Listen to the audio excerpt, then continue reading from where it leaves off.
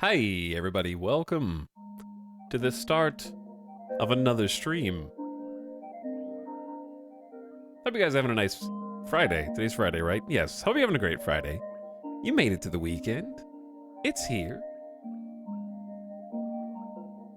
I'm going to be playing a new release that you may have seen already called Forever Skies. And the reason you may have seen it is because there's been a demo out for a while, but the early access release is upon us as of yesterday, I believe. And I think this was also a Kickstarter game, so it's got all of the things that you've come to expect. You've got Kickstarter, you've got early access, you've got demo, post-apocalyptic, survival, crafting, game that's like another game that you like, but with a twist. This game is like Raft, but instead of water, we have clouds. So that's what we're gonna try it out today. We're gonna be flying a little blimp around and see what developers have cooked up for us next in this somehow sweepingly massive genre that's also incredibly specific to the early access space. And I'm not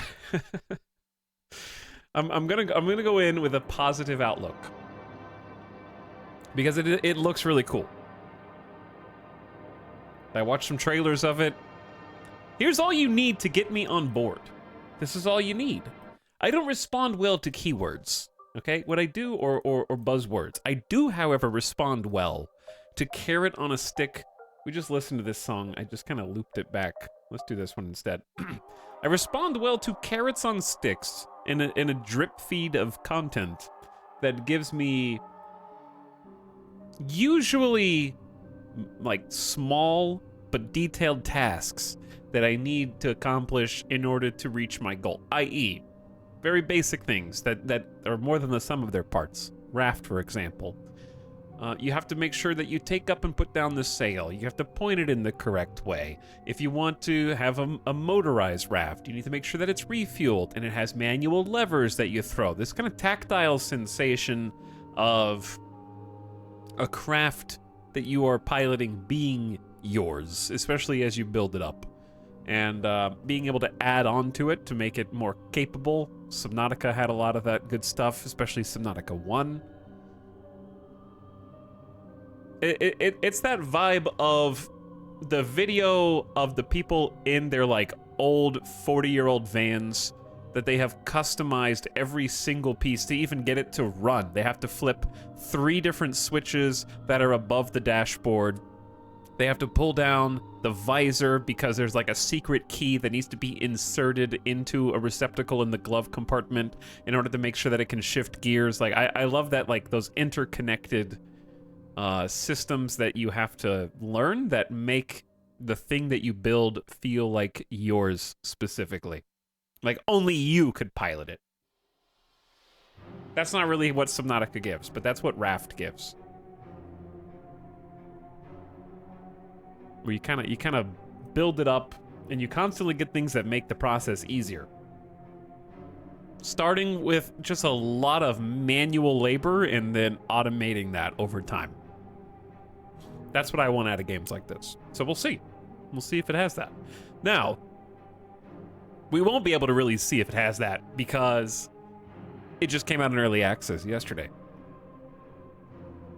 And as such, I think you know what to expect there. Have you ever seen an early access crafting survival game that just comes out and it has more than 10 to 15 hours of content?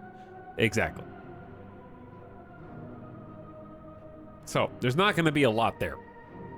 This is the way of the world. This is where you start with a regular demo, and then when you get to the full early access release, quote unquote full, you get like a super demo.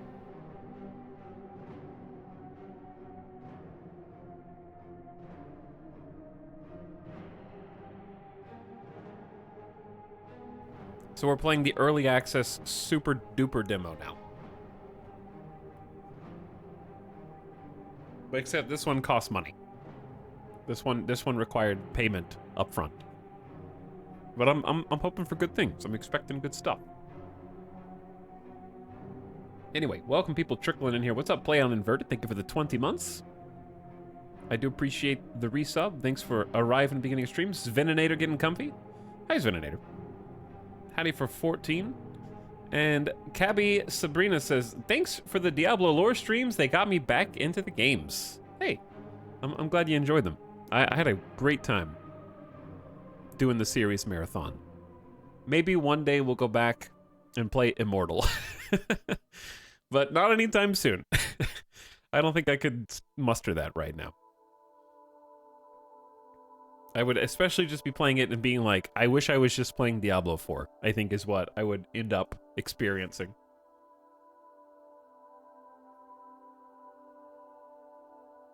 So I'm just going to stay away from Immortal for the time being. I'm going to stick to my commitments of 1, 2, 3, 4. And they're done. But I am glad that you enjoy them. And I hope you're having fun with whichever version of the Diablos you're playing now, Cabby. What's up, Nine and Dava? Ottercock says, the entire time playing Final Fantasy 16, I was thinking about D4. Is that because of the Lorath voice actor? Or just because you were like, I'd rather be playing this other thing? Talks, my youngest sibling and I were talking about Lemonade Stand the other day, and I thought of you. Yeah, Lemonade Stand is just the metric by which we should be measuring all carrot-on-stick video games. It set the table, and we need someone to come in and revolutionize the genre. Inventory, stock, logistics, number go up. It's got it all.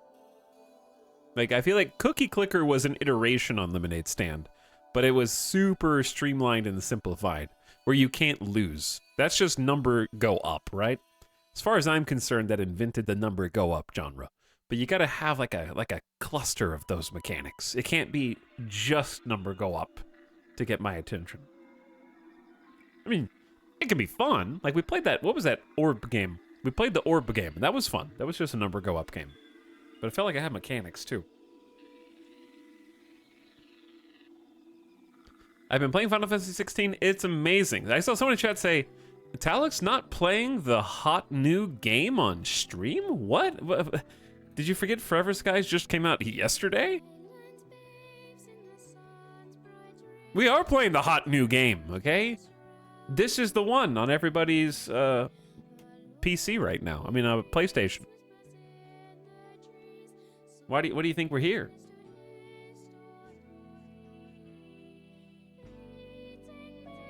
Rob of Creation. Orb of Creation? I prefer the name Rob of Creation. Yes, there were a lot of spinning plates. It does get very complicated. But it was a fun game. It was pretty cheap.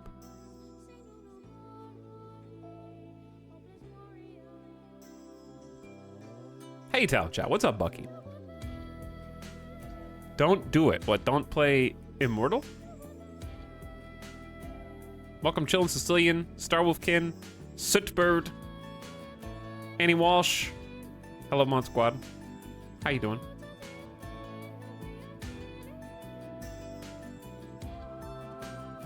I've heard some mixed results about Final Fantasy 16, actually. Which kind of aligns with why I didn't end up playing it.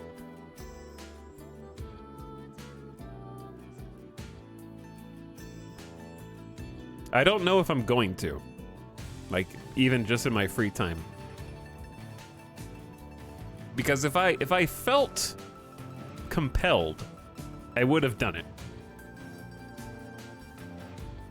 But there was that je ne sais quoi was not there. Something didn't grab me, and I can't put my finger on it. Hello, team and everyone coming in. What's up, Hentai Folders? Hello, Sny. I realize I have never said hello here, ever. Growlcourt, you have almost 200 messages. You haven't said hi in any of them?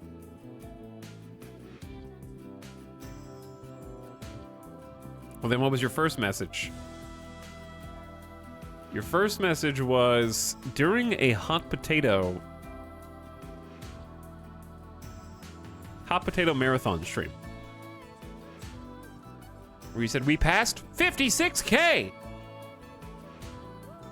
or something. It was like 65. I don't know. I read that backwards. Doctor's Borders.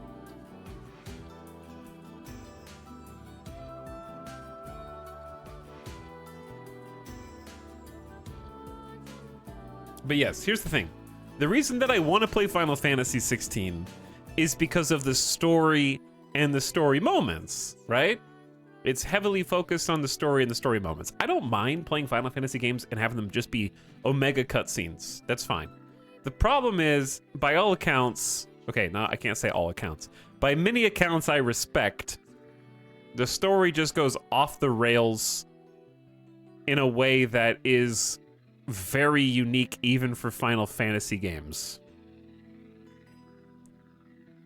Like 2/3 of the way in, and all, like, basically the phrase that I heard uttered was they Game of Thrones too hard, where the whole thing is so inspired by Game of Thrones that it even has Game of Thrones ending.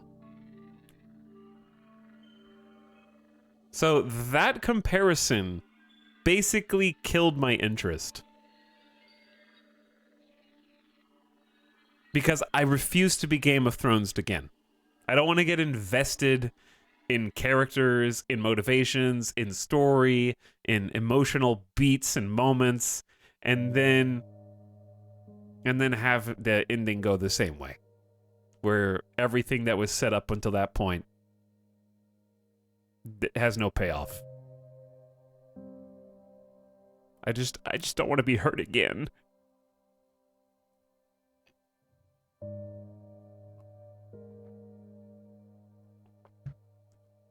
What are we talking about? Final Fantasy 16. You have my attention.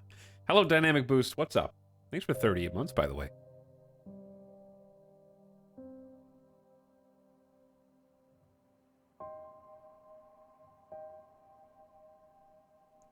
When everyone is memeing it, how do you trust that it's true? I don't know what you're talking about.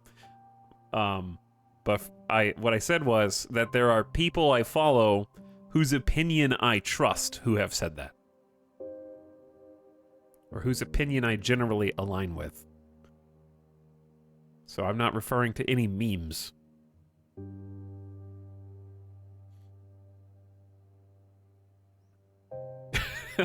Etel on Final Fantasy. I don't want it. I never have. When are we ever gonna get the next book, dude? I want to read the books all over again. I enjoy reading them. Hot take streamer man aligning with others' opinions? It's more like, if Diablo wasn't so addicting to me right now, I'd probably play Final Fantasy. But I can watch 10 minutes of Final Fantasy gameplay and know that I'm gonna wish I was playing Diablo the whole time. I think it just boils down to that. I don't think it needs to be overcomplicated. I also have no idea what this soundtrack. Oh, this is Outer Wilds. Okay, that's fine. Outer Wilds fits the theme of the stream today.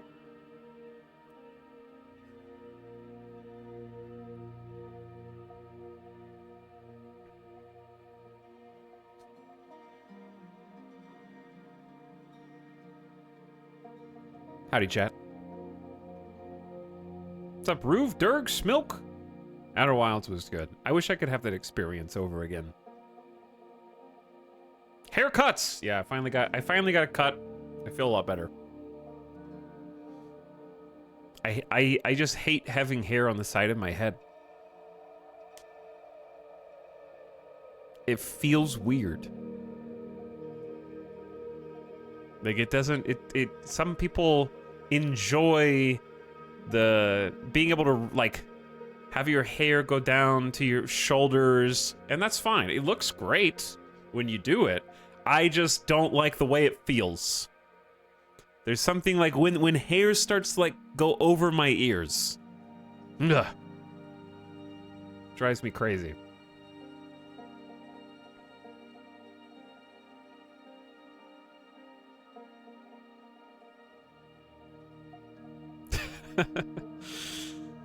Outer Wilds is one of my favorite games, and so hard to recommend because you can't tell people anything about it. Yeah, you have to be like, listen, this is my favorite game. You have to believe me. Do not read anything about Outer Wilds online. Just buy it and play it. Do not consume any additional content other than that which you play on your own screen. Hello, Grulon. Thanks for almost 3 years one more time. And Dynamic Boost for over 3 years. I'm glad I have your attention, and thanks for the subs. Here we go, chat. So this is like, the thing is, speaking of wishing I was just playing Diablo, I'm still pretty committed to doing the Diablo community challenge. I need to figure out the details because we only have like 3 weeks before that happens. I'm assuming that the Season 1 will release in about 3 weeks. That's my guess. I would say 3 to 4. And the plan is to basically have a month-long race with chat with anyone else who's playing Diablo 4, who makes a seasoned character, and basically see who in the community gets the highest level character or characters in that 30-day period, and then give you prizes. They won't be anything like extremely. I'm not going to give you like a. I don't have a PC builder sponsorship that I can, or like a Logitech sponsor who just like creates giveaway loot. So I won't be able to do anything like Omega like that.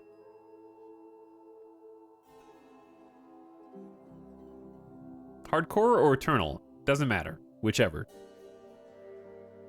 Whatever character you want. Can I get 10 level 10s and then add them up?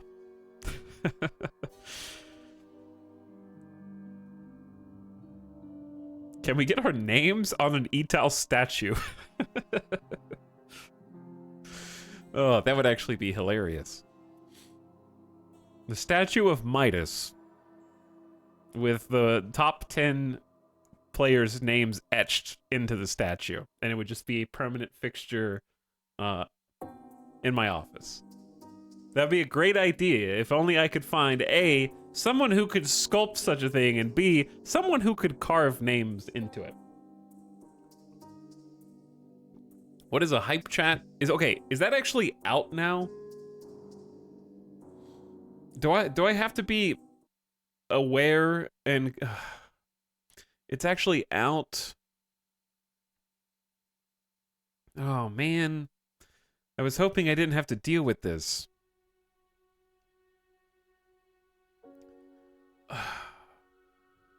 Okay. Now I gotta like look up information. Did they even send me an email?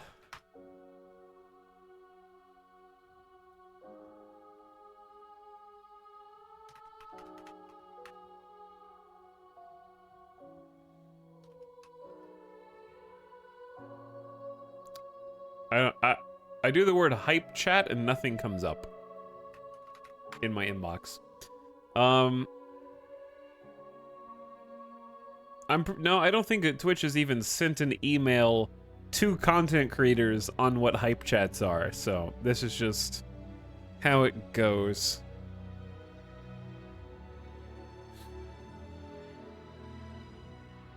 Talks, you can set the minimum donation to $100. Yeah, that's what I'm having to like go in and set stuff. I don't understand why they don't even have a pop-up notification. Okay. Here we go.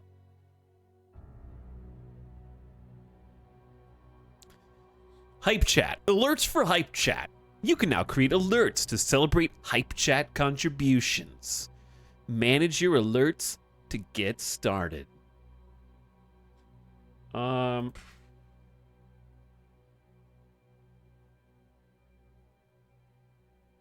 start at $10. I don't really know. He didn't even notice the one he got.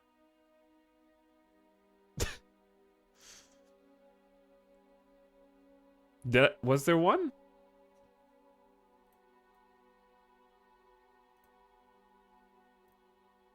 Oh, there is one. This is so ugly. All it says is CH. Because I guess Chill and Sicilian did it. And it's just at the top of the screen with like a green progress bar. And if you click it or highlight it, it doesn't stop the progress bar. And I can unpin it and delete the message. But like, okay, question. What is the point of a hype chat pinning your chat message if the pinned chat message has to be clicked to open?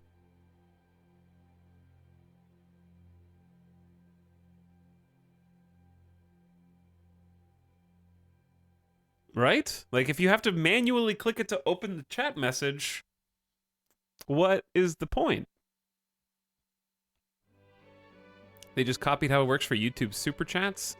Streamers don't look anyways. Well, that's what I'm saying. Like, I if I'm streaming and someone does a hype chat, I don't want to have to tab out of the game and click the hype chat in my chat window to see what it said.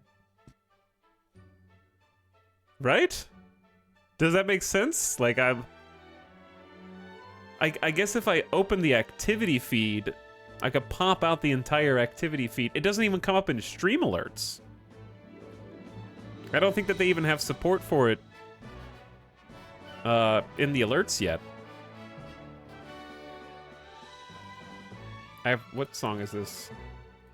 Monster Hunter, apparently. I just assumed that they're trying to get rid of bits. I think that they want to get rid of bits. So I'm expecting that is the purpose here.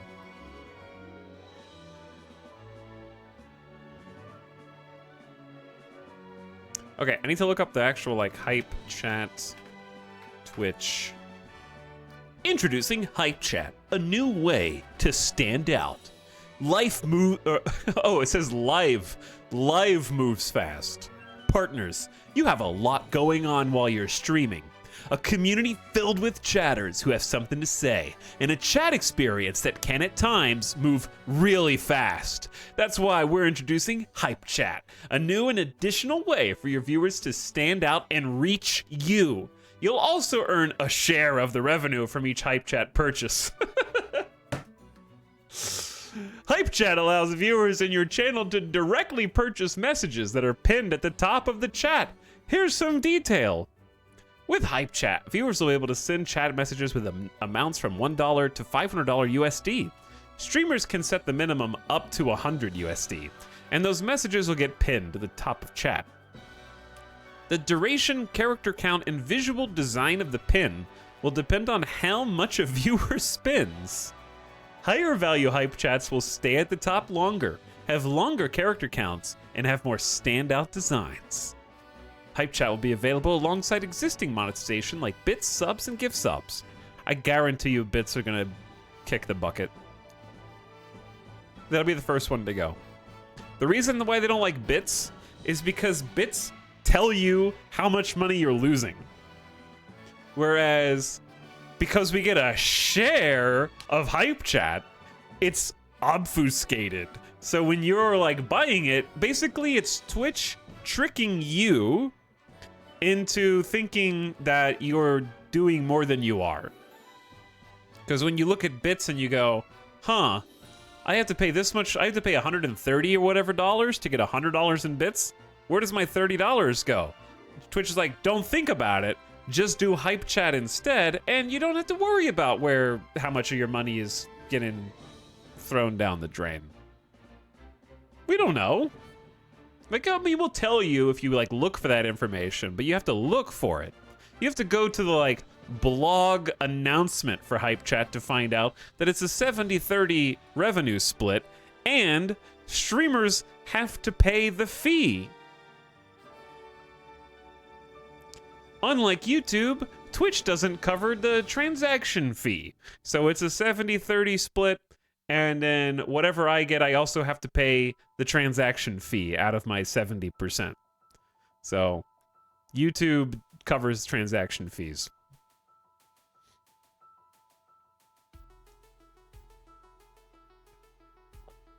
And currency conversion, yeah. Now, that being said, still more money than I get from a gift sub. Unfortunately. But at least with gift subs, you get something out of it, like not having to watch ads. And I'd say emotes, but look at my emotes.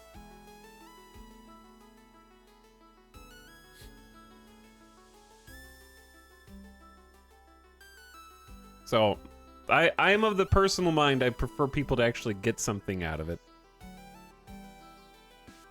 That's my preference. Getting something for your money is better than getting nothing. But from this we get hype. Let me see, how do fees work? What is the fee?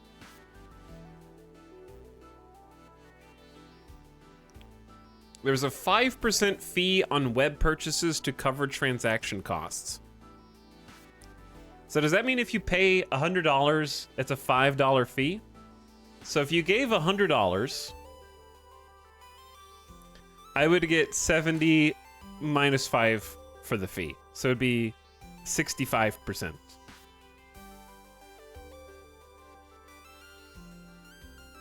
Do you mean Prime subs, or do gift subs actually give you less than normal subs? All subs are 50-50. I just mean that for someone, if somebody had $100 and they wanted to support a stream, they have multiple options. You can use $100 to get $100 of gift subs for the community, $100 for bits, or $100 for Hype Chat, right? Those are, I think, the 3 ways that you can support through Twitch. Of those 3, gift subs give the least amount to the streamer. Because you get a 65% split with Hype Chat, and then whatever the streamer gets in bits, they actually get the full amount because the fee is up front. It's weird kind of how bits died out a little. They did, yeah. And I'm not sure about the math on bits because I haven't looked at them for a while because people don't prefer them. Is it 65 or is it, does the math, 66.5? Why would it be 66.5? I'm not saying you're wrong. I'm just asking. Math isn't my strong suit, unless it's addition and subtraction in basic multiplication tables. Because I'm assuming the 5% fee is on the whole 100%. I don't pay 5% of 70. There's a 5% fee on the upfront. Like if they do $100, why would it be a 5% of the 70 and not a 5% of the 100?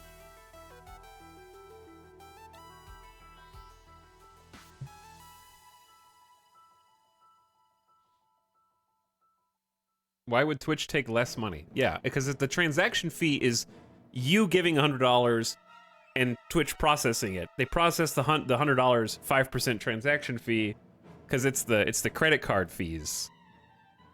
They're not covering any of it. So that means it comes out of the full amount, is my understanding. Okay, anyways. Hype chats seem dumb, but in the interest of them being new and memeable, I am going to make them $1 minimum hype chat tier today. Go wild. Because it doesn't even pop up with notifications, so it's not going to bother anything. Go ham, I don't care.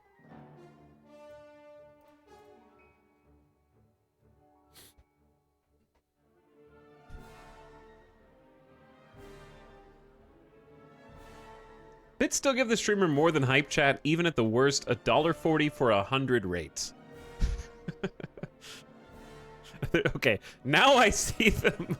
They're very large. Now I'm noticing them.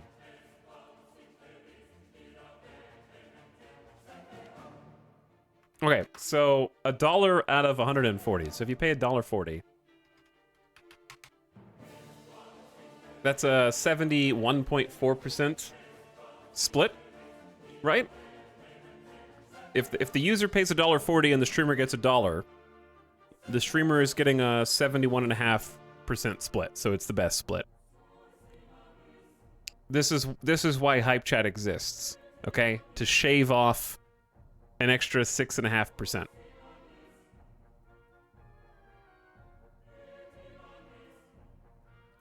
Like, there's legitimately no reason not to just integrate bits into hype chat, right? Just make bits hype chat.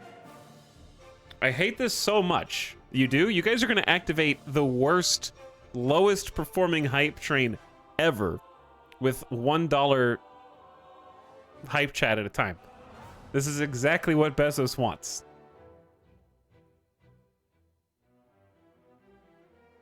Oh no, Ita will know where everyone is from the currency. Okay, genuine warning though. Maybe I honestly might have to turn it off to prevent this. There was a bug, I remember reading this today, with any currency who uses commas instead of periods. If your local currency uses commas, I believe it will display it appropriately. But if you try to use a comma, it'll pretend like the comma doesn't exist and it'll do like the full amount. So if you tried to do like $1.20 or like whatever the numerical thing is, it'll like take the comma out and do like 120. If I understood the bug correctly. Sounds like a feature. So the short version is don't use commas. But also probably just don't have hundreds of dollars of hype chat money waiting for you. You should have said nothing. I'm pretty sure if you did that on accident, they would have some kind of way to support you. All right, I got so... Dude, it's... Okay, let's go. It's game time. We got really distracted here. That's okay. Let's go. Forever Skies. New save slot. I didn't know that hype chat was coming out today. And since there's no notifications in Streamlabs, I can't even properly notice you. But thanks for demoing this beautiful new Twitch feature. Ottercog. Mizrahi gave $15 Canadian, which is only worth $11.36 American. That's so sad. Where are those Canadian bucks going? And thanks Classy Doge for the $5 too.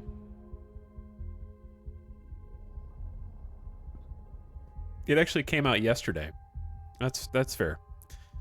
I honestly just played Diablo all day yesterday because on the stream the day before yesterday, I was like, chat, kind of interested in playing Final Fantasy 16. I'm gonna get like a capture card to play it. Should we play that tomorrow? And everyone was like, no. So I was like, fine. I'm gonna fuck off and go play Diablo.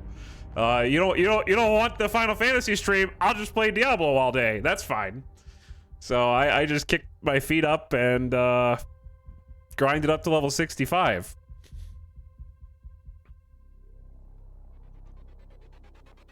You get nothing then. And you get nothing this weekend either, because this is the only thing that's new that's come out, and I'm not interested in playing the old stuff right now. Food and drink bars drop at an increased rate. Loss of 50% of basic and advanced resources upon death.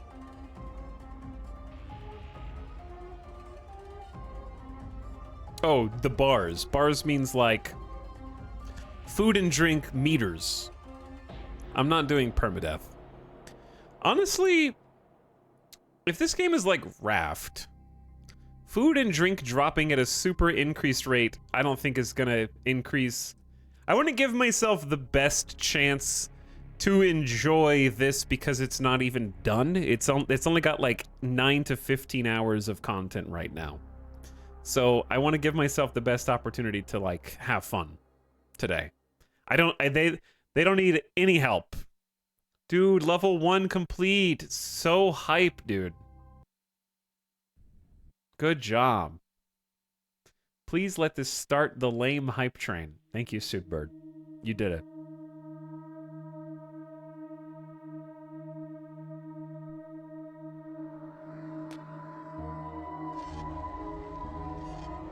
Good job.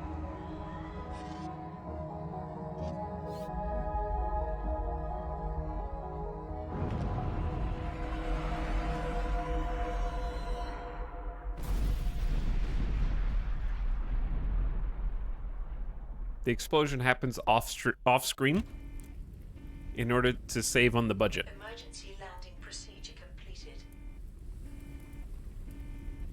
Okay, this is a familiar scene.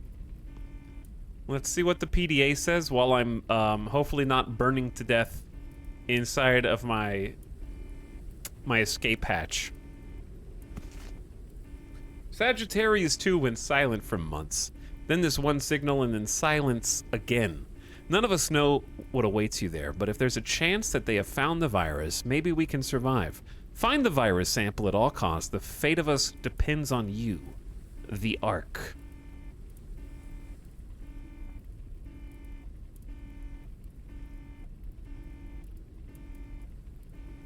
The Ark. Why does every game start in an escape pod? Because it's just an easy way to kind of get you to a starting point.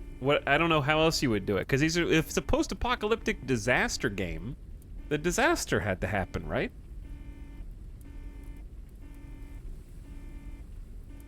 There has to be a starting disaster. All right, I'll catch up on stuff in a moment.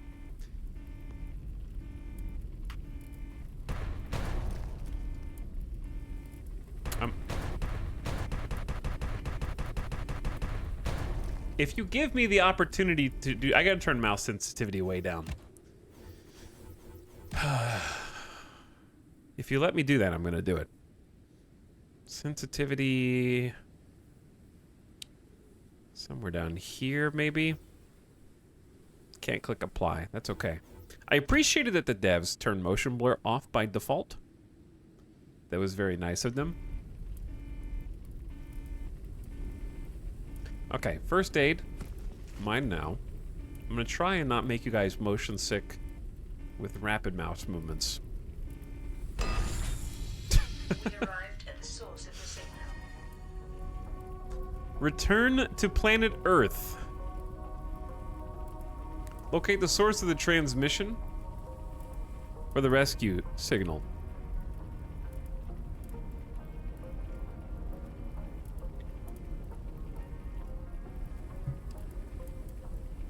Yeah, you don't... Skyrim, you don't have an escape pod. You have a wagon. The wagon is the escape pod. You literally escape from incarceration at the beginning of the game. With a disaster, you know? There's a lot... This is actually a real look at what Las Vegas looks like right now. High winds, lots of pollen in the air. My allergies have been going insane. Trying to breathe this stuff in has been making me miserable the last couple of days. I'm actually much better today than yesterday. Health parameters low. Check the database for details. Health parameters. Is this going to tell me about food and hunger meters? The immunity circle. Okay, this is new. Determines how hard you suffer from viruses, dependent on the other health parameters. So we got fatigue, which is stamina and sprinting. We got regens while sleeping, sure. Health bar. Decreases from receiving wounds, diseases, and bad food. Regenerates when immunity is above 50%. And then hunger and thirst decreases over time. Yep. What is this game? Chat, I've seen at least 3 people say, what is this game? We are in the frickin' tutorial. You are in a live stream? The intended purpose of these 2 factors commingling with one another is that I will be playing it, you will be watching it, and therefore you will come to understand what the game is. And we will do that together. What is a Twitch anyway? What's one of these Twitch things? Now, if you're not patient enough for that, then I would like to introduce you to your nearest web browser, where you are capable of finding out any information I am not giving you over and over again, like an emergency broadcast that repeats every 20 seconds. I'm not following you. Very few do. Requires a solid-state battery. Talk, should I click this X in the top right corner? Yeah, actually. Because you said, I for one welcome you not playing either of those games in stream yesterday, so you can go. The rest of us, though, you guys can stay. We won't miss you. We'll have more fun on our own. I, for one, welcome you clicking the X button. Everything's been screwed up since we found that damn virus. We're all getting sick, equipment is breaking down, and then there's this Noah situation. The power blew out again and the door is locked. I'll check if the beacon tower has a compatible battery. Is back sitting allowed? Yeah, you can sit in the back as long as you want. Just don't talk. Just sit back there. Don't say a word. This is going to be a quiet road trip through the apocalypse.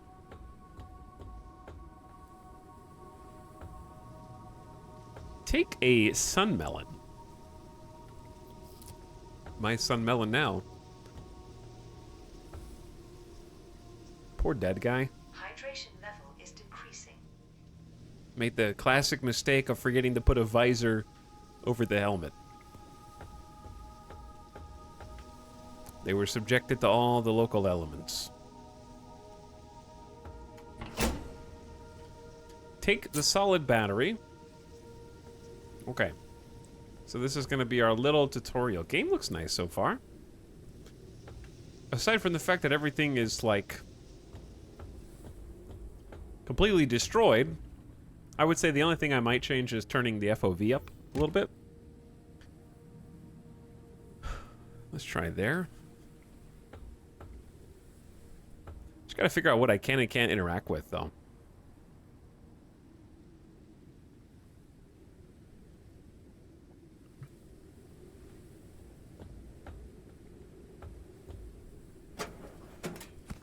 Machine parts. Alright, this is where we need to fix Radio message received.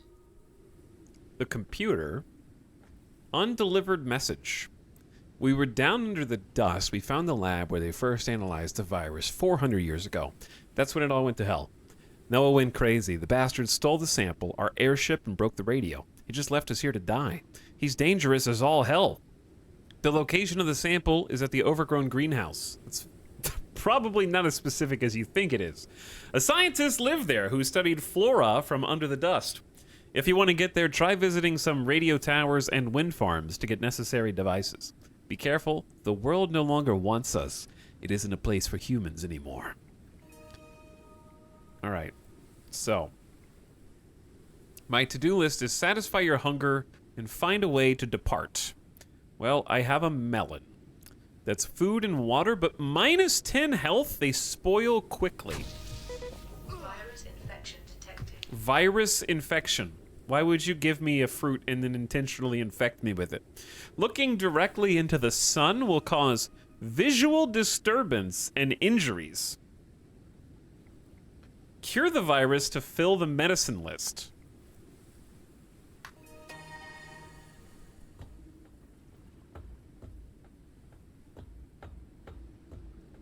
Cure photophobia. Well, okay, so what happens if I look in...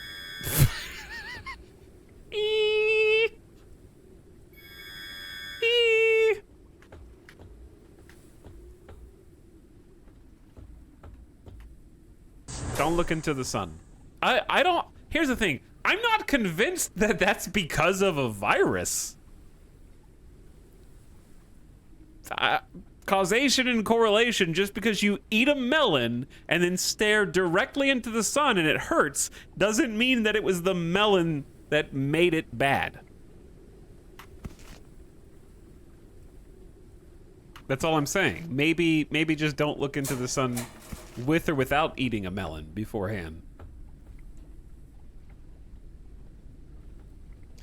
So we got some interesting drawings here. Some kind of cyclical, we got like a tree of life. I assume it's of life.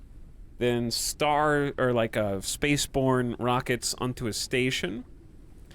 Then we got like a number of days. There's some embryo babies being born in the tree, and then blast off, and then the astronaut god that they all worship. Yep. Checks out. What? Did I just stumble? Got an old food ration. Noah's madness, all because of this damn dust. Finally, someone made a video game about my dust allergies. I feel seen. Noah heard voices. He was mumbling about nature surviving everything, even the fall of the world. He said he knew what to do so we could return to Earth again. He wanted us to help him to follow the voices in his head. Lunatic. We locked him in a cell for his own good, but the bastard hid the extractor and ran off while everyone was asleep. Hold on. You locked him in a cell, but then he ran off when you were asleep. I don't know if they were as tied up as you thought they were, or maybe the cell was not as secure as you thought it was. Because those two statements back to back. That's what you get for being named Noah, yeah. Especially when your name is Noah and you've just left a ship called the Ark. Wink, wink. Empty bottle. Let's, yeah. Bottle the dirty water. Yep, just don't drink it.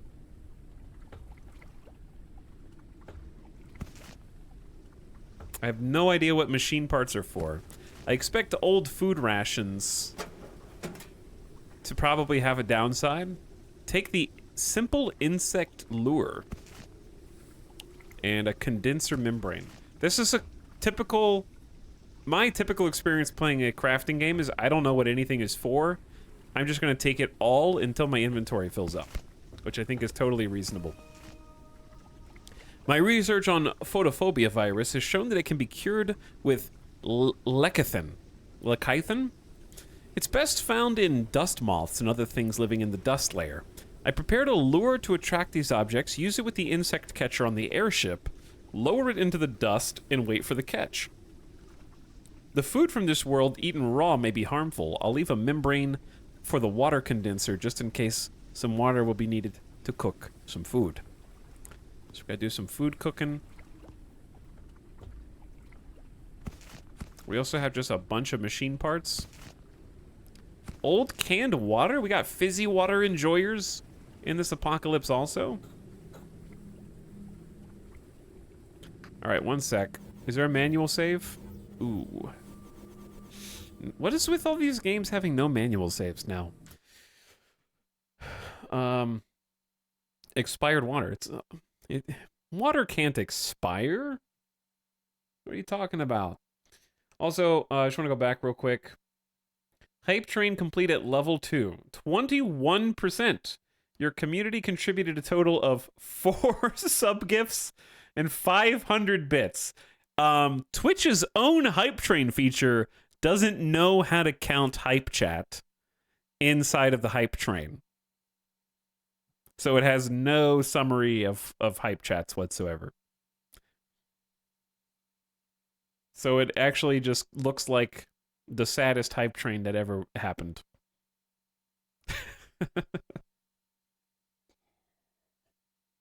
I do appreciate, however, Cabby, thank you for the hype chat. Suitbird, you started this, and now it's ended. Ballistic Burrow, thanks for the bits. Classy Doge, and more besides. The hell is hype chat? They just made another dumb new feature. that takes more money than bits from the streamer instead of just making bits good. And pushed it out today. So in honor of it, we just have $1 hype chats for the stream, just so you can get it all out of your system before I effectively. I'm not gonna ban it, but I'm gonna hide it basically behind more than $1. So this is the free play day, which I think is reasonable. But thanks again, beginning of stream subs. Clayman Games. Wait, that was a couple days ago. But I might have missed you because you said +1. I don't remember reading that. Who else goes there? What's up, Zint? Pumping it for 17 months? Thanks, Zint. Paul says, prizes, you say? Well, then shut up and take my money. Oh, I got to go back to that. I got distracted from the Diablo competition that I want to do. Meritonoppa says, hello, streamer. You stream well. Keep that up as it entertains me. Hi, Meritonoppa. Thanks, Paul. Thanks, Meritonoppa. Thanks, Nanazi, for almost a year. Welcome back to the stream. Prismist getting comfy for over 2. Hi, Prismist. Vance, thanks. Happy 1 year to you as well. Thanks again, Skya King, for 73. Who says, oh, shit. What's this? A sub? Approaching just over 5 years? 6 years. Good God. Time's going by. Secret Warrior says, this game looks nice. Yeah, hopefully it'll have a lot to show us today. And thanks, Trolls, for 17 months. What up?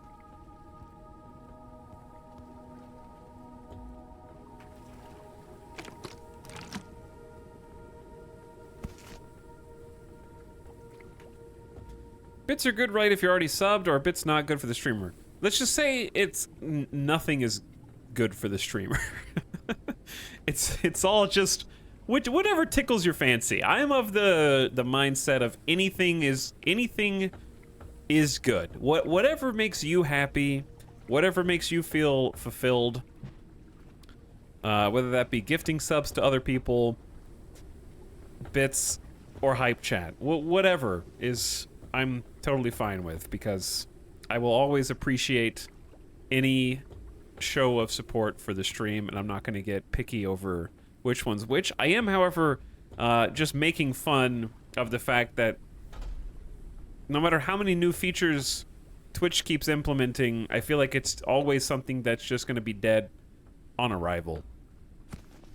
Like, bits is dead, unfortunately. I don't see hype chat bucking that trend, and hype trains are kind of the same thing. But it's just like they're just throwing things at the wall and they're trying to see if anything will stick.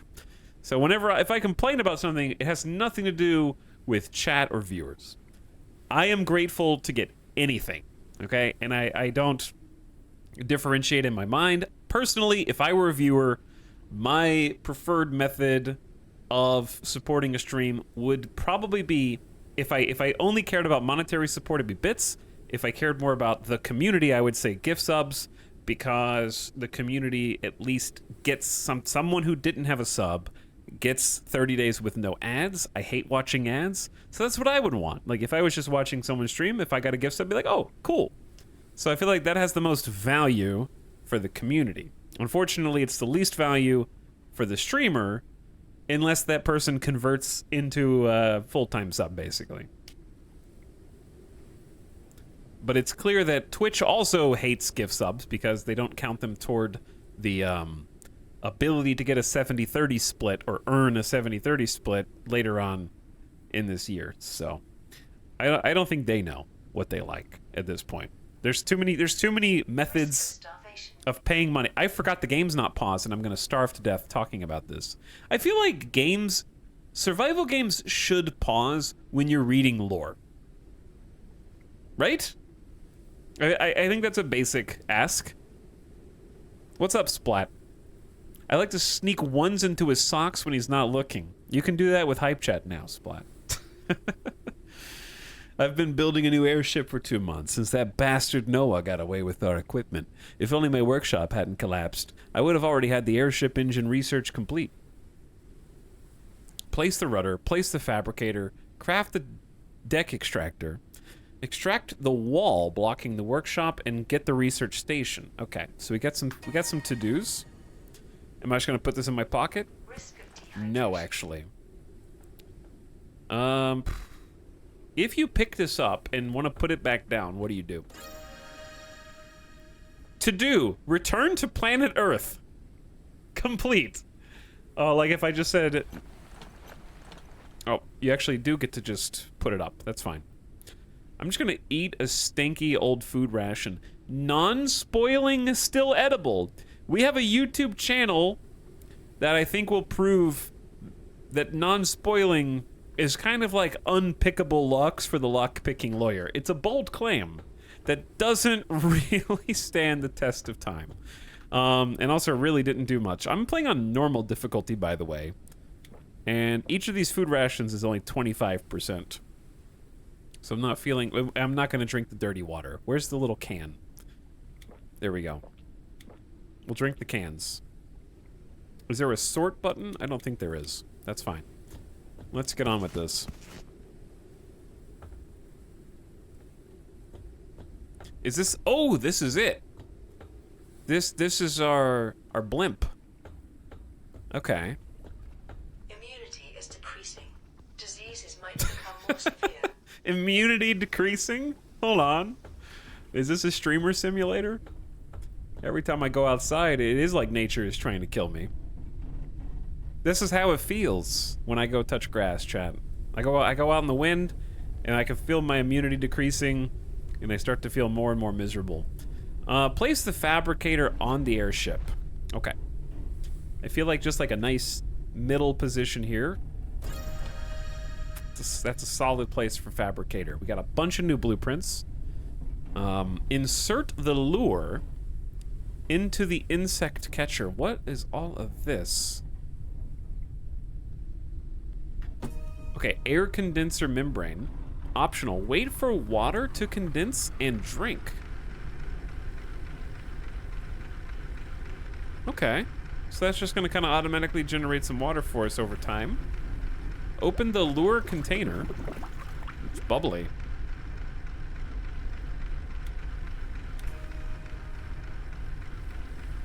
Lower the lure.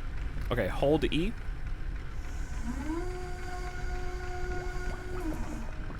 Very cool. I hear a lot of bubbling. Check back in a while to see if anything's caught, and wait for water to condense optionally. Craft the deck extractor. Extracts raw resources from objects. Long operating range. Okay. We just need machine parts and the transformer we picked up. What the hell is... That is an obnoxious noise. Pump it.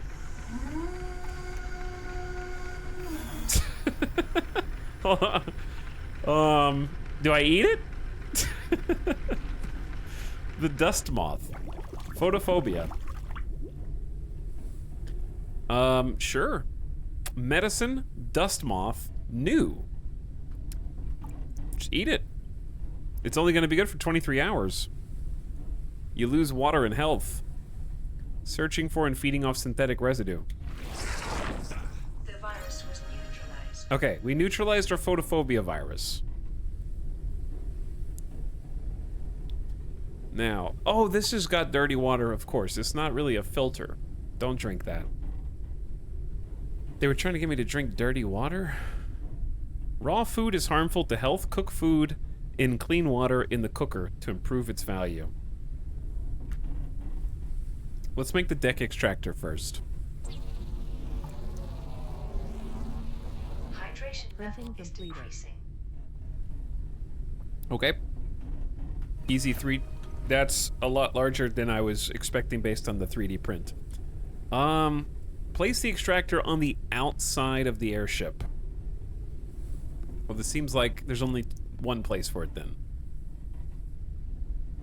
Toggle snapping. I don't think that is snapping what...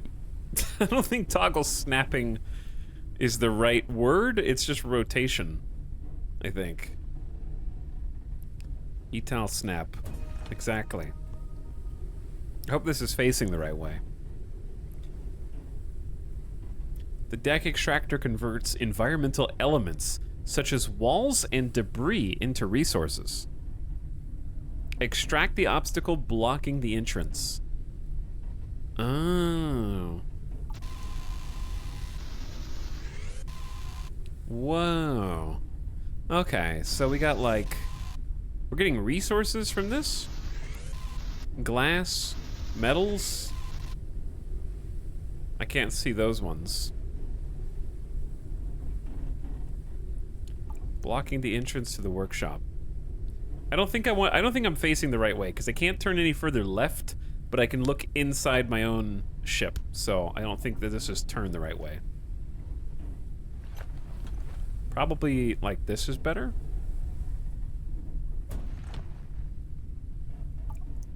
Yeah. All right.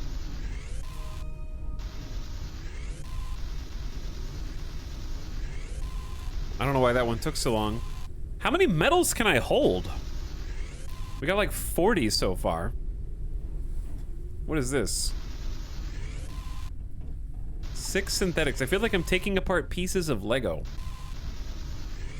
I also have no concept of what resources are valuable or not right now. So I'm in the collect everything stage. What happens if you shoot these? Oh, those are flying chunks of metals? I thought they were like... bacteria. How do physics work on this planet?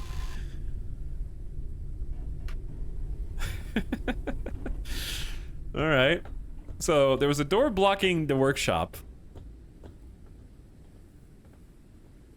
But what's inside, right? More machine parts. A solid battery. Two batteries. I managed to repair the research station. There's a few old blueprints on the memory card, but the more important is the scanner, necessary to complete its research and craft it. After that, it should scan certain objects in the world so we can acquire data for blueprint research. I need a battery for the device. I dug out this old power box from the ruins. There should be batteries inside. There were. Thank you. Don't know how they're still functioning, but good to know. And then, oh, the research station's just suspended here in the workshop. Okay. So we can just, like, grab that, take it back to the ship, and then we can start floating.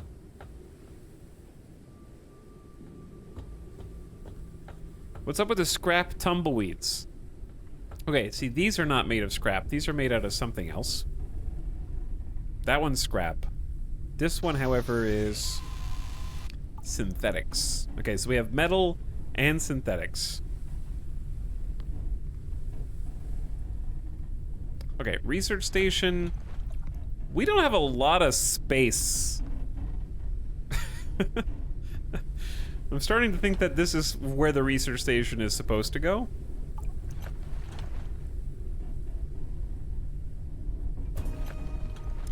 Because... oh, it's crooked. It's gonna be one of those games, chat. It's gonna be one of those games. Doesn't have to be perfect. It just has to be close. That's pretty close. Okay, that was a good plop. You could probably fit both these back there if you do it right. We'll do this one on this side. Why does it jut out from the wall so far? That's fine. All right. Insert a battery into the research station. I feel like the batteries go there. Do I have to...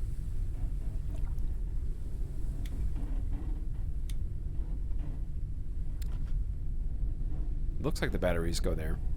Oh, nope, they go there. Okay, something else goes here. All right, what can we research? Tool charger, repair patch, bottles, scanner, or machine parts. It wants us to do the scanner.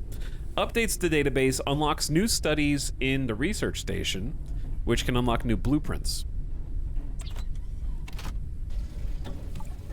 I like the animations. Here's monies from Midas Snacks. Hello, Lucid Moose. Thanks. Thank you for the Midas Snack funds. I appreciate it. Welcome to stream. 66 Ayrton, how you doing? For almost 4 years. Very long time. Thanks for the prime. Papa Joe, also with tier 1, smiling at chat. Happy chats online. It's Friday. it's a good time to be hanging out online. Hopefully no work for you guys. M. Crone says, just finished the Stellaris VODs. What an anticlimactic end to that campaign. You get what you get. You get what you get, all right? It's not my fault that I made an unfortunate discovery that will irreparably harm my perspective on Stellaris, which is every big battle is a huge coin flip that makes no sense. Like, until that moment in the end of the campaign, I did not realize just how much was just RNGesus taking the wheel. I was scratching my damn head watching that VOD. You should have won that fight. Well, that's what's funny. We got to a point where we couldn't duplicate the defeat anymore. And I don't know if that was just more RNG, but like I reset. We got to a point where we were resetting and we won 4 or 5 resets in a row. And I don't know if that was just RNGesus, because the first couple times were like crushing defeats, like not even close, and then we couldn't make our fleet lose again. So it was very weird, and it made me question. Like, I know the combat mechanics are pretty loose already with RNG, but I wasn't there, but I assume missile weapons. I mean, yeah, we're building missile weapons for the entire campaign. But it was more than that. It was a lot of unfortunate cluster mechanics, where if there was an enemy station, I gotta do this because I'm just dying in the background. If there was an enemy station, the way that your fleets work, they stop listening to their combat computers. So if you have them set to stay max distance away from their target, for some reason fleets will just charge in to attack a station and thereby put themselves in short-range combat, whether they're supposed to stay at distance or not. So that was an issue. There was at least like half a dozen other issues.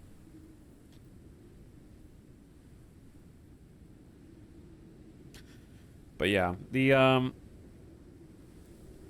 resets and changes things when you reload. That was happening too.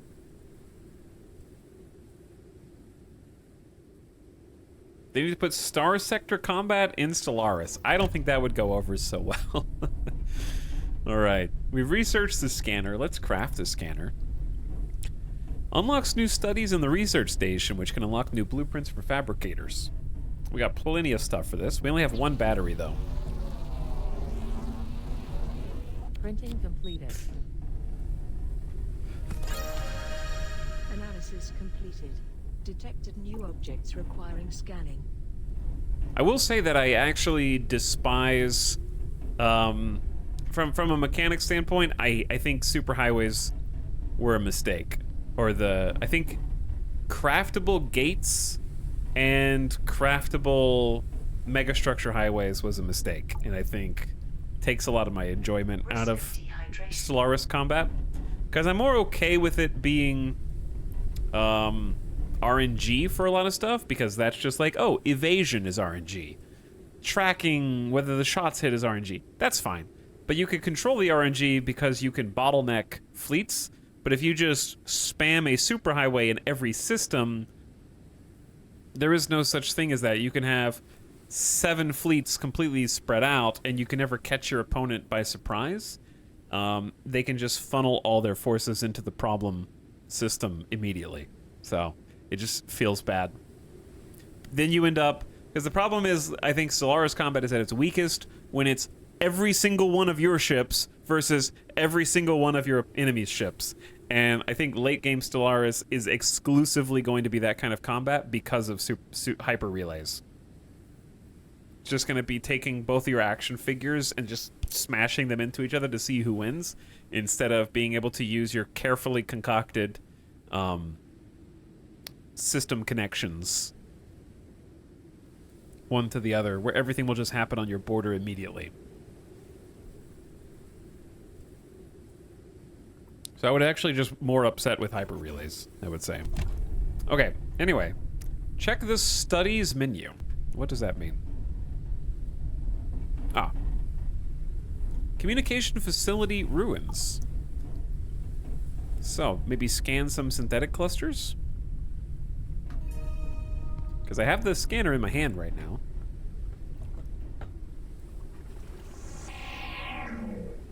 Okay, bye. Hold still. New research, engine and fuel, small storage box, water condenser, and membrane.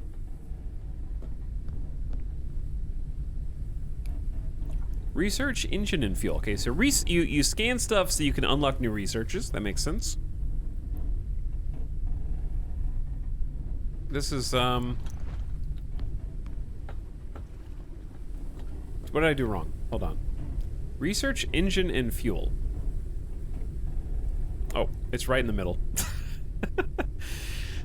Sometimes I see what I want to see or don't see what I want to see, I guess would be better. Allow an airship to fly. So, 5 synthetics, 5 metals, very forgiving. I would love a Stellaris game with only sub-light speed, so you have to do a very long-term strategy. Well, do I have the game for you? It's probably not going to be as fun as you think it's going to be, but it was very fun for me. We played the heck out of it, and I can't ever remember the name.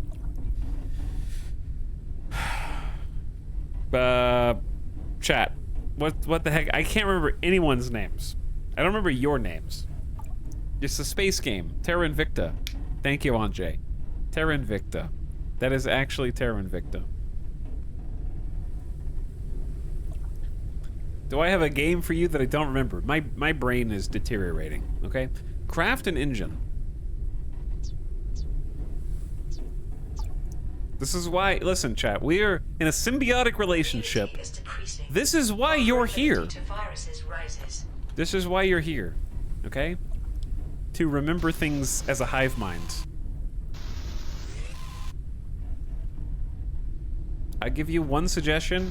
You guess it right on the first try. I love Terra Invicta. I'm looking forward to its full release.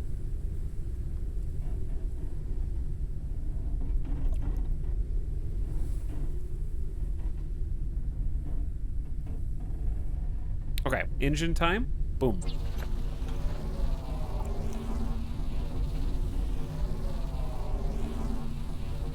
You put point defense on spaceships and you incite insurgencies in the US in the same game.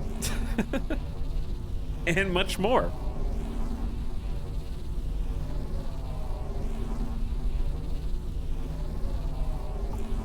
Terra Invicta needs a rework of all the micromanagement to be actually fun. Micromanagement in my grand strategy space simulation? Couldn't be. Also, chat, what are we gonna drink? Oh, I have canned water. We're good. I know it's a funny meme, but Terra Invicta really is too big brain for me. I tried. The funny thing about Terra Invicta is... Printing completed. It's actually almost... I'm not gonna say too easy, but I'm gonna say that the majority of Terra Invicta gameplay is actually too basic. It's fun though. Place the engine on the outside of the airship. Like, the hardest part of the game is actually the combat. Everything else is pretty easy. Where does this go? Position, block. Oh, it has to go, it can't go on the window. Oh, I see, it's like side mounted. Huh. How do we...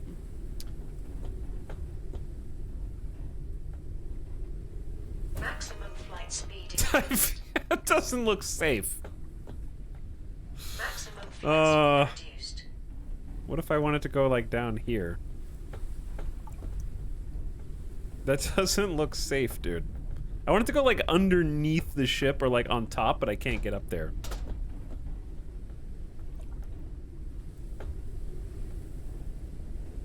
Whatever. Maximum flight speed increased. Just don't look at it, chat. It's fine. We got 15 kilometers per hour. We need to craft synthetic fuel. That's just synthetics. Straightforward. Okay. Don't accidentally point that at your own airship. Otherwise, it'd be funny if you disintegrated your own starter tutorial ship. Immunity is decreasing. Vulnerability to viruses. I'm working on it. Printing completed. Refuel the engine. Do I have to manually go out here? Open the fuel tank. And that's oxygen, synthetic fuel. Boom. Depart. All right, we're taking off. The airship is ready for me to take the reins.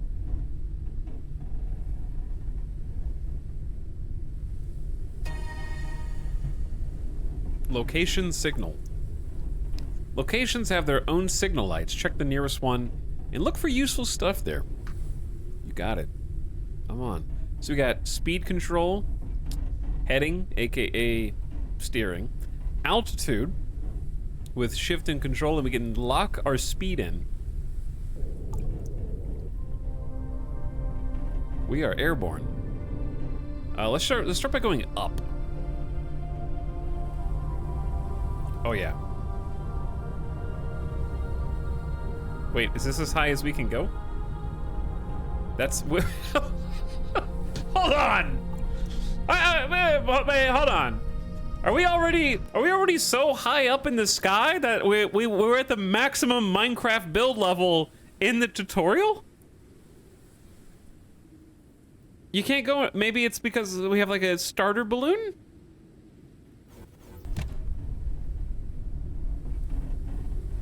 How far down can we go then? So I can't go up any higher than this. We're at, yeah, we're at 230 maximum altitude. Risk of dehydration. I'm dehydrating, chat. We're gonna go towards the beacon. What if I run into stuff? Is it okay? It doesn't look okay. How are these things billowing in the wind, but my airship is totally fine? Physics. All right, so we need to accelerate to our maximum speed, which is 50. Oh, we just hit a gust. We're hitting a gust right now. Stuff's falling out of the sky. Maybe it's because I'm like in the airstream, or I'm just bonking into stuff. I hope this is not like a health bar for this.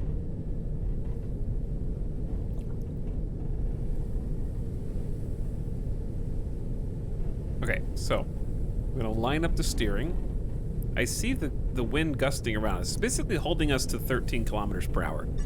I'm gonna hit speed lock, and then, oh, we're on cruise control. Oh. Okay, this is actually sweet. So I can like go out here and like gather materials. What the hell is that? What is that?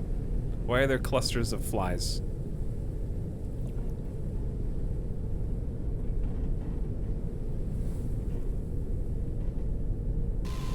What if we scan them? We could find out. Moth swarm. Threat? None. Oh, that's good. Moths forage in large groups to ensure safety. Individuals separate from the flock to search for food and return when their hunger is satisfied. It would be possible to catch them with proper equipment. Oh, nice.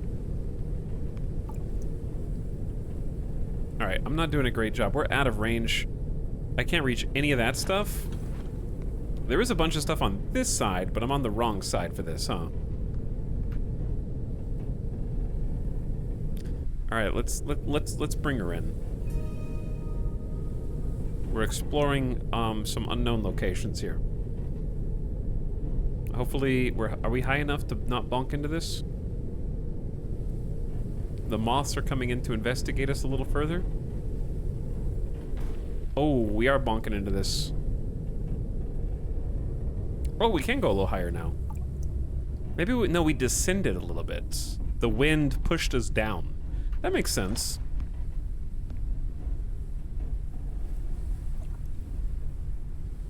There's a little bit of stuff here. Not a lot. I have no idea We should probably pull this around a little further, huh? So I can actually see what the heck we're shooting at right now.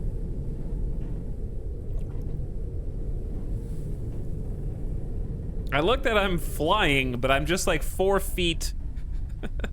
All of these platforms are at the maximum altitude. Do I have to like anchor down? Oh, that was a landing.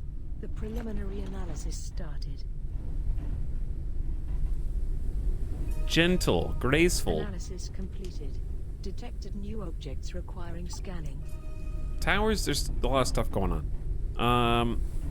Towers, oh, I can't read the lore, dude. Risk of starvation. Risk of starvation, I'm dying of dehydration, I don't want to drink the dirty water. Uh-oh, that's not a good one. Just pick up everything you can. I don't want to drink the dirty water.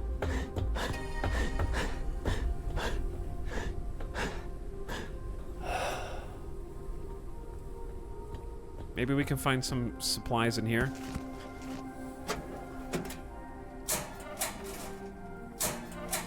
Data, machine, repair patch. We got some fuel. Yeah, I don't see any food. Okay. I'm drinking the dirty water then. If I die, then I die.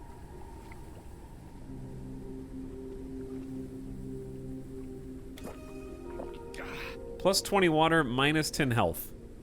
Where is... Oh. Okay, so this is my health bar. My health is actually fine. And we have first aid kits.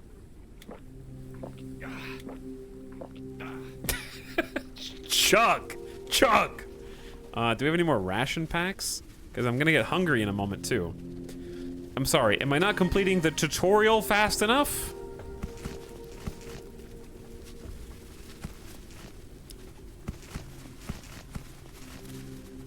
Lots of repair patches. A data card. Ooh, a blueprint. Requires airship builder. We can make our own metal floors. There's first aid. Some fuel. More fuel. Lots of goodies hidden in here.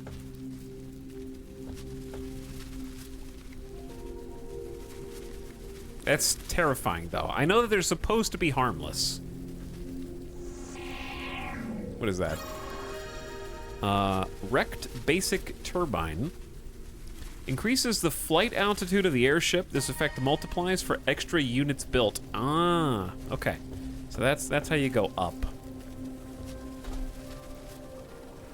Speaking of going up, I'm not actually looking at the to-do list, I'm just exploring. I happen to be accomplishing tasks. Metal component, objects, tool required, deck extractor. Oh, I think I see what's going on here. Research the airship builder, make a water purifier, and find a location with double flashing lights. Is there fall damage? Maybe.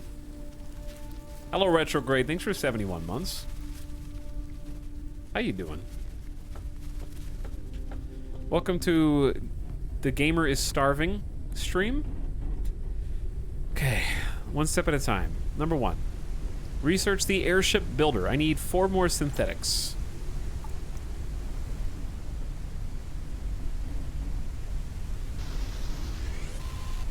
That'll do it.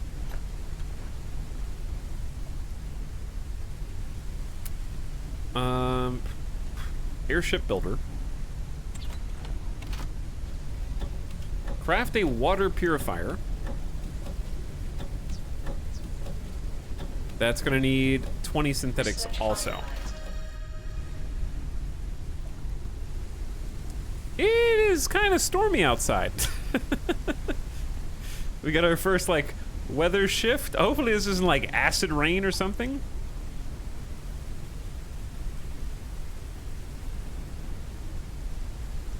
Well, for me to get more synthetics...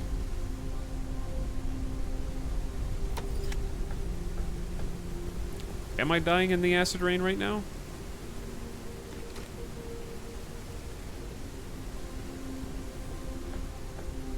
I feel like I need to like take off. Let's just lift off then, shall we? What is in the background? Oh, okay. Those are water droplets going. I thought that those were like the planet's veins. The little water that's going down the windshield. If you kind of look at it, it looks like I'm inside of a giant sphere and there's like veins going up the walls. Am I crazy? Do you guys see that too? But now when I move, it looks more normal. What? Fuel depleted in one engine. All right.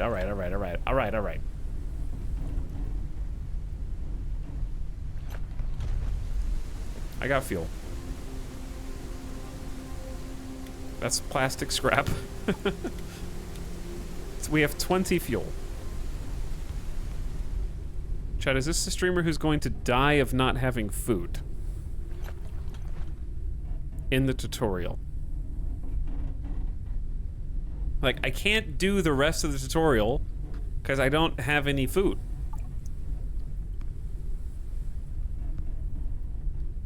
Maybe I need to use the lure? But I thought that was for like...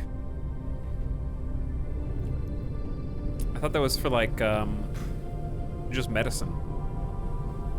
Alright, let's lock the speed in. Simple insect lure. 2 out of 3 durability. Rest is recommended. Rest is recommended. I actually don't know how to rest. Don't feel bad. I did 2 the first time. I don't feel bad. I'm just confused. The purpose of I think the main thing is just being able to pause while you're reading stuff would help a lot.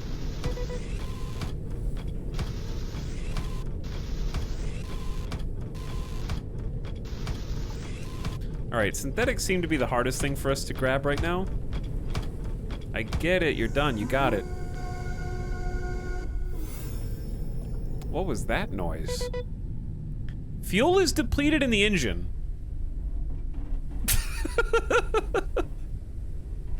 Huh.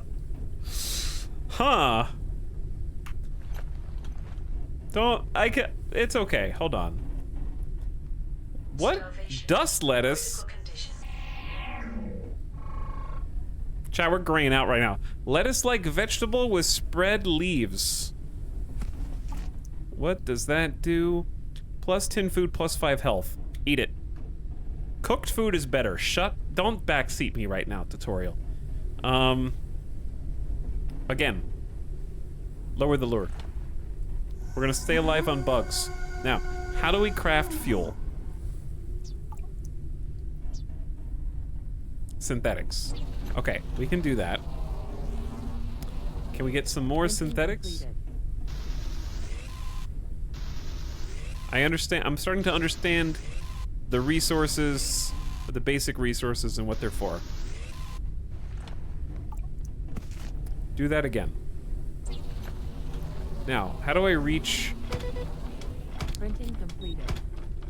Oh, you can reach this through the glass. Okay, well that's convenient, I guess. Oh, do you have to turn the engine off when you land, maybe?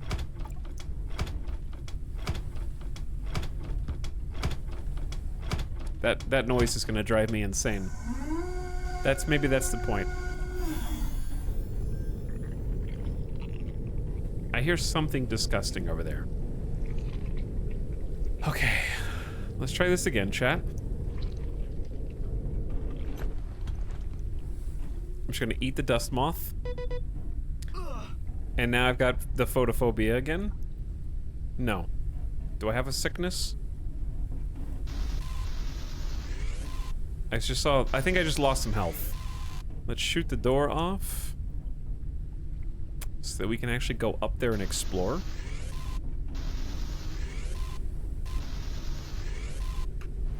Okay, so we need food. I don't know how to rest, which I could probably just read the tutorial for. Risk of starvation. I love that you can actually starve while trying to read the codex.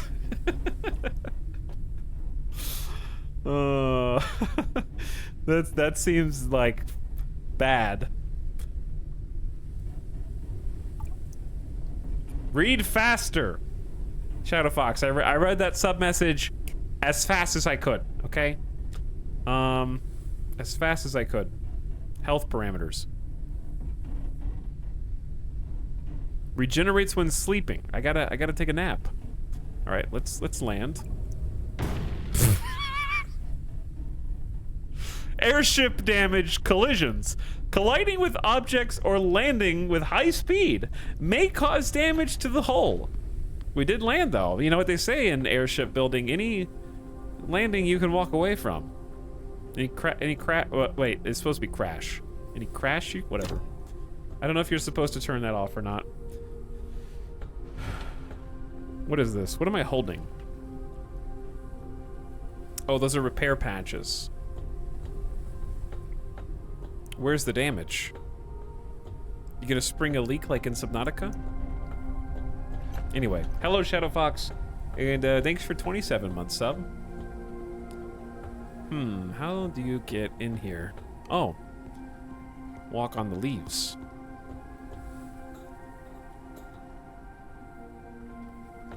I get it.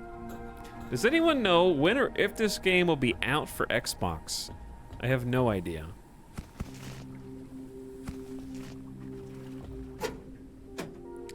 Old isotonic drink. Repair patches. Well, we have a drink. I need food though. Besides just bugs. Everyone's eaten all the food. Maybe this is just a really realistic take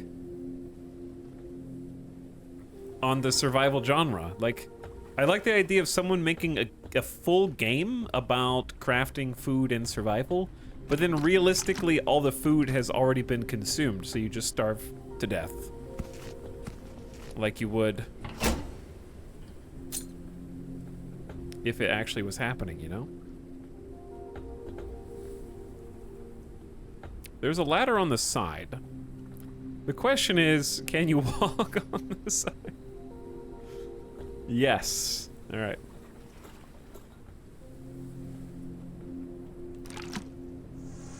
What am I scanning this for? It holds water. It does hold water. I will not eat bugs. I will not live in the airship. I'm gonna make this my home now. I'm gonna live on this platform.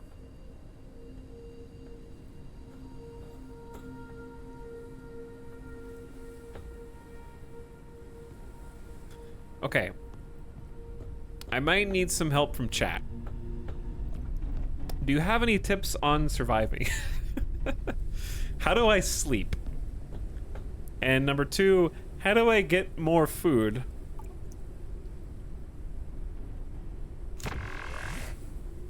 There's a ton of fuel in there. Just live.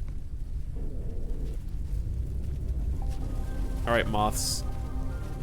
There's a orange light over there. I'm going for the double white. While my character starts to pass out. Okay, so we're gonna line it up. Straighten it out.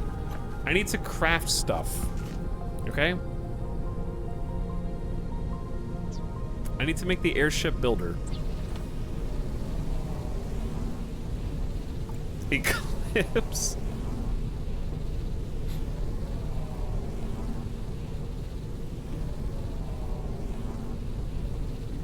Hydration level is decreasing. I know! Hydration level is decreasing, but that's not even the biggest problem that we have. You can make walls, catwalks, rooms. Okay, this is gonna be a big airship over time. Let's make the water purifier now. Oh, we're reaching the area with the double lights. Oh wait, I was supposed to craft the thing that lets me go higher up than this. And I haven't done that yet. So, What happens if you just turn this engine off? Printing completed. It'd be funny if I just crashed. I don't know if you're supposed to keep turning them on or off, but that's okay. What do we got? The water purifier first. Let's attach this. Okay, so it can go on the wall inside the craft. Add dirty water. Boom. Step in the right direction. Build a new room. Research and build the basic turbine. Let's go with that. Increase the flight altitude of the airship.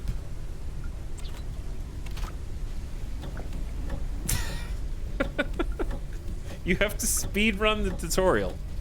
And I'm not even playing on hard mode, so I don't want to hear it this time about like, oh, streamer, if only you weren't playing on hard mode, you would not be having these problems. Okay, I don't want to hear it this time. Do I have food or bait? No, I do have a drink, which I don't think is going to help me. It does give me energy. All right, that does help me a little bit. Drink that. Eat the plastic.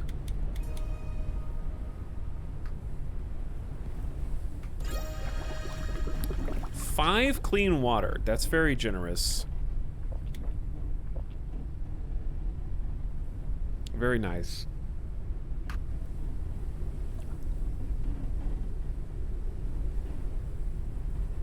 If only streamer was not playing on normal mode.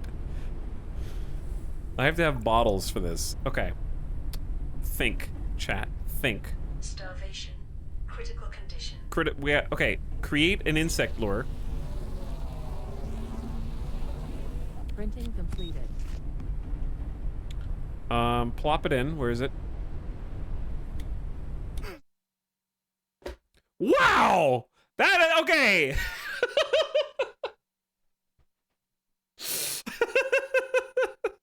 Okay, I thought that this was gonna be like every other survival game where when you start to run out of food, you get like a build up over time.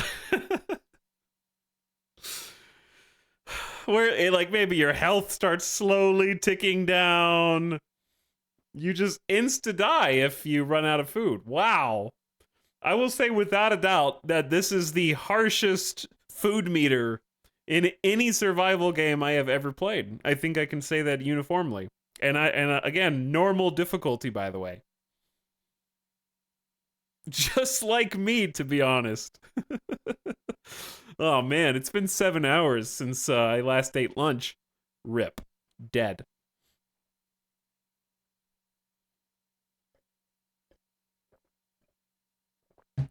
All right, what happens if you respawn? I lose a bunch of shit, right? I only lose 20% on normal mode. I'm not sure what I lost or what I didn't lose, to be honest. It flashed on the screen, but I feel like you would have to screenshot things that go back into your inventory. It's not too bad when you figure it out. Yeah, it's not too bad when you figure the tutorial out, huh?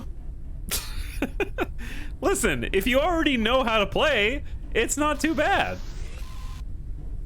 Your first mistake was starting a new game, playing the tutorial on normal difficulty, and not already knowing how to play. You dumbass. That, yeah, makes a lot of sense. Okay. I'll give you the basic problem. The basic problem is the first, like, 3 areas that you explore should be the most generous, like most of these survival games are. And then over time, once you understand what resources convert into what, like having to depend on the simple insect lure at the beginning of the game is a supply chain that Printing completed. you shouldn't have to immediately comprehend. Like the tutorial just tells you, put an insect lure on the thing. And they explain it as if the insect is a cure for photophobia as opposed to a source of food. So your first impression is that you only use this to fix getting sick, basically. Whereas in reality, this is your only source of food because your expectations are that the first 2 to 3 areas you go to are going to be like, here's some food, here's some water, here's some basic materials, and then when you get outside of that, then the difficulty amps up. But it's like, the only food so far in the game is in the spawn. There haven't been any food rations in 2 out of 3 of the, actually like 2 out of 2 of the places that you explore at the beginning. Don't Starve is even more unforgiving. What are you adding to the conversation, Sweaty B-Flips? You know what else is more unforgiving? Games that are completely unrelated to this one.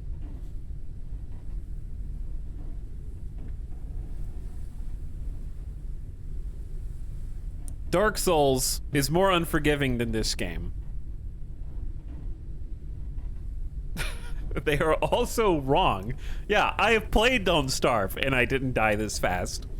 So I don't know what you're talking about. Okay.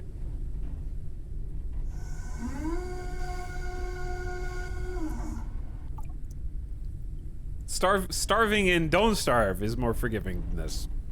Also, chat, I don't know if you noticed, but the game is called Don't Starve. Think of the title.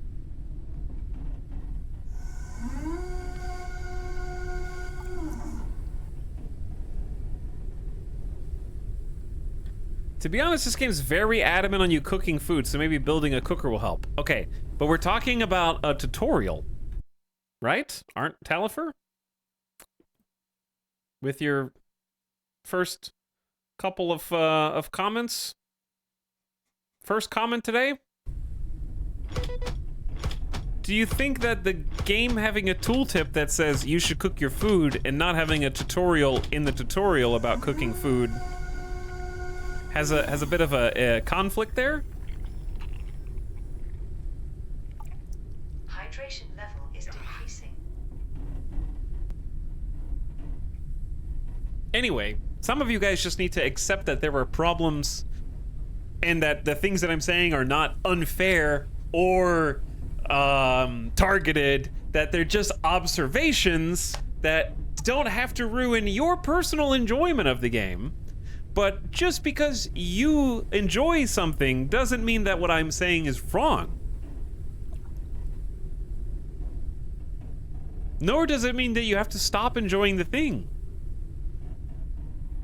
I'm not stopping enjoying the thing. I'm just playing through it, but I'm going to make observations on the issues, and I think that, again, the best time to do that is when the game's in early access. Right?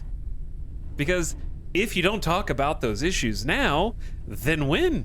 You want to wait until it comes out and they say 1.0 is done, and then nobody was like, hey, by the way, I think that if you want to onboard new players easier to the game, then there are these things you can refine in the tutorial.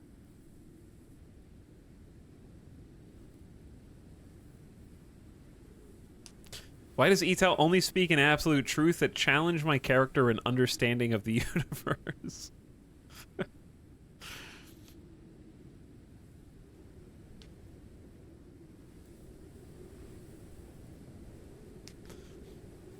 I take back my previous comment. Robot Mystic, can you take back all 999 plus of your previous comments?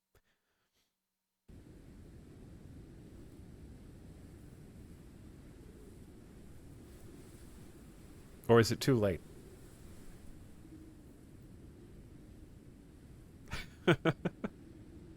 Sorry, streamer, you were being unfair. All video games are perfect, flawless gems. Here's what it boils down to. You can have games that are intentionally very harsh and punishing that you're meant to figure out yourself. old boomer example. No one loaded into day Z and was like, huh, that's weird. I died of zombie, water, food, other player. What? Why didn't the tutorial help me out there, bro? Like, nobody said that, right? Because your expectations were set by the game that you play.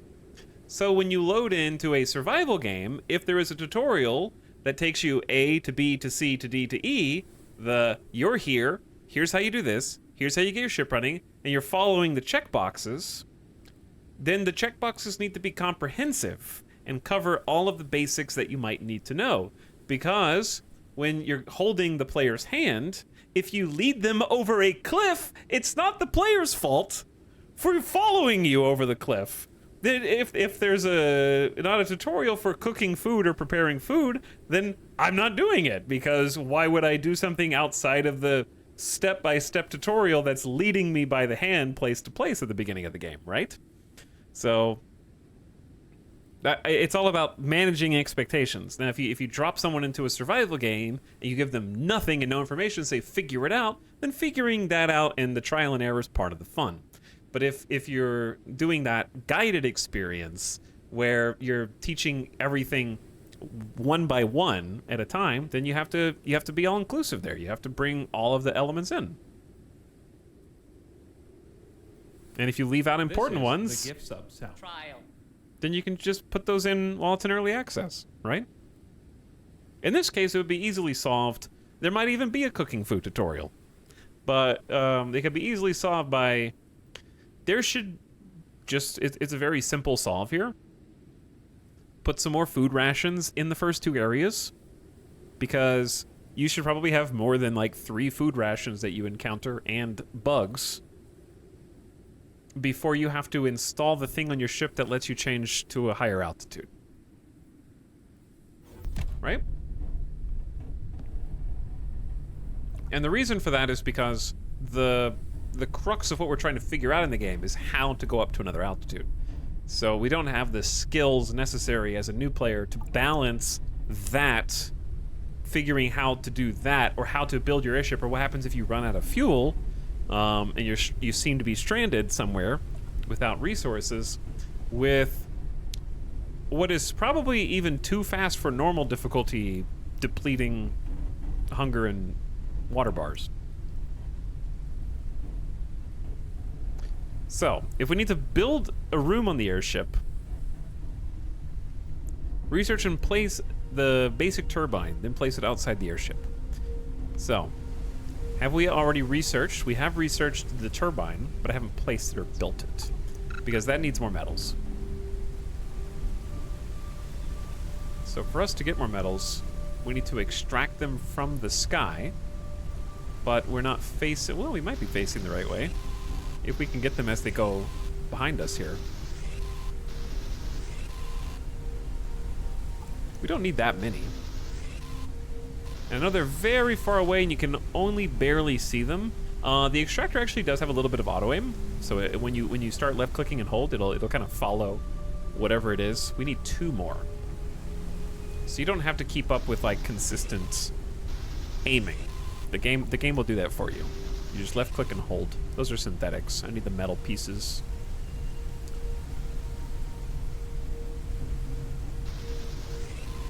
There we go. All right, basic turbine.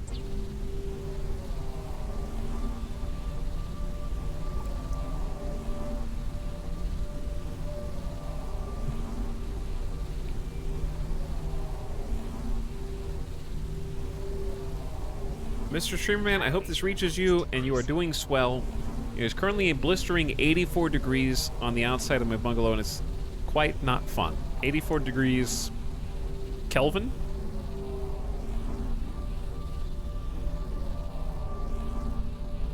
What unit of measurement are we talking about here? It's chilly. Hey, what's up, Just Mojo? Thank you for 56 months.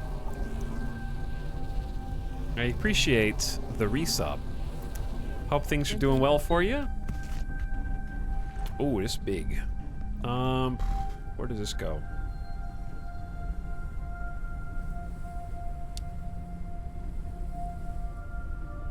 I feel like this can probably go anywhere. Maximum flight altitude increased. This seems like a dangerous place to put a big ass turbine while using a deck extractor. He can't see anything anyways. Maximum flight altitude reduced. All right, let's put it on this side. Maximum flight altitude increased. Do not raise your hand up into the turbine, okay? Let's get the lure. Start grinding the buggos. All right, we need to figure out how to craft bottles. Do we research? Yeah, research bottles. And then we can take care of water. I still have no idea how to rest in the game. I'm gonna look at the research. Research finalized. We have storage boxes.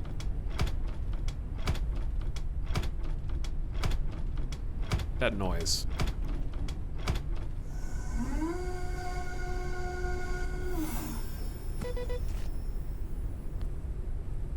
Okay. How do we make a bottle? But yeah, like we made the comparison to Raft, right? This game has a lot in common with Raft. But I think that the difference is when you throw the research station in at the beginning of the game, from the first bit of gameplay, I think that's what causes the most new player kind of frenzy of what the heck do I do? Oh my god, there's so many. It feels, you know how Raft feels when you finally craft motors and you have to deal with fuel, and you've also got, like, you're growing trees and you maybe have an animal, and you also have to go pick up stuff out of the automatic collectors. I feel like we're starting, like, this game starts at that stage of Raft, where you already need to know, everything that you should be working towards already before it becomes a problem.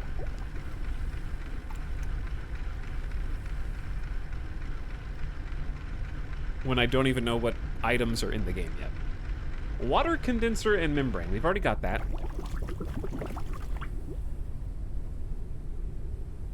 Note sticker. Anything can be written on it. Keeps your airship in order. Let's make a storage box. Or at least research the ability to do it.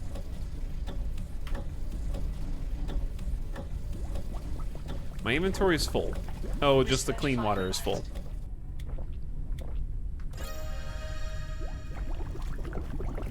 I also think that in all survival games, change the units. I don't know. This is okay. I don't even know if I want to get into this because this is more complicated. That's a whole nother thing. I'm just gonna pretend like I didn't start another mini rant. Oh, there is a bed in here. Allows a rest, regenerates energy, some health, and immunity. Okay, so we need 20 synthetics.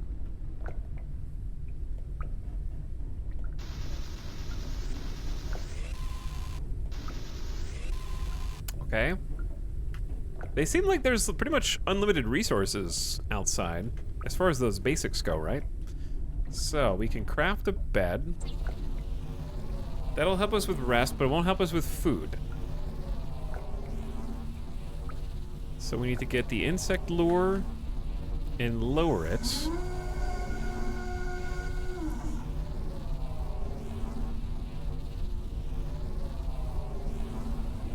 Printing completed. Build the next room. Well, that's what I'm saying. I got shit to do. Just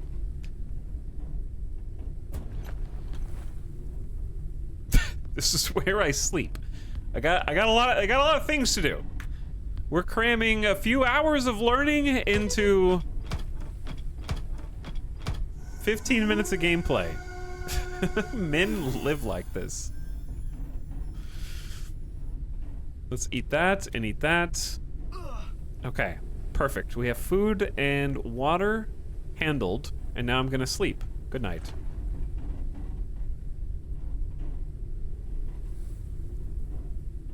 Where are you gonna put your gaming PC, though?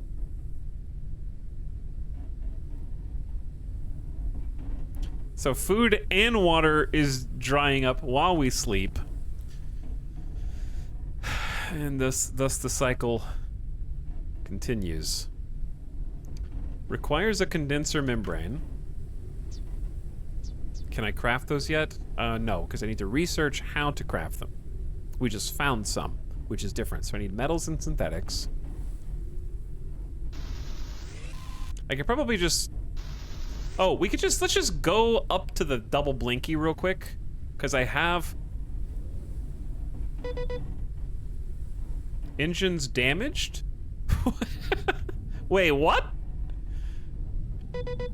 No, wait, what? How did the engines get damaged? You gotta turn it on. That's not damage. That's just pushing the off switch, you silly goose. So hopefully something that changes in the future is the turbine should definitely be animated Calories level is when they're helping you go up. I believe turbines do spin in real life, and that is how they work. But we can go up a level now. What are you beeping at me? Engine is maybe the engine is damaged. It was off and damaged at the same time. A storm is coming. A storm is coming. Okay, what if we just land? Have we even heard the warning for a storm before? It's gonna blow us off course, isn't it? All right, we need to like Immunity is decreasing. Disease is soft, become more severe. easy, clean landing. Beautiful. Uncharted area. The preliminary analysis started. Should I be inside for the storm? Analysis concluded. Detected new objects requiring Ooh, lightning. Spicy. Okay, I need to pause for a second. So I can collect my bearings. Crane Bolt, thank you for the 34 months. Welcome back, Crane Bolt. How you doing?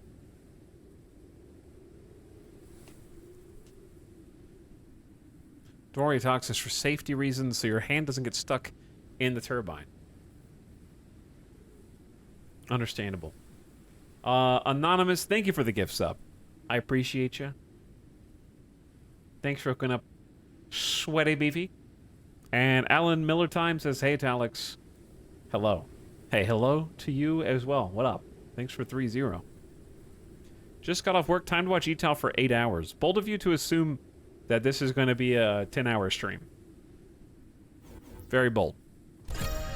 Because it's not. See the studies menu. Chat, I think I need to do more like 5 to 6 hour streams. There's a lot of games out there right now that are just so much better if you play them for like 5 hours. That become annoying if you play them for like 8 hours. Okay? There's a lot of those right now. Name one. Aliens Dark Descent. That game would have been... I would have had way more fun if I only played that for like 5 hours.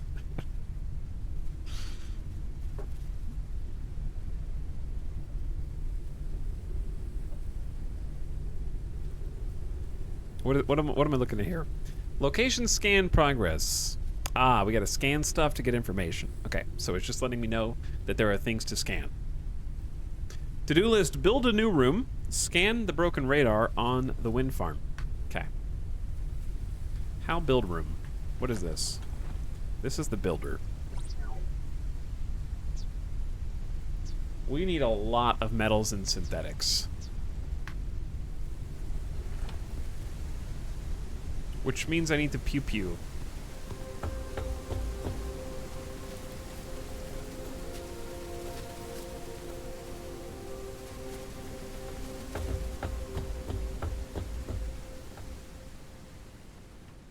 I need to pew the sky. Here's a turbine that also isn't spinning, but this one would kill me if it was spinning, so it's for the best. There's copper. We can extract this with the deck extractor. Maybe we can get the copper. Hydration level is decreasing. Yeah, that's it also.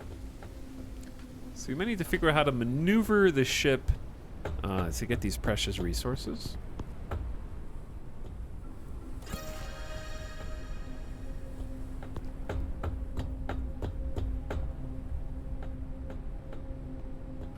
We're getting helium. Let me guess, I'm gonna run out of inventory space very soon.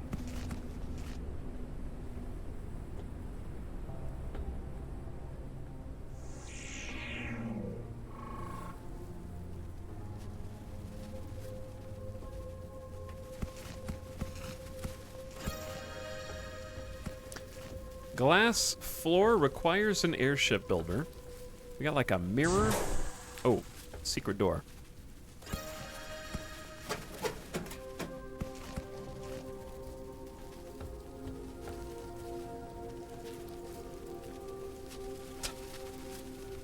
Chad, I think you're misunderstanding why games are more fun in 5-ish hour increments, especially these new games, okay? It's not because things magically get better if you switch games and then do 5 more hours, okay? Longer streams are not better streams.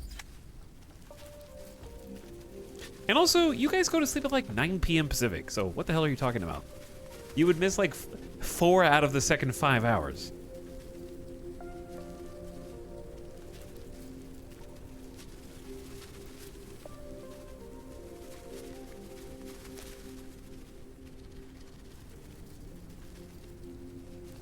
I miss the uptime streams. Chat. Just because you didn't want to watch Diablo doesn't mean that there haven't been any uptime streams, okay? You're the problem.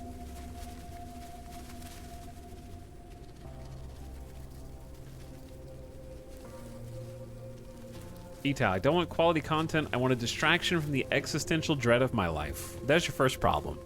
Because half of my content is existential dread.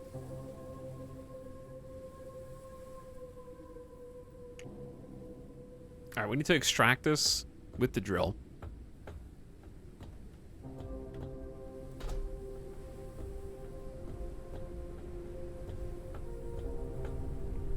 True, and we're here for it.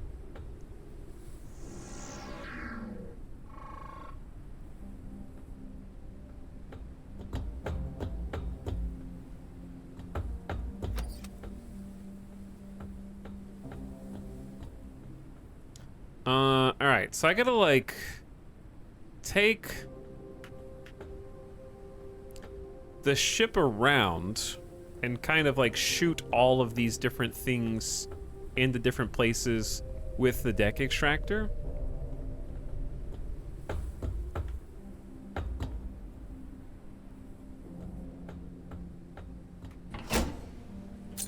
There's a battery.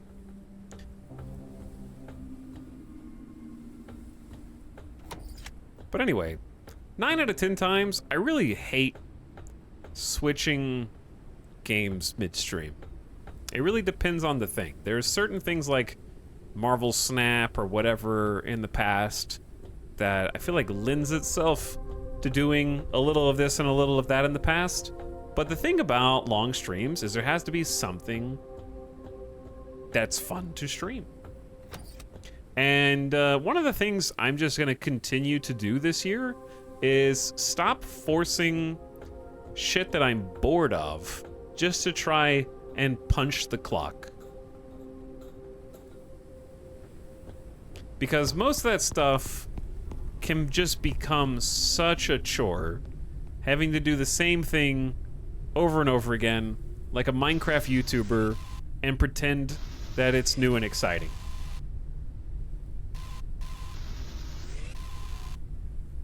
So if something is interesting to me, then I'll do it for as long as it's interesting. but trying to like fill dead air just for its own sake, kind of cringe. Streamer confirms they've been phoning it in for years. No, some things I have 500 plus hours in Hearts of Iron because I really love Hearts of Iron. For example, do I need to turn this back on? Yeah. Let's actually try and patch this up.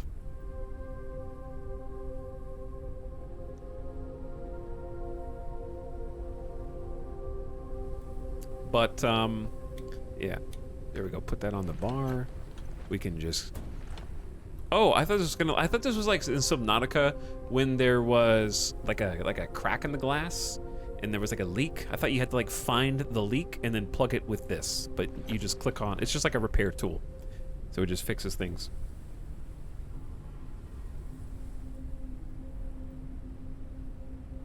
I force myself to complete games I'm bored of halfway through. I don't know why. Yeah, I won't do that unless there is a compelling reason. Because some things are boring and you just have to complete them for its own sake. Like, we've had some story games in the past where you get... I'll just use Control for an example. You know, I didn't really want to finish Control, but it was like, we're halfway to 2/3 done. Why not? Why just do it? I just want to see the credits. All right, I need to figure out what I'm doing in this game. I'm assuming the engine's still off after I looked at it. Instead, I need to turn this on. This is a surprisingly hectic start to a survival crafting game. The Last of Us 2. No, I enjoyed playing The Last of Us 2. That game was super fun to play. That was like a 13-hour final stream. Like that Amnesia game. Which one? I don't remember.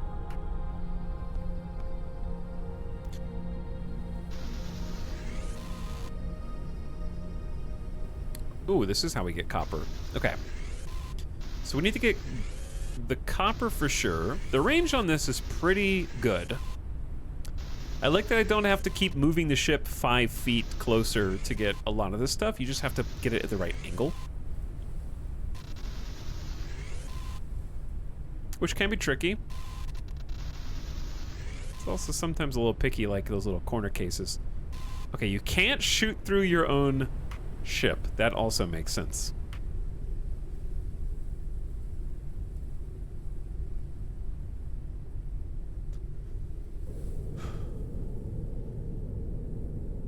I have a vast graveyard of unfinished games and TV shows. Me too. Me too.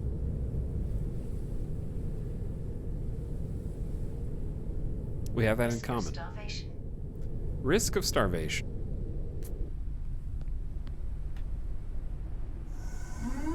Okay, I need to figure out how to cook food. We can make a motherboard, a circuit board, an extractor, a rainwater collector. We can also expand the balloon. Each expansion of the balloon increases the lift. Okay, we're dehydrating, we're starving simultaneously. Watching that in the background actually gives me... Like, it looks cool, but I feel like I'm moving.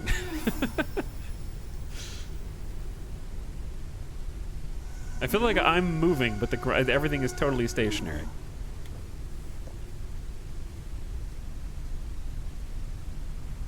I don't have any other food, do I? The planet is spinning. Hey, what's up, Thor? Thanks for all the fun and excellent conversations. I appreciate the 56 months. Thanks for subbing. Welcome back. He's talking about Metal Gear. What?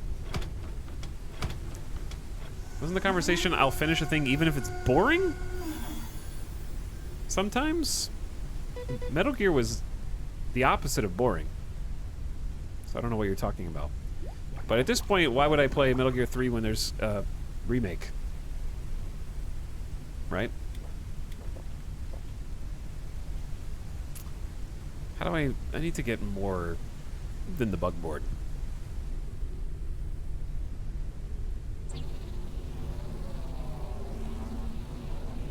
Printing completed.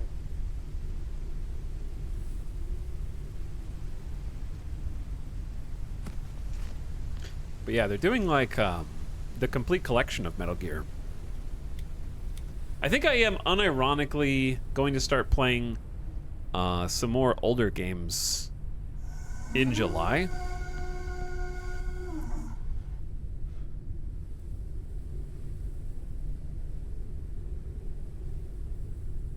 He thinks the remake is gonna be good.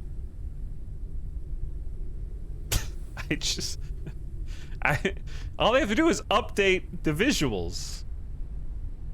All they gotta do is like get the textures up. It can't be that hard. Textures, like 4K, good frame rate. There's not a lot to it. Kojima's not even involved, so there won't be more content.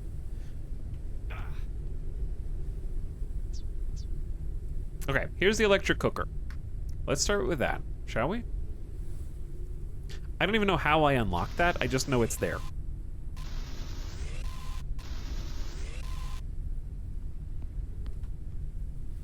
I guess I researched it, but I don't remember doing that. Those are out of range. You know for a fact that isn't all they're gonna do? I don't know what they're gonna do. It's Konami. Do they even have game developers anymore that don't make slot machines?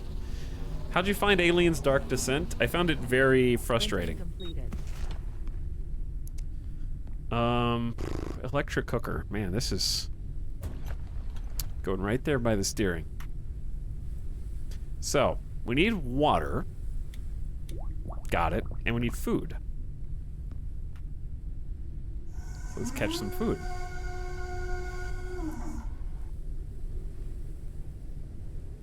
I kind of want to jump off to see if you insta-die or just lose some health.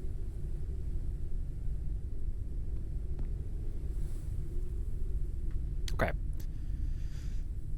What else can we make? Without researching anything. We need to build more to the airship. I know that. Storage box. So that's also going to be metals. Because we're basically out of stuff. So let's try... We're just gonna have boiled dust moth, I guess. Sounds delicious. Those are not metals. That's metals.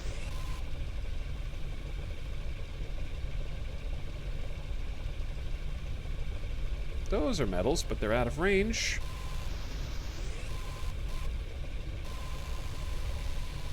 So close. I assume this is like infinite spawn basic materials, which is an interesting design decision.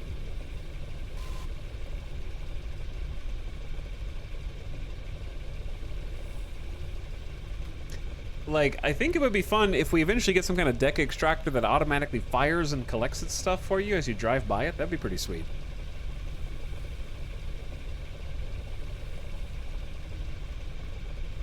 I guess it does take a long time to boil stuff, huh? Okay, what else can we do? We can research. Hello? Consume the dust moth. Sure. Okay, this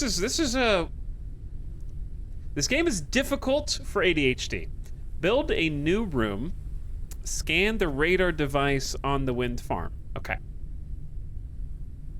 I need to go. I still have more stuff to explore. This is the wind farm. I was just moving around to try and get some of the new materials. We haven't gotten the glass yet either. There's many things demanding attention simultaneously, and they all make noise, like an alarm. Like the pump of this thing cooking, the... Oh, I didn't know you could shut these doors. That's pretty cool. I need to make another membrane, which I don't even know how to do because I haven't researched it. We have an advanced insect lure.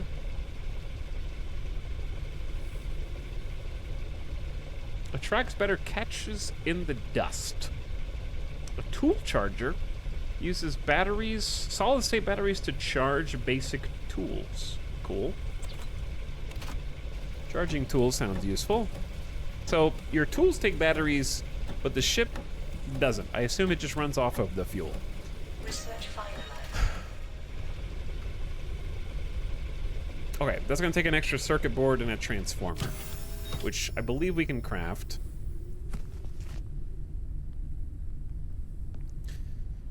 What's up, Cetacea? How's it going? Thank you for the 16 months. And welcome back Decreasing. for one more. Diseases might become more severe. Diseases might become more severe. Like photophobia. Background looks nice too. Okay, I need to just build something.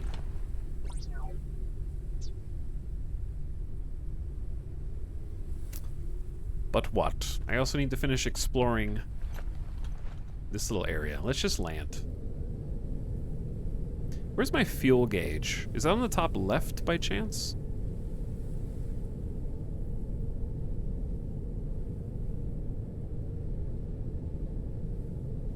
Am I almost out of fuel? Is it the white bar?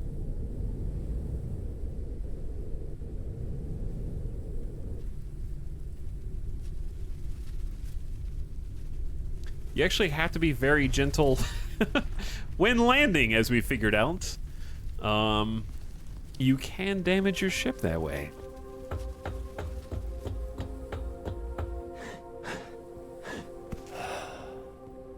All right, let's keep this scanner out. New research, location radar. So we're gonna be able to like ping hotspots and points of interest and like pinpoint their location to go seek them out for resources. Because yeah, this looks like another crashed blimp basically here. There may be more stuff for us to collect, but that looks like most of it. We went down there. Yeah, this really is a streamer simulator. I can't run more than 15 feet without doubling over and panting. It's very realistic.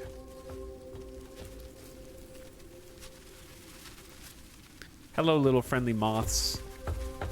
My new friends. Did we already loot this? Yeah. Okay, maybe I have been over here. Just double checking.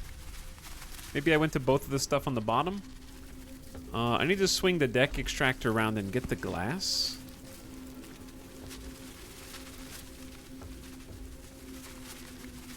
Hello. Helium fuel. Okay. You're okay, buddy. You're okay. Just don't exert too much energy.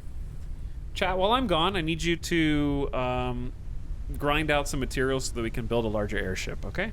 I'll be back. I just gotta take a quick pee break. I drank way too much coffee. And brain can't concentrate on the like 17 things I need to do back to back. Thanks T-Rex for the 22 months. Hello Firster for 10. Appreciate it, T-Rex, Firster, and Cetacea. This is too long have I watched Etel suffer at the hands of Cox. Don't ruin the stream quality, okay? We've got green bars. Do not invoke their name. I'll be back in just a moment.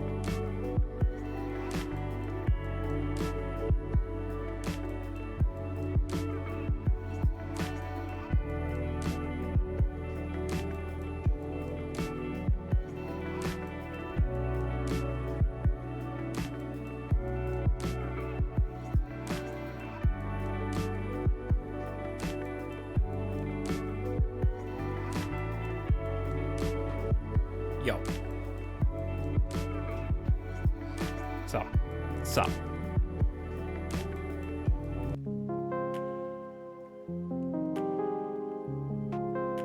I forgot to get a water. So I'm gonna go get one of those. 'Cause I need a drink.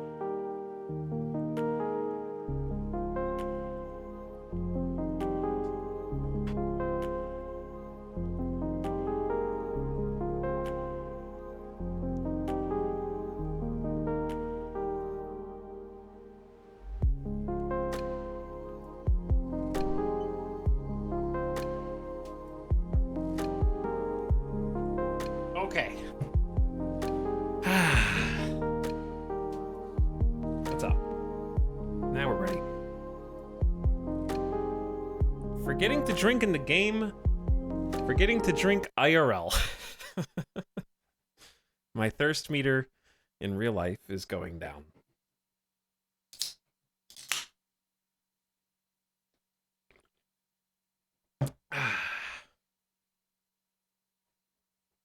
Hello. Whew. Sim and Etal bringing the calm dad energy tonight. I don't know who you've been watching, but I do not have any calm dad energy right now. I have angry gamer energy. This is not the cozy stream that you were advertised to by Twitch. It is raining though out in the game.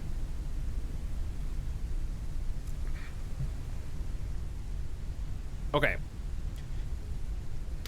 I just need to itemize and focus on things that are important. What is important right now? We need to build a room on the airship. To do that, I need to grind materials. To do that, I need to be flying. But if I fly, then I can't get the rest of the components. That I need to... how much fuel? We only have 3 fuel? Okay. Let's get some fuel in there. Oh, hi Sim. How you doing, dude? I'm a little stressed. I'm stressed for a lot of reasons. But one of them is... Hydration level is figuring out how to do all the things that I need to do. Like, hit up some of these little spots for resources. Let's just try turning this around. There's so much in this game, it has so much platforming. Yeah, it's got a lot of elevation. I do enjoy having to, like, face the things that you want because you got this, like, side-mounted turret. Though, I think completionists are gonna have a problem because you're gonna be thinking like, oh, I gotta go back and get all those materials. Or I gotta, like... You can't really spend too much time going through every single nook and cranny because you do have a limited amount of fuel. You can craft more, it's not that strict, but the cycle will continue, you know? Anyway. Hope you're doing well, Sim. Thanks for popping in and saying hi. Hope you're having a wonderful day. I think, I just, like, it's difficult right now to... I feel like I could get stuck in an endless cycle of catching bugs. We have a boiled dust moth already. Okay, just eat that. And then... drink the water. I need to create some storage. I think a sort button would actually go a long way in alleviating some of my inventory. The inventory box is very small.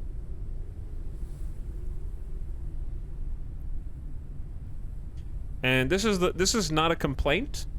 It is a nitpick. If the tooltip didn't have that half-second delay, I know this is a very obscure me thing, but half-second delay tooltips, I know this sounds like I'm memeing right now as something flickers in the background, but something about waiting that half-second before you can scan the next thing, instead of being able to kind of like look at everything like that, makes it harder to figure out what is what. That's a super small thing. But it's something that I am noticing. It's a big thing to me. Literally unplayable. I'm refunding now. Today's pretty good, thanks. Hey, that's awesome, Sim. What you got lined up for today? You taking a day off? You doing some stream later? Don't distract me, Sim. I'm trying to build an airship here, okay? So here's the next thing we're doing, right? We're building a new room. I don't know how to do that. So, there's a room button. Just click it. It's easy.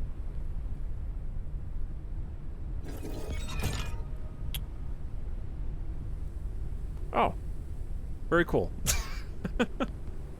I have a box. I have a little box on the side. I don't know if that was a great idea. Can I get full resource refund?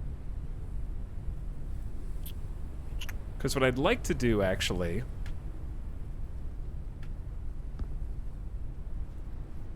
is pick up container not empty. Okay, hold on. I'm gonna fall. I can just sense it. Like I'm gonna fall. I have one inventory space. Just hold on. Let's make a storage box. This will help me a lot. Free up a little inventory.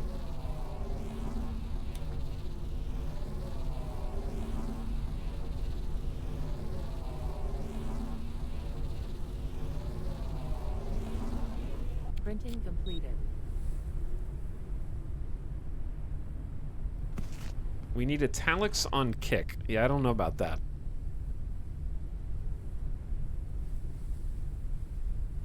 Is the box blueprint wiggling, or is the ship wiggling? Or both? Something's wiggling, but I can see it.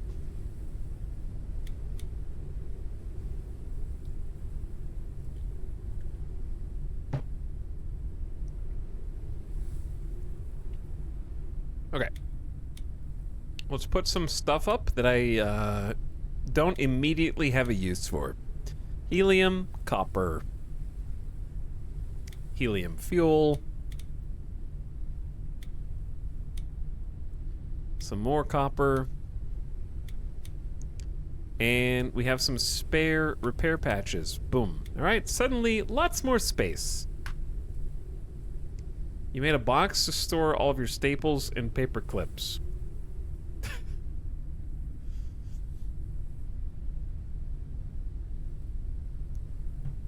But yeah, if I ever decided to stream on another platform, it would probably be YouTube at this point. I already have like a old channel there.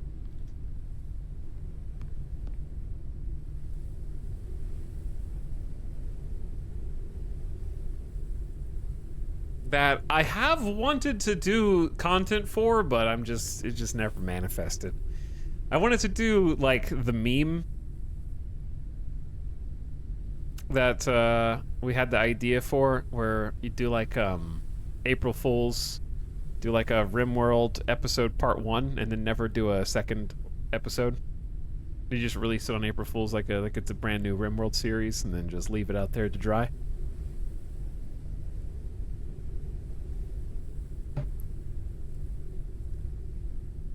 I never unsubbed. Jex, I don't know if you mean Twitch, YouTube, or both. However, YouTube unpartnered me, which I don't understand, because it legitimately cost them nothing. Immunity is decreasing. Oh my god, I forget that the game's not paused. I can't talk and walk at the same time. All right, focus. Focus. What do you... I don't know what I want. I just need to... I need to build stuff. Okay, that's what I was trying to do. I'm trying to build stuff. I want to pick up... storm is coming. To no storm right now, please. How do you access the inventory of the jet?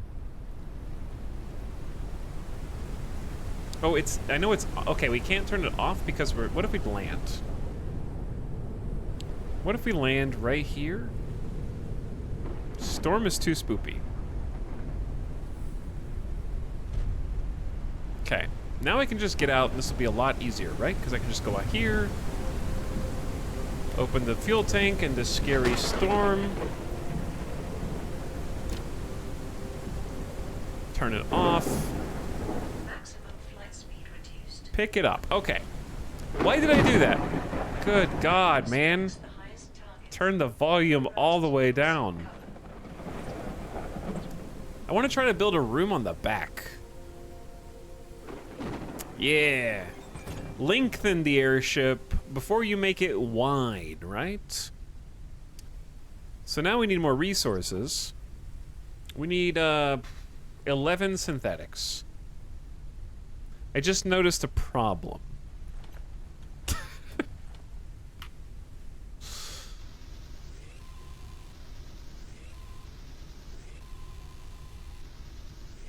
Okay.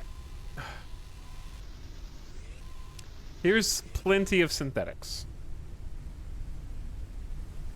Yeah, we need to expand the room from the back. And then go wide from there. Are they all square rooms, or do we have any rounded rooms as well? Is it just gonna be like a flying house by the end?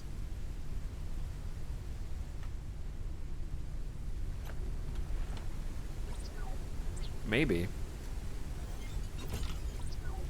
We have a ladder room, a cockpit. All right, this is gonna be a little unbalanced, but I don't think the game cares that much about balance. Our fulcrum point for this is a little too far forward. That's okay.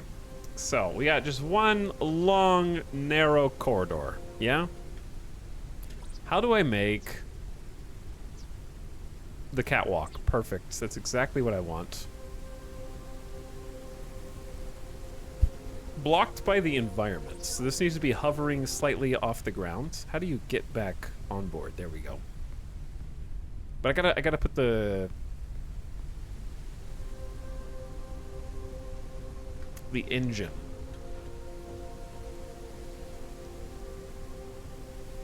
Maximum flight speed increased. Okay, engine's back on. Now we can go up ever so slightly. No fuel. Okay, hold on.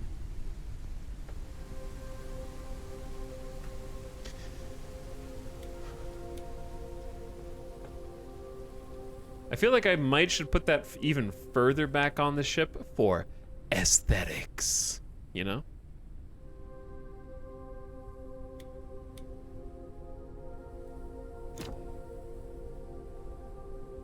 Maximum flight speed reduced. But you have to put it on this pillar or that pillar, I guess. Okay, fine. Maximum flight speed increased. So, to fix this, we're basically making a clone trooper dropship. That's the best way I can describe it, right? I put the catwalks here.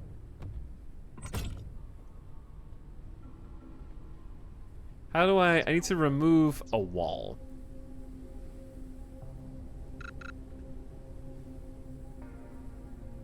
I'm actually, yeah, how do you do that? How do you make like an opening?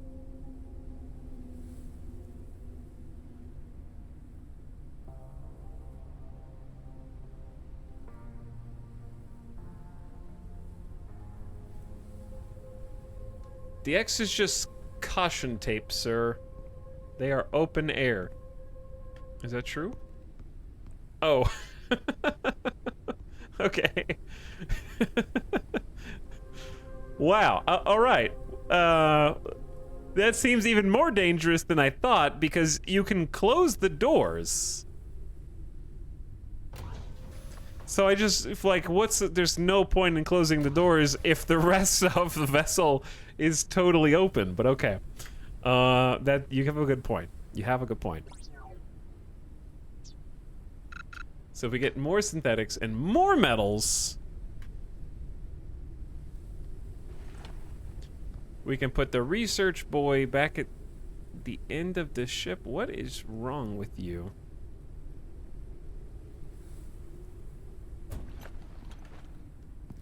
What is wrong with you? Why is the position blocked?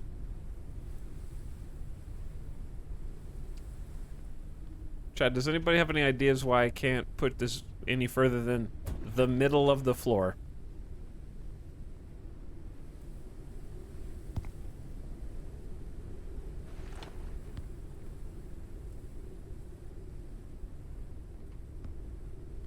Maybe the engine. Maybe. I can't discount the possibility. Maximum flight speed reduced. Early access game. Did you mean the game engine? Do you need a base? Oh, you might need a base floor. Okay, that's probably the right answer. You might need an actual floor. So, we just need...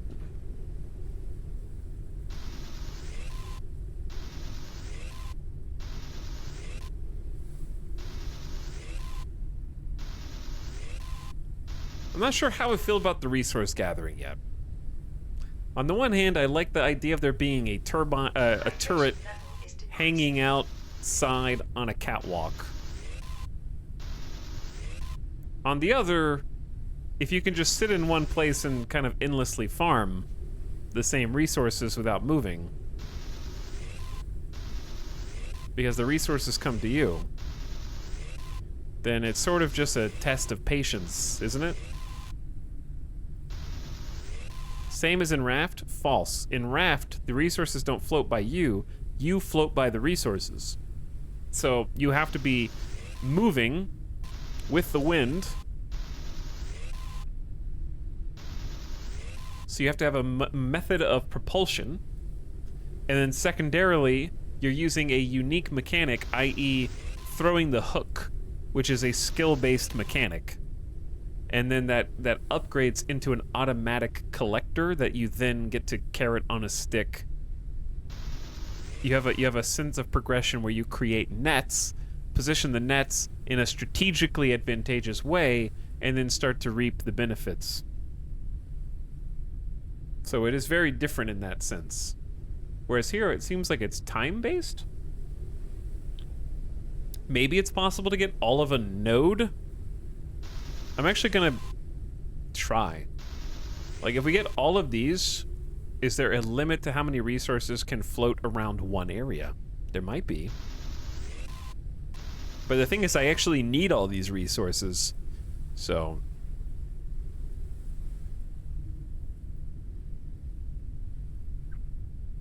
I liked Planet Crafter? Oh, yeah, I love Planet Crafter.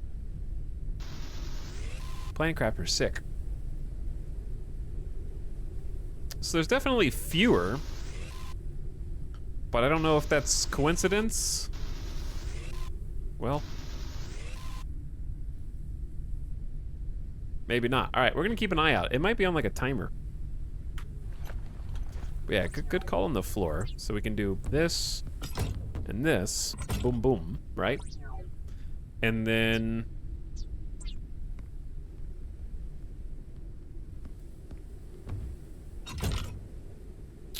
block by environment. I need to go up ever so slightly.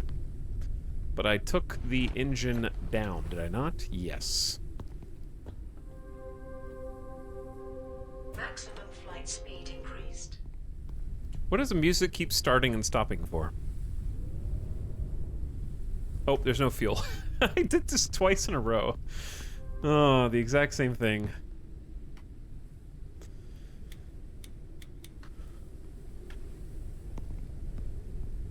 Okay, there is fuel. The engine's on. The musician gets tired quickly.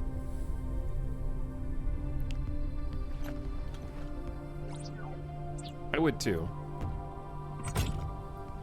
Okay, what do you say?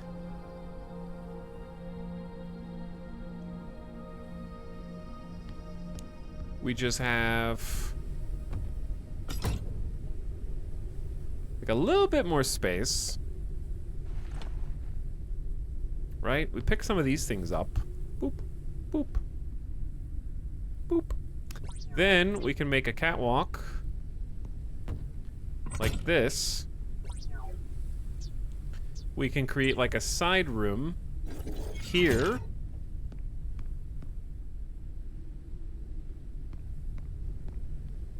Not enough resources. We're already out?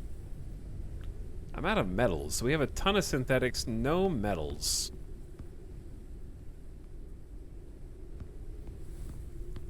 Yeah, now there's a bunch on this side. Basic resources are the ones floating by right now, yeah.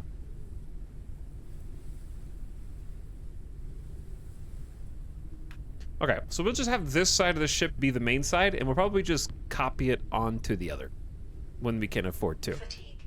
Rest is recommended. Rest is recommended. Okay, let's prepare for that.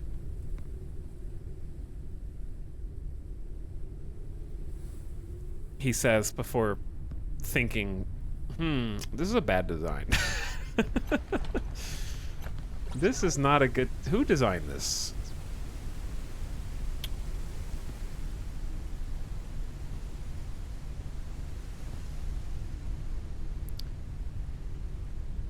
I need enough resources for a catwalk to go all the way around this.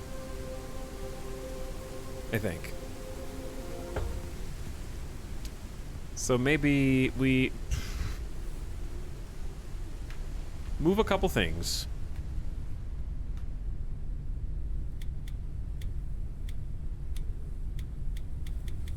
Okay. Now I don't have room. Immunity is decreasing. Vulnerability to viruses rises. I know. Just hold on a moment, game. Just give me a moment to contemplate. Place on your airship. Do I have to build walls as well?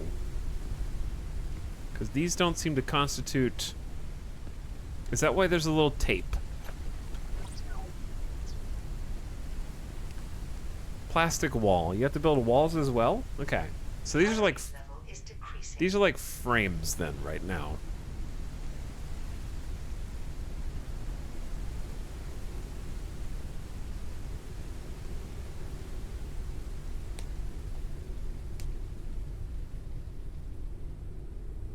What's your favorite wiki game?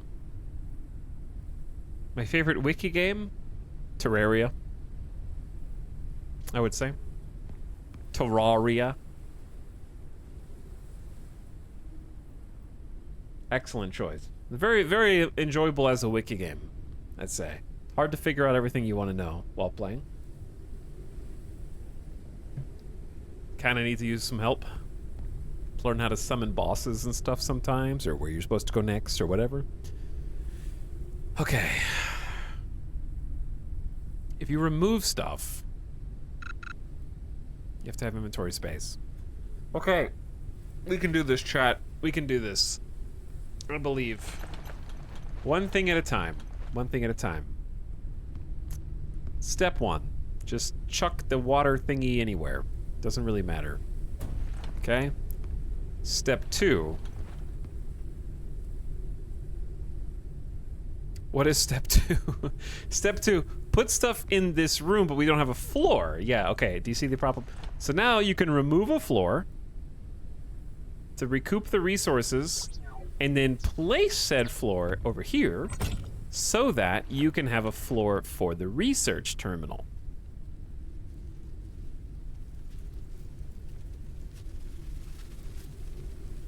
Or you could just simply put the research terminal at the back. Wait, now you can put it at the back of your ship. I don't understand. Step 3, profit. We couldn't even do that a second ago, but now we can.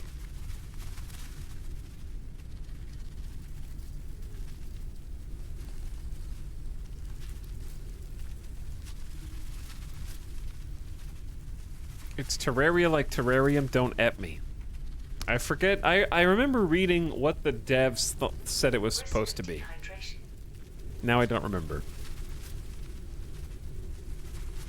Someone say raft, but in the air. Kind of. I don't think I'm doing a very good job right now. I would say that this game is difficult with attention span issues. There's a lot of stuff very fast. A lot of stuff very fast. Okay, this is gonna be my little water collection guy that just sits outside. Can we turn that sideways? Yes, we can. Perfect. Okay. I need a little food collector guy too. That's gonna go over here. Check. Now what I need to do is drink water, which I do have. Okay. Then we need to set some bait so we can catch some bugs. To do that, I need metals. Okay? So here's the plan. We take the little shooty shooter, and this is not going to be its permanent location, but it's going to have to go somewhere for now. So it's going to go just back here on this corner, right? Which is great, because I can just gather up all of this stuff.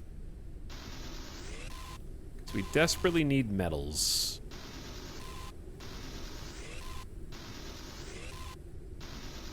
None of those are metals. That's metals. That's synthetics. No metals. What did I just get? I have no idea what I just gathered, but it was right there. Some juicy goodies. So we got plenty of synthetics. 7 metals. I need to place the chest. So let's grab you. Hello, chest. You are going to go in this little side cubby. This is going to be the start of maybe a little chest room, possibly. Good enough. Okay, then stuff that we have excess of, like helium, copper, until we figure out what to do with it, the repair patches.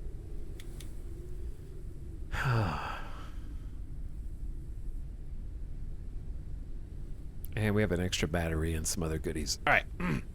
I need to focus on sleeping, getting food, and getting water. So how do we do that? To get more water, or to get food, I make an insect lure. That's easy enough. I wish that you could see the rest of the crafting recipes on the fabricator while it was fabricating something. That would be great. Let's go ahead and get this thing airborne, shall we?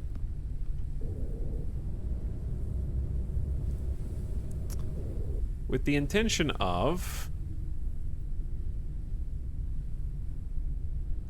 putting it out over... I don't remember which way we came from. This is a heading of like 240 degrees. I don't know if we came from that way or from the other one, actually. Oh no. Well, that could be bad if I end up going backwards. Because then I'm going to waste a bunch of fuel. All right, let's start gathering food. Now, how do we make a condenser membrane? Do we have the technology, or do we have to research it?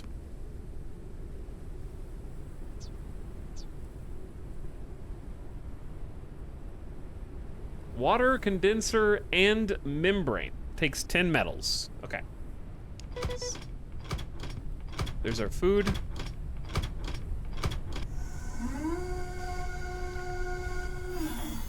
Hello, little moth. Now, where are the metals? Over there. Unfortunate. All right, we have 7. What do we need, like 10 to do the research, and then probably more? This would be easier if we were moving, but if we're moving, we're gonna run out of fuel.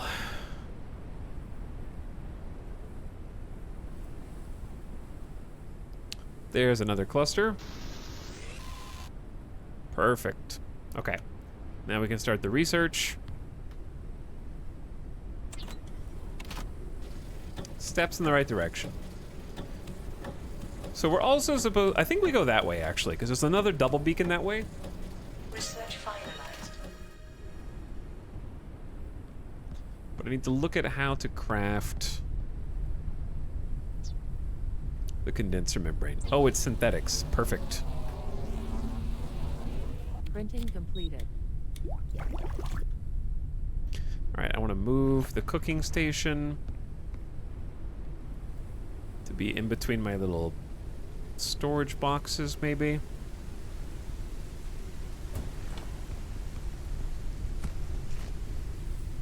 And then start collecting some dirty water. Things are moving in the right direction. Now, let's cook the bug. And then take a nap. Good night.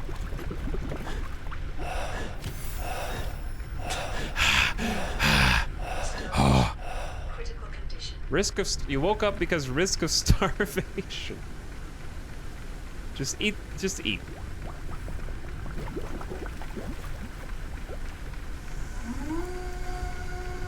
I love boiled dust bomb first thing in the morning. Alright, maybe we can finally get to the point where we're not just filling food and water bars long enough to explore the rest of the content. Let's bottle the dirty, stinky water. Start cleaning it. Oh, the bug is ready.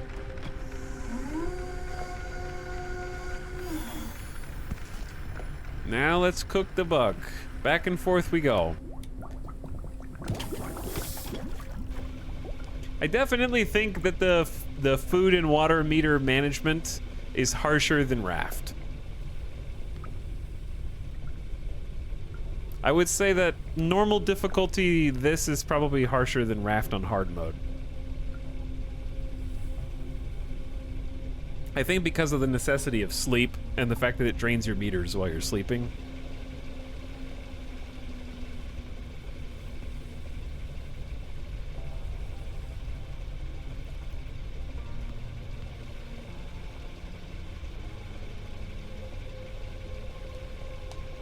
Raft gives you a solid 2 minutes to starve to death. Oh, you mean like before you get the game over screen? Yeah, that's true too.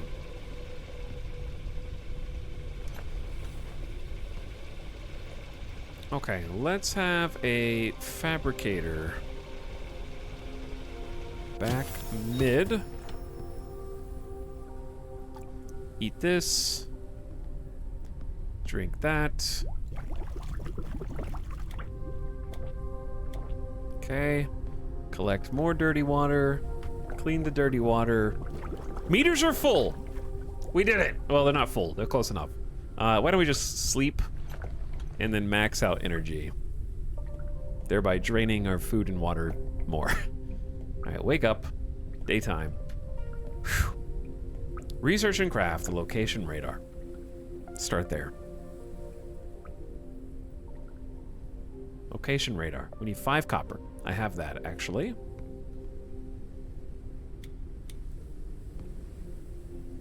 You got it. Boom. Next. I guess I should wait until we maybe craft the location radar, but let's actually do this. There's a lot of stuff right outside. We really need the metals.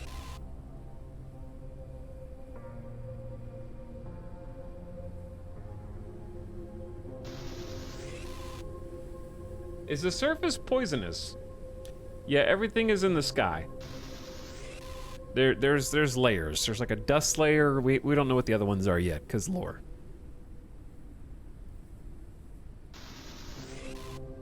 I guess if I'm not gathering anything else, then more synthetics is fine.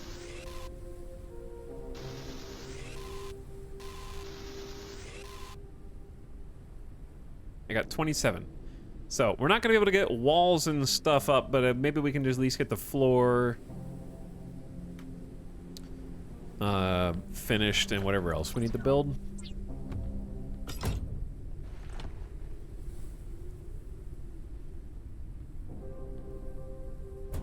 Okay.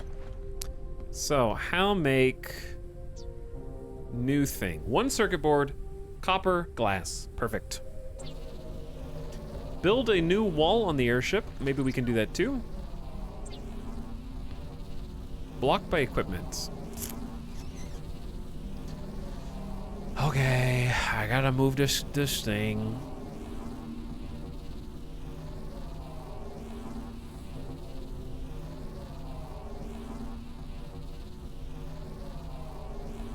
It isn't an indie survival game with at least 4 bars to manage. Nowadays, yeah. And I like bar management, but I think that I think pacing is important too.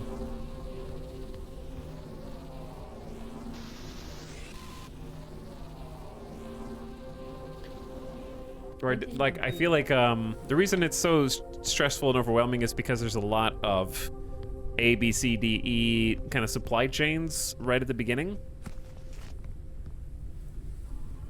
Like the crafting the condenser membrane, which is very low durability, to get dirty water into clean water into cooking station, bait into lure must be dropped and picked up, bug must be put in there for like 40% hunger. So it's a big supply chain. It's not complicated, but it's work intensive, I guess would be the right word. Okay, now we can put a wall. Boom. Wall.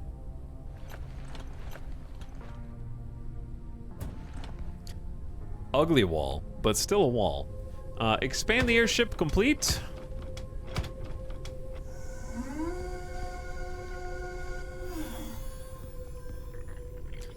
Dust moth. Lure has been worn out. Okay, so we have to craft another lure. There's the clean water.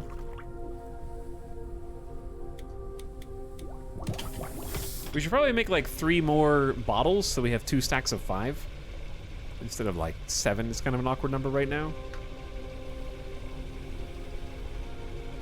Okay, I'm getting stuck in the food water cycle. Let's make the location radar. We made it. But where is it? Here it is. Oh, we could like put this on a wall or a table.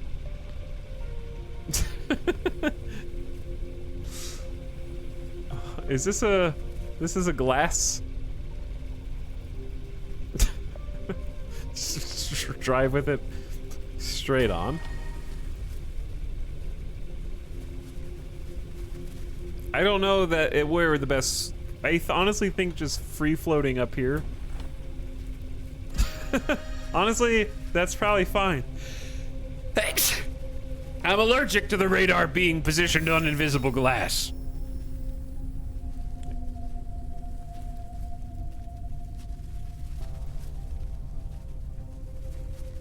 How are you doing, chat? I'm enjoying a Grimace shake. I have no idea what flavor this is supposed to be. Do I need to go to McDonald's so I can do a shake review? Maybe.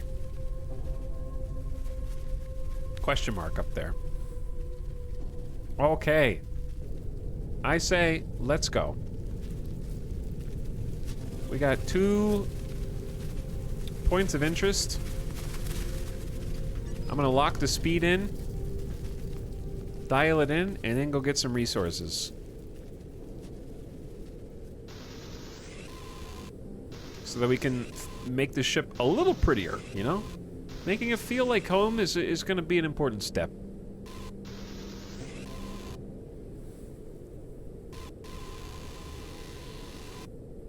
Can't reach those. I really would like to reach them though. There we go.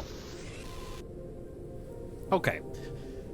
So now that that's moving, and we kind of finally got out of there, I feel like I was stuck there for like 45 minutes. But we were also trying to do a lot, like building and, do I have to put down the little Where's the turbine? Oh, it's right there. Okay. So turbine is still here.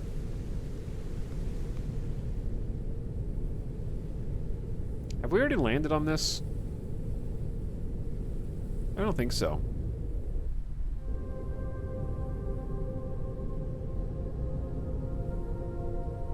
What if we turn the ship around?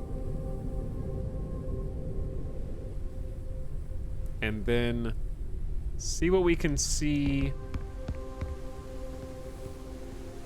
from here, if there's anything that we can, like, gather.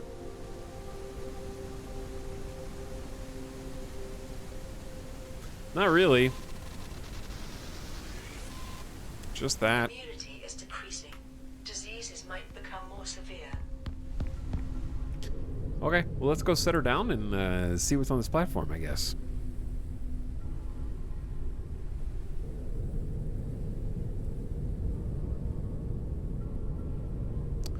Gently, though. This looks like we've already looted this. Did I go backwards?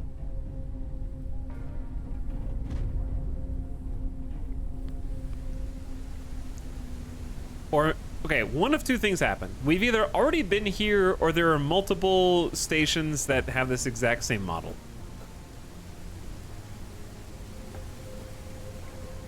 Hydration level is decreasing. Right, there's the dirty water.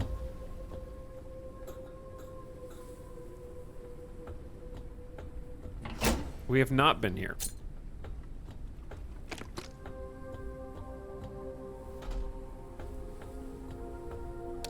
But it's probably a similar Ubisoft tower to the one that we already climbed.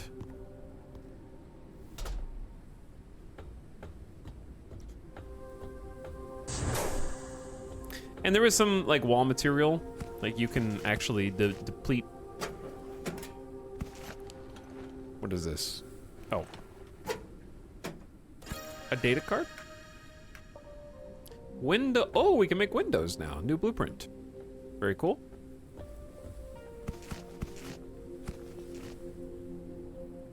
Calories level. Take poster, join Project Oxygen.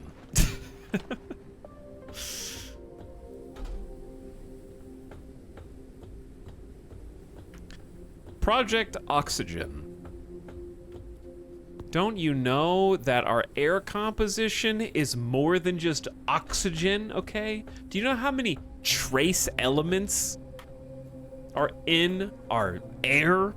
Do you know how many trace elements, Edward Elric, Caution. A storm is coming. make up our air?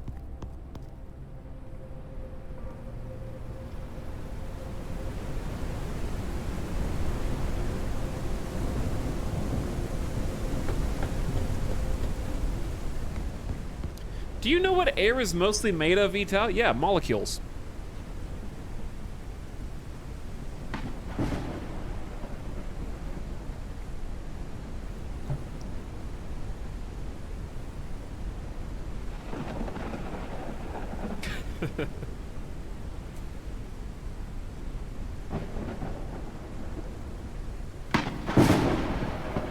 Okay, we gotta tone down every game that has storms. Okay, I have turned the volume down to 40%, and that's how loud the lightning is. I was at 26 volume, and I'm at 8 volume now, so I actually went down 66%. Thunderstorms in video games are like action scenes in movies. You gotta have your... One hand has your beverage that you're consuming, and the other hand has the volume remote. And every time I'm watching a movie, it's just like, oh, they're talking. Up, up, up, up, up, up. Okay, I can anticipate an action scene coming right now. Down, down, down, down, down, down, down. And like I just hold the volume remote throughout the entire viewing experience for TVs and movies now. I am the designated remote holder. Because I refuse to, like... You can't do one consistent audio level.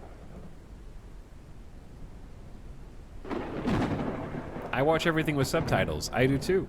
That doesn't... What does that change? Just because you watch something with subtitles doesn't mean you have to watch it on mute. I still want to like hear what they're saying, even though it's on the screen.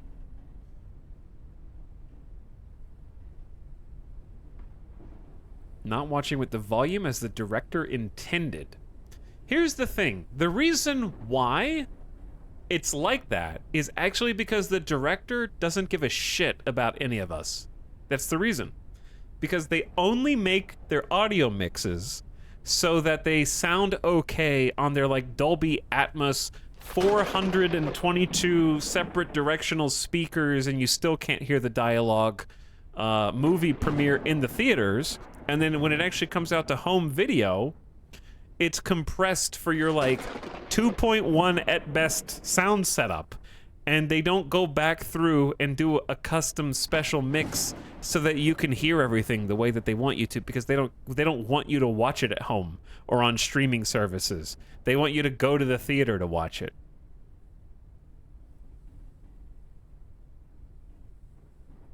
I'm not making this up, by the way. This is actually why they do the sound mix for the specific theaters that they are partnered with, and then when it comes to home video, they don't touch it. They don't adjust it for you to watch on your TV. So that's why the dynamic range is so insane.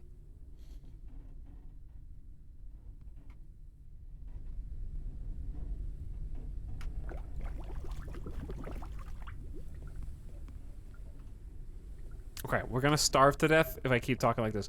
We got the battery. I kind of wish these had like a little checkbox if you've already been to them, or like you could mark it or something. We could go to the exclamation points, or we could go to the other wind farm. These are like islands and raft. We're almost out of fuel, aren't we? Hold on. Ship was damaged. How? It was like a 5-foot descent. I don't understand how we even accelerated that much to damage the ship. Also, I had to turn the volume down to 4 for that thunderstorm. Now I'm turning it back up to 28, okay? 7 times volume adjustment there. Let's put the poster up.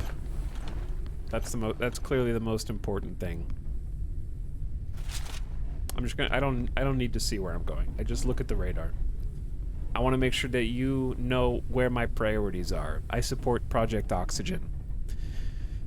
Okay, can we make some more fuel?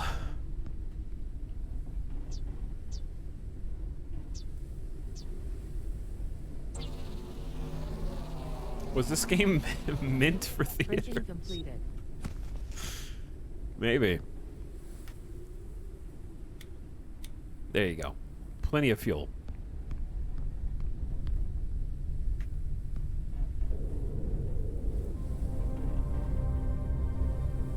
Okay, this is actually this is making me stressed, and it's not really worth the joke. Let's head straight for the question mark.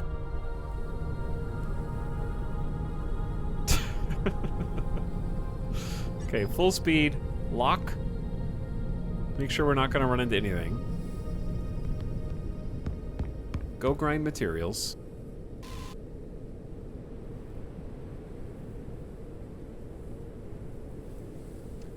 I need metal.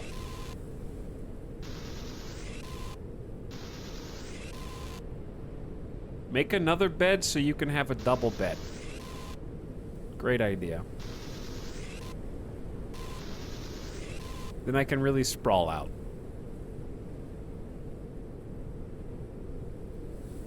You can put the poster down. I did put the poster down.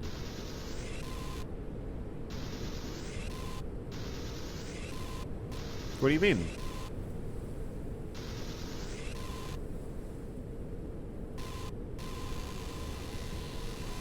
I know you're gonna get closer. There you go. All right, we actually might have, hang on. Are we getting close? Oh. Maybe turn off the speed lock now. So you're telling me that you can take damage from landing too hard, but if you accidentally drive your blimp into a skyscraper... I need to be careful what I say next. If you bump into a structure going 15 kilometers per hour, no damage.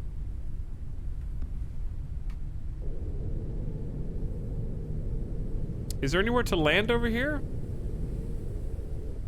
Okay, yeah, okay, I'm taking this down. Put this over here.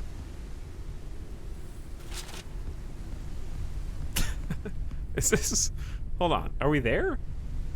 No, there's just a random building in the way.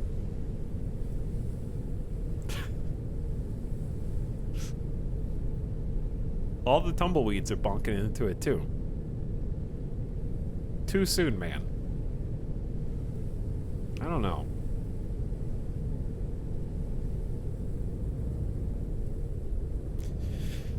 I don't know if it is.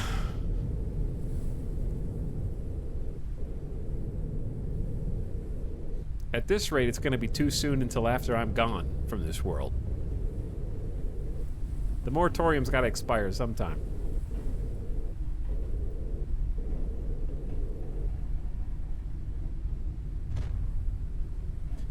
Okay.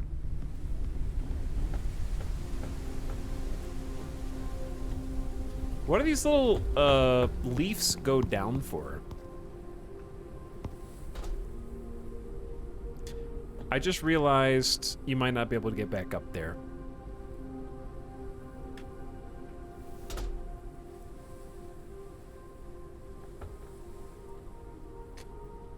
I may have accidentally switched to the other popular Twitch game that's been going around.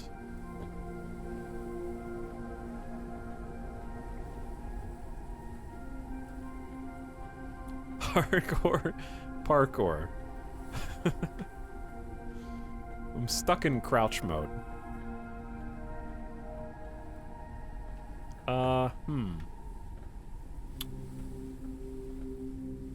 What do? How did I even get down here, dude? I like this guessing game of what is solid and what is not. Will you tell use unstuck? Oh, there is an unstuck. Hold on, can you just use unstuck every time you don't want to walk back to your ship? Or does it...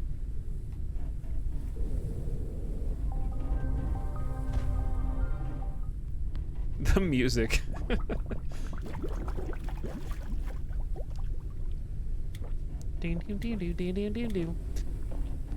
Give the hot food. Work smarter, not harder.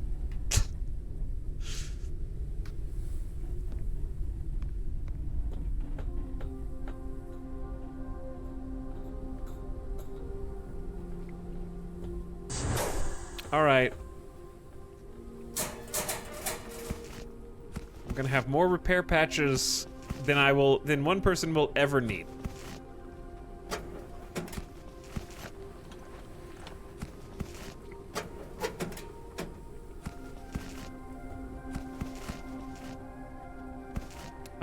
I don't know what all these things are for. We just can't leave anything. All right, let's go up and get the battery.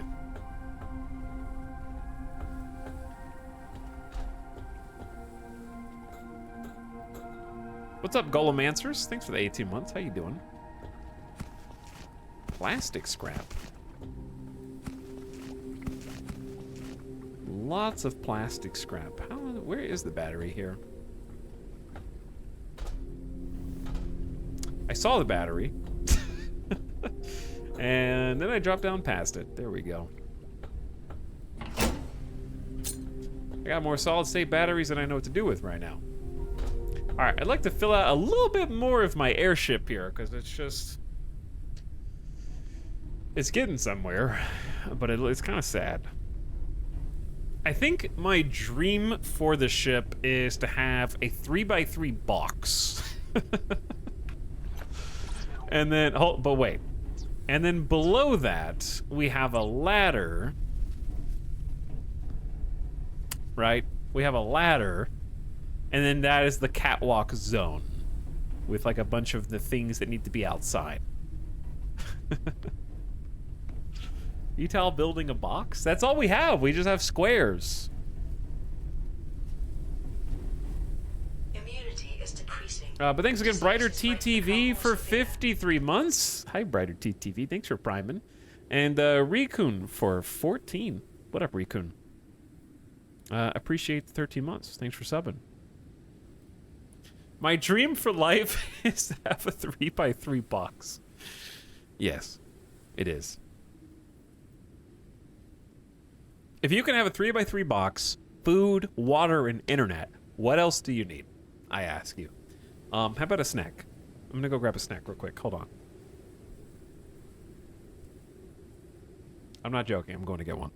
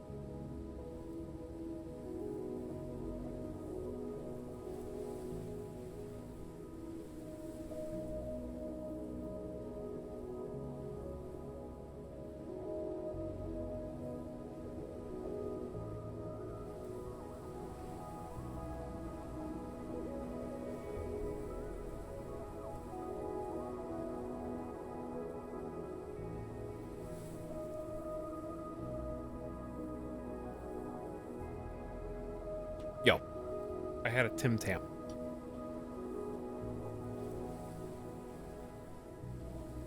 I eat those now.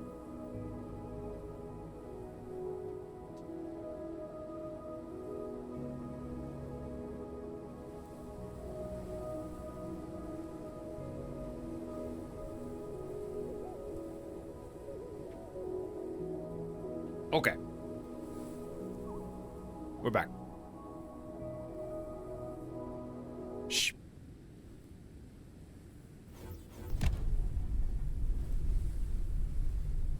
What was I doing? Building? Sure. We need glass. That's for a cockpit. We need plastic scrap for ladder rooms. This is actually perfect. What if I just take off? This is the takeoff song.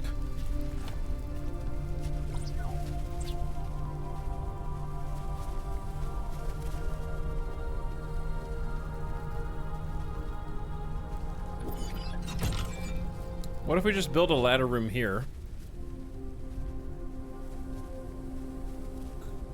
Ladders are kind of slow. This is a cool observation room, huh?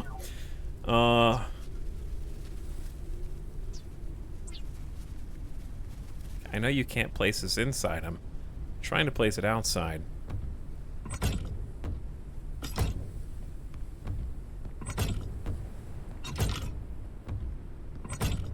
Goodbye, resources. Gone. That fast.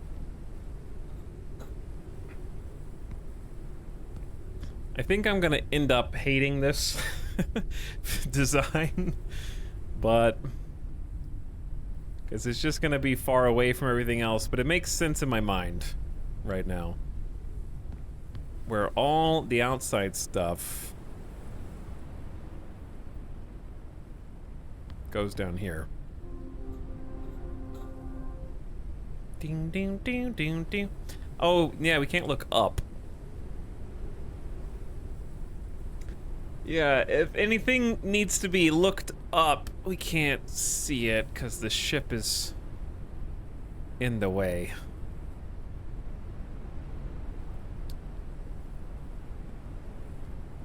Calories level is decreasing. What about now?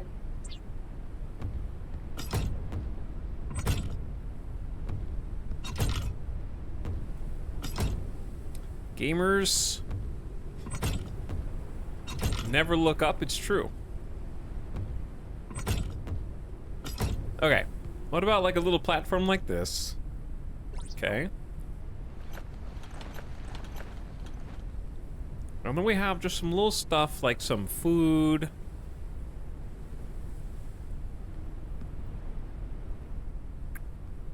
Hold on.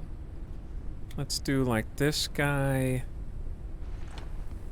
out here.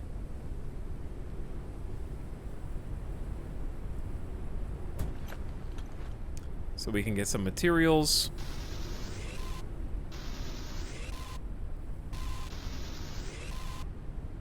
Mega airship? We actually probably can do the airship upgrade to make it like a larger balloon soon.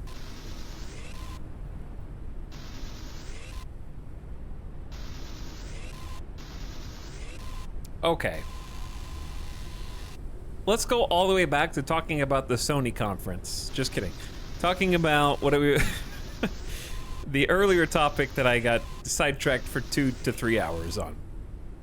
Chat, what are some ideas for prizes that you think are doable for the community Diablo 4 Season 1 competition? Where I'm already planning on having at least 12-month gift subs for like the top 2, maybe? I don't know, I'm just spitballing right now, but I was thinking like 12-month gift subs, 6-month gift subs, and 3-month gift subs for like the top 6 or something like that. So like two places per prize instead of a top 3. What are any other things that I could do besides that? Those sticky hands from Chuck E. Cheese.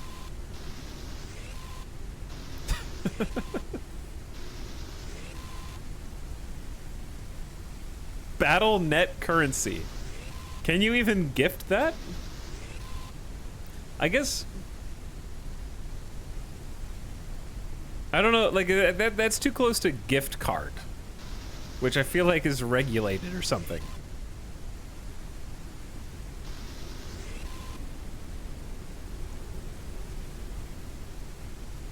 Discord server related stuff, can you boost or nitro or something like that?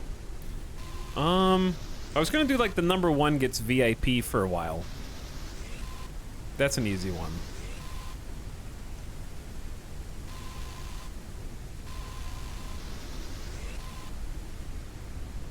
I wish you could do bursts of channel points. That would actually be awesome.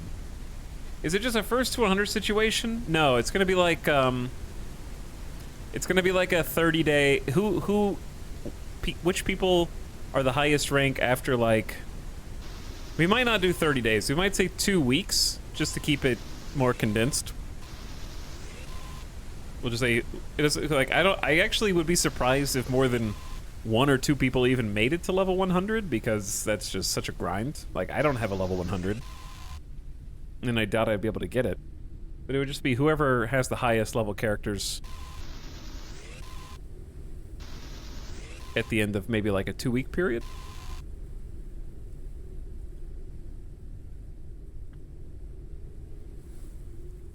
Maybe some other incentives for people who can't spend all day gaming. Well, it's a competition though.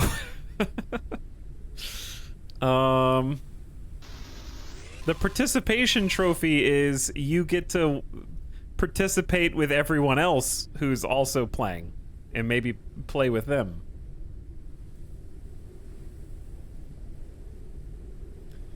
Winner picks the stream game for a day at your the Steam game or the stream game?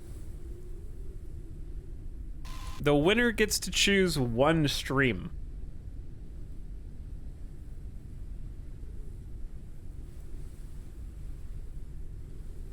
Maybe something that might be a good idea.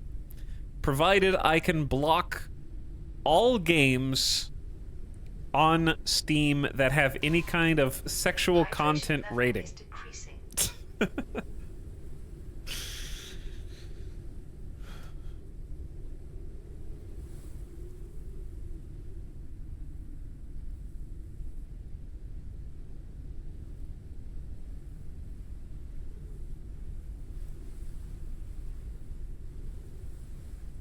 All-day stream of Desert Bus. I wouldn't be the first one. Perks to pick character name appearance in future games on stream.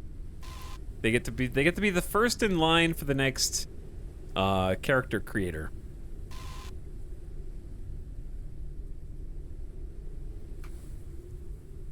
Is there no auto catcher or looter? We probably just haven't gotten that far.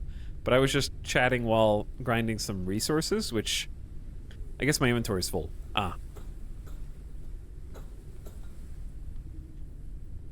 I'm just trying to kind of like flesh out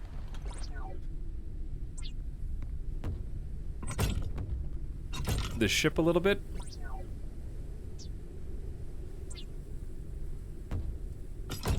With like a wall there. And then if we go up, maybe some more rooms. What did I say I wanted? I said I wanted a 3x3. I'll settle for not a 3x3, but honestly, something like this is probably totally fine for now. Like I don't think we need to get more complicated than this. I don't know if I like the big ladder in the middle of the floor. Just don't walk into it. It's fine.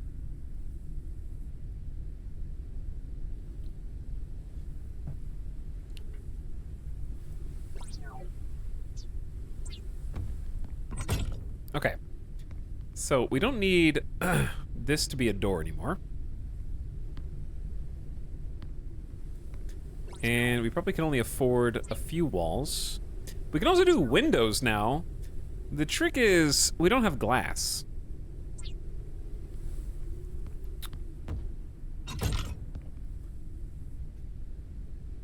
The blocked by equipment is unfortunate.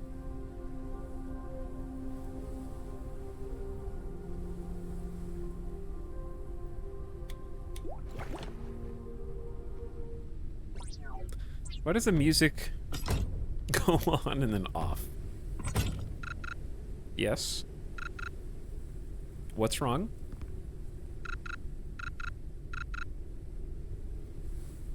I have enough materials. Oh, it's out of power. Oh, it's out of power. What about that battery charger?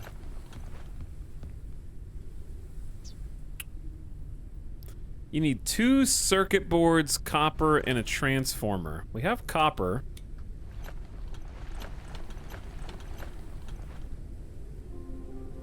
Why does the music start and stop randomly? It's gone. Ladder music. Cannot place inside. That's because I have the wrong unit. I'm trying to do this.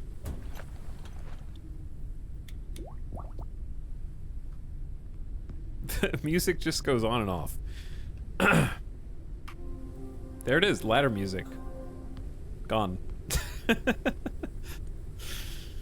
Okay. I don't know. Not sure, actually. It's funny, though. Alright, food. We'll Food catcher, bug catcher, right there. Water catcher there. We do not have an insect lure crafted, and I'm gonna run out of food and water again soon. I'm just trying to organize my ship, okay? The ship design is my favorite thing in any survival crafter game, so I'm gonna spend a little bit more time working on it, you know? Got a little bed chamber over to the side. We got research, storage, crafting, bed, right? Getting organized. And food. As close to the bed as possible. So let's do, that first. He's still in the ship creator. Immunity is decreasing. Vulnerability to viruses rises. You'll be fine. Don't worry about it. Hello, Ghost of Aubrey Plaza. Thanks for over 2 years, 28 months. Appreciate the sub. Welcome to the airship building stream.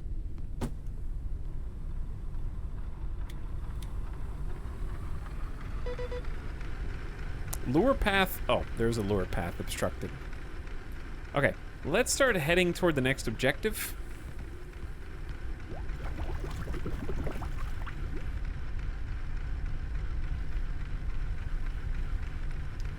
I'm just gonna go towards an exclamation point. Let's get some air. Lock in the speed. Should be able to clear all those buildings. Risk of starvation.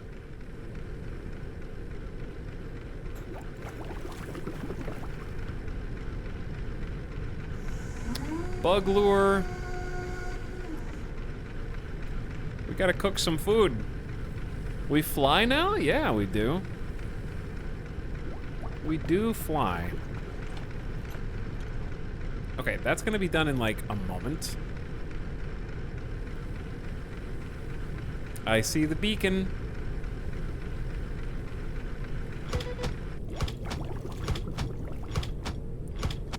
It's a very suggestive movement. Okay, food has been provided. We have one whole moth, which I will now boil.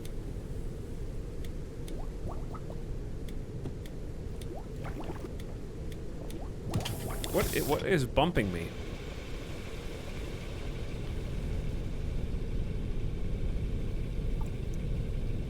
.3.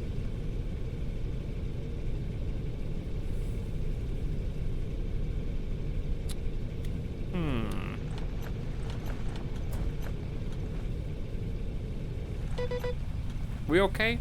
Fuel depleted in the engine.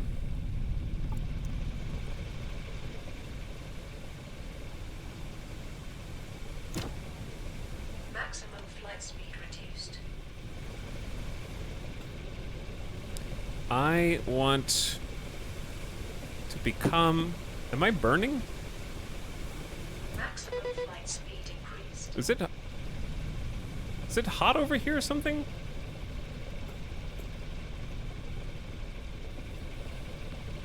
Are we in like the wrong zone?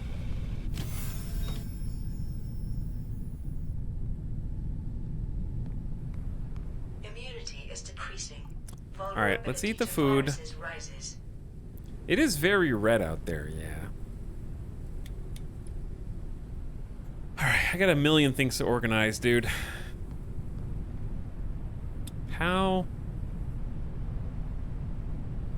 Is this backwards? Yeah. Okay. This is backwards. There we go. That's why I couldn't access it. I got another idea. We're gonna take the water purifier and move it down there too. That way this can all happen at the same time. There we go. Dirty water purified. We got some space down below if you want to put something else on the wall. Pew. Now what?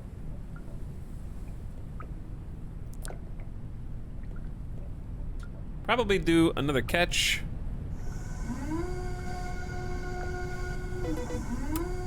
Lure path is obstructed.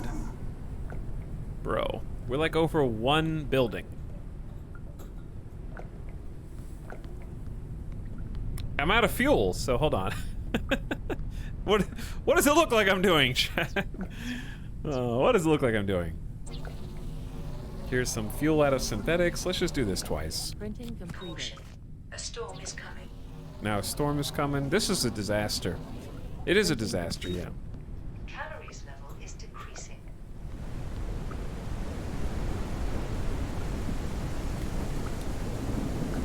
There we go. Prepare for lightning sounds. Volume down.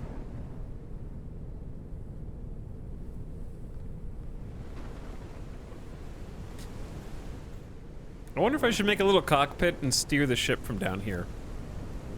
That actually might be a pretty smart idea. Bunkas.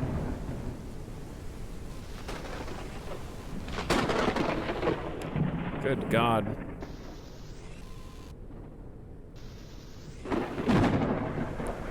It's so loud.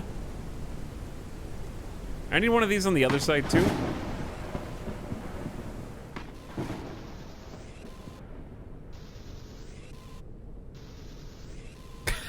Hello there. Nice particles. This is like exclusively synthetics. I see one metal, two metal, three metal. All right, the lightning and the thunder is done. Big building. Violently shaking. Are we bonking into stuff? Probably fine. Oh, you can get metal from all these buildings, huh? That's like 10 apiece. All right, let's slow down here.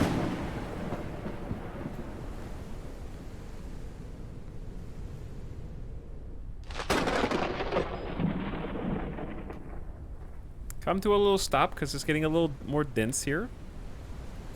We need to put it in park. Lure is in use, it just hasn't caught anything yet. I think this is the longest I've seen. Maybe it's RNG. I don't know.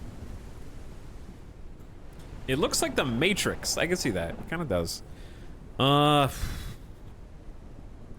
if we need a tool charger, that's going to require basic materials that we don't yet know how to make, such as a transformer.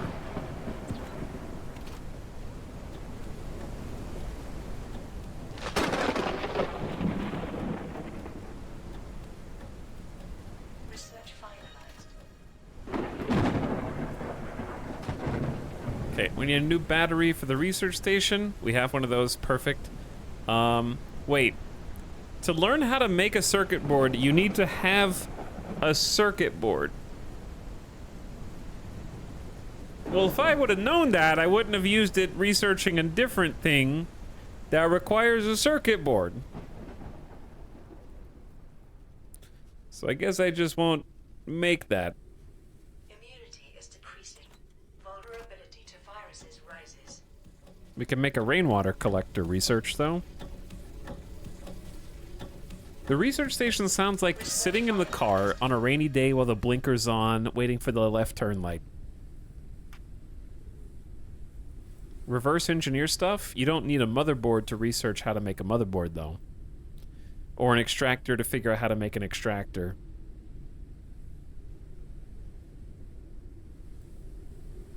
But you do need machine parts to learn how to make machine parts. If a circuit board is needed for a circuit board, then how did humanity invent a circuit board? Research finalized. That's a great question.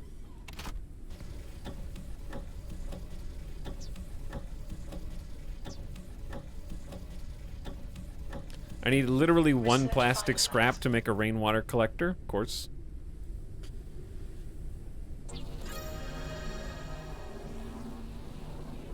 Printing completed. I can make plastic scrap, though, probably out of synthetics.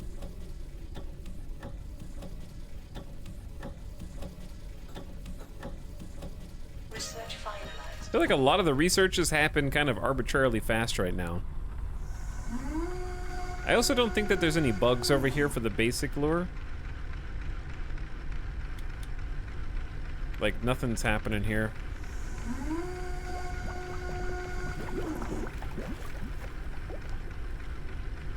Is this damaged? Yes.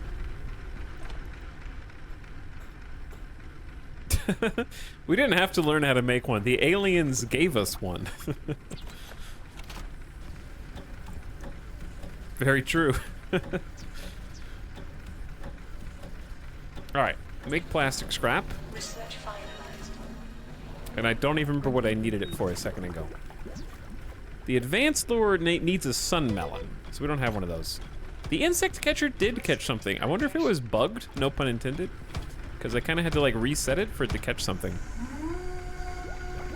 Or if it was just the worst RNG possible.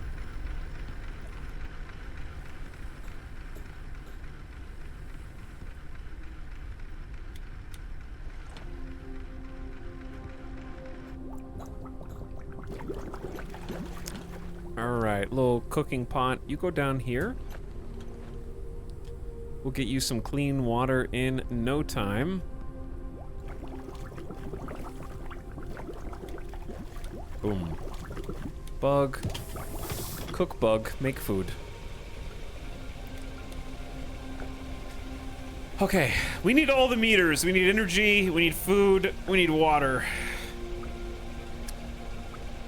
And my problem is I can't build any more of the ship because I need batteries. But to get batteries, I can't. I don't have the transformer that I need because I researched how to make transformers and wait, yeah, I can. Oh, never mind. I'm good.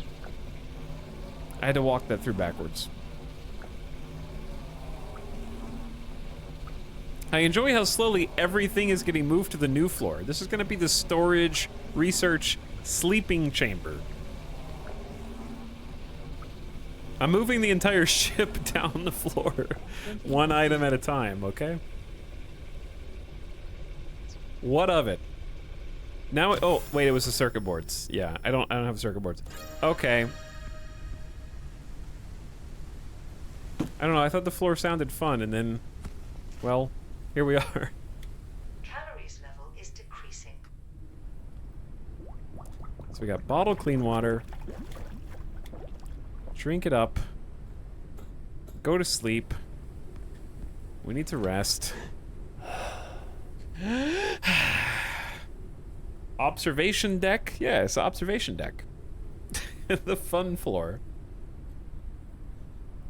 Waiting on this energy bar to go up while everything else drains. Okay. There is a wind farm close by. Maybe we should just head to that.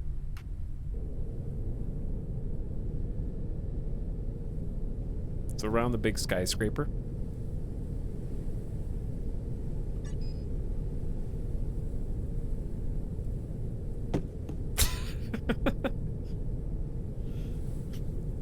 Bonk.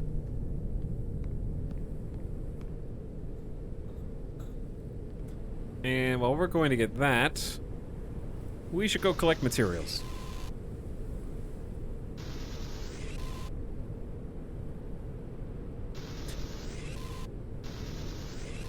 But yes, going back to the earlier conversation that we were having, now that I can kind of walk and talk a little bit better and kind of understand what we're...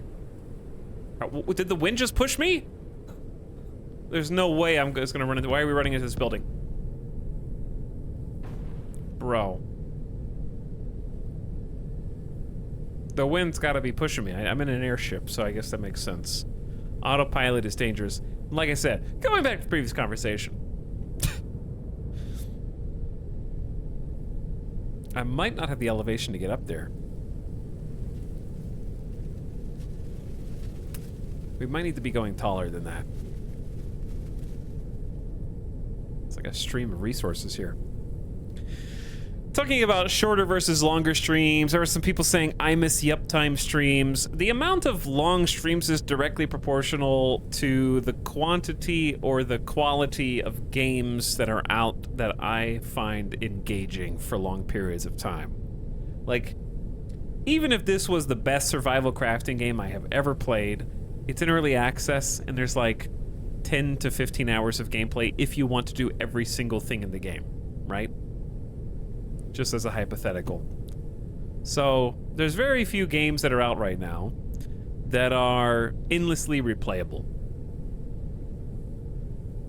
Now there's games out right now that are very long, like Final Fantasy 16 is a long 50 to 60 hour experience. We should probably think about crafting another turbine if possible. Plopping that on the other side. But the only games that have hundreds of hours of replayability are, at this point, old. I feel like it's been a while since a new game has entered the staple rotation, and some of the old staples have recently been they've entered soft retirement. Like, at the moment, there's too much stuff that frustrates me with Crusader Kings 3 to want to play brand new campaigns of it, for example. But that being said, we've had this conversation before. That's okay. I've already played it for hundreds of hours. I'm not gonna go leave a thumbs down review on Steam just because there's some things that annoy me now, right? I've had so much fun out of it that not every game, we don't have to weekend at Bernie's every single game that comes out and long after its expiration point keep propping it up and trying to like squeeze it like for every ounce of its content until it's dead and we hate it. All right, I don't believe in that. All right, where's this turbine gonna go?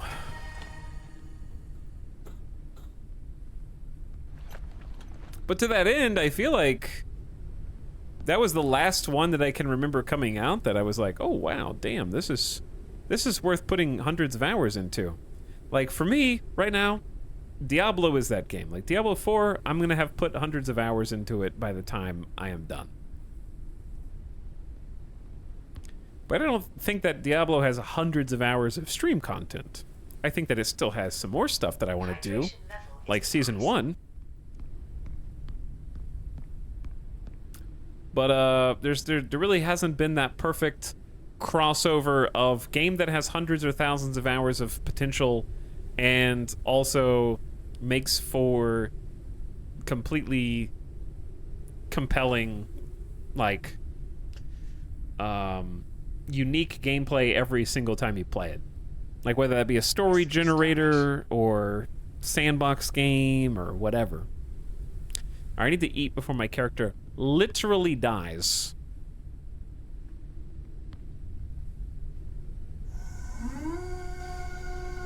Which is easier to do than you might think here. Which means I also need probably a condenser membrane for water. Unless did we not drink it all? I have some clean water. Still a good idea.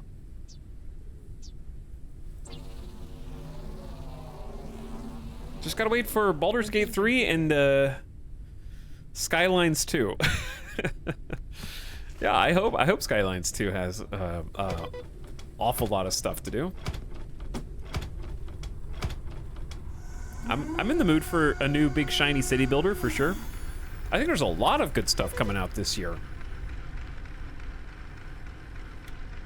The trick is the majority of it isn't until August or beyond.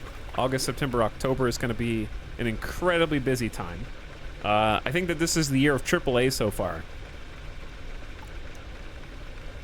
Some years are the year of the indie. This is definitely the AAA year.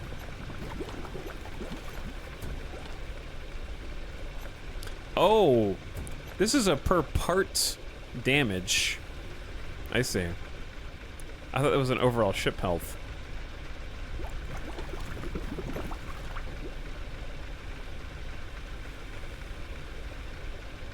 But yeah, between, like, I don't consider Baldur's Gate indie, but I also don't consider it AAA. It's got a large budget, so it's definitely, I would say, closer to AAA. It is expected to be a AAA experience, let's put it like that. AAA doesn't have to mean EA-size Omega publisher. But when you get... Oops.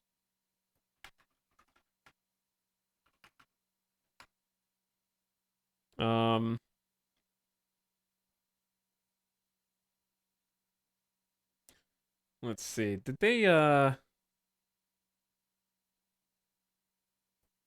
release any data on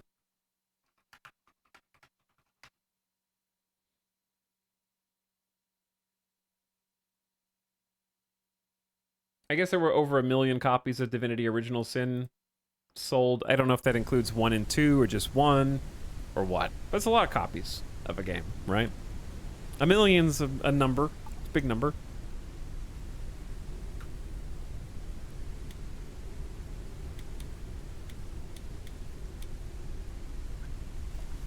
All right, food kind of taken care of, not perfect. We need another lure. Maybe put this fuel up. Running out of fuel too.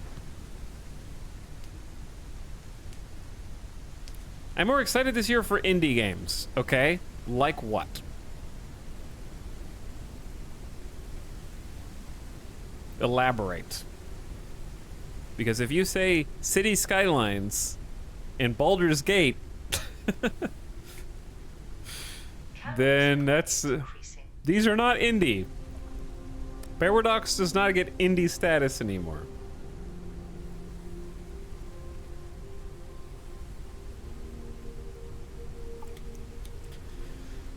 Okay, chat, think. Bottle the water. Purify the water. Make a lure. That's what you need to do. I can't wait for Homeworld 3. I mean, I hope it's going to be good. I just haven't been excited for a Homeworld game because the last couple were just kind of like they came and went. I thought. Not much fanfare. Oh, you're a fan of indie games? Name every indie game. Yes. If you can't name every indie game, then I don't want to hear it from you, frankly. Diseases might become more severe.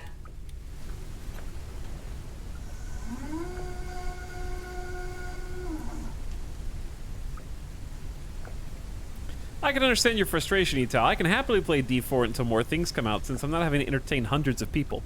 Well, that's the thing.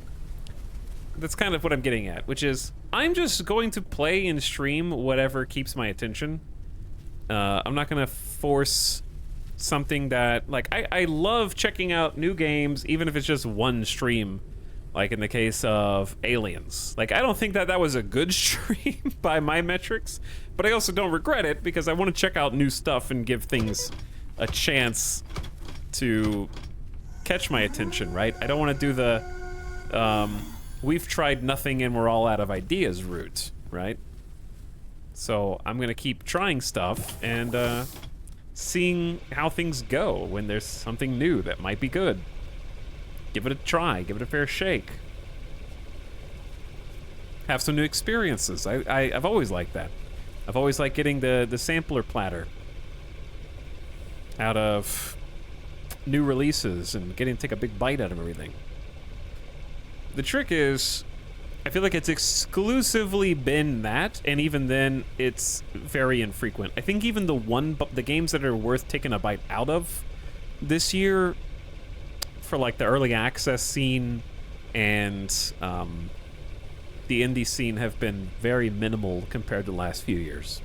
I think that this is one of the most dead sequences of time since pre-COVID. I would say pre-COVID. There's been a lot of big AAA I think this year has some of the biggest, best AAA releases that there have been since pre-COVID, conversely.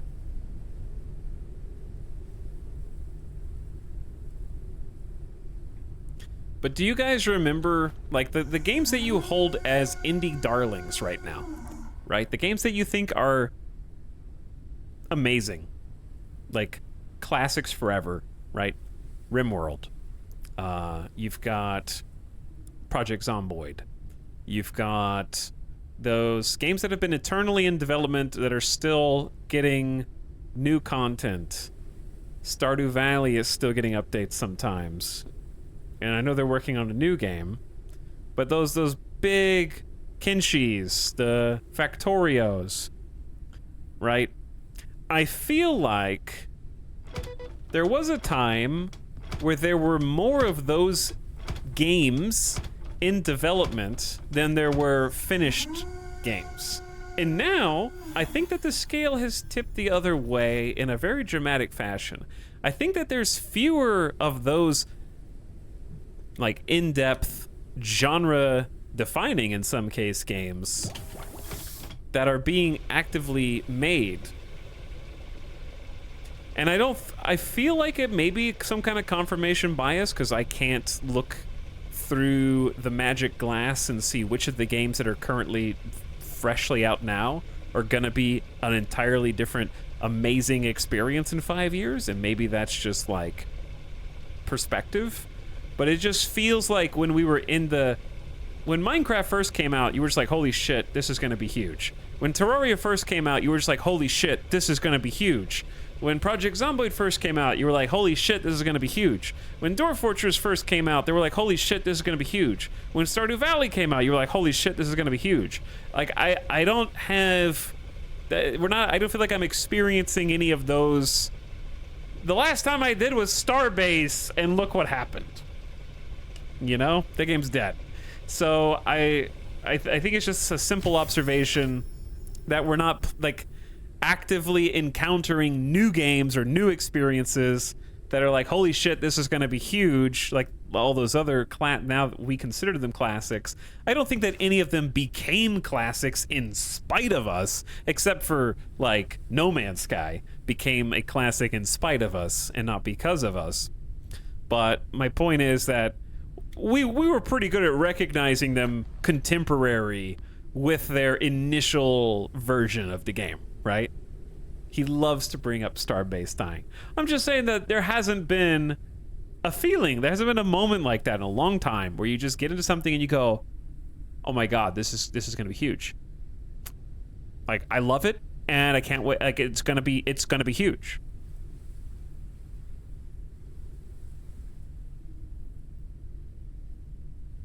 There was Vampire Survivors. Now half of indie games are like that. Vampire Survivors, first of all, is fantastic, and yes, there are lots of other games like it now. However, I don't think that was a case of, like, I wouldn't say that I had the same feeling when I first played Minecraft as Vampire Survivors, or something else that was just like... I played Vampire Survivors and I was like, this is a ton of fun. This is incredibly addicting, but I wasn't like... Vampire Survivors is one of the GOATs, and it's gonna have 10 years of content. Let's go, baby. Maybe that was just me. It was just like, oh, this is fun for like 5-10 hours. I don't feel like I saw Vampire Survivors as on the same scale as, like, all those other games.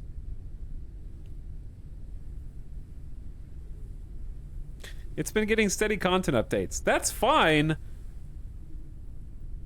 But I don't feel like there was a case of... I just feel like it's different, is all. I don't feel like it... I think it was just it was a done thing when it came out.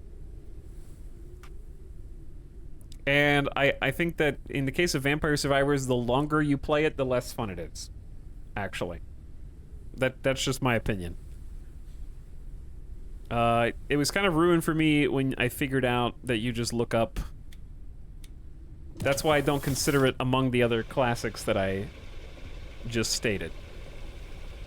Because it's... The more you know about how Vampire Survivors works, the less interesting it is, because you just be like, oh, I need these 2 combos of skills. And then these combos of skills. And so on. Immunity is decreasing. Diseases might become more severe. But I also didn't think it was incomplete when I first played it. I was like, I played it, I beat it. I was like, oh, that was a very fun experience that everyone should have. And then I'm done. It's over. I got what I wanted out of it in a short amount of time. I don't know that I would put Vampire Survivors on the same tier as Terraria.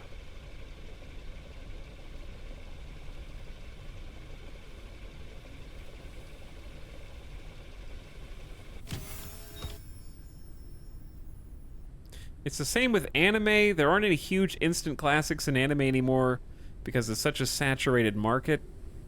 I don't know that I agree with that.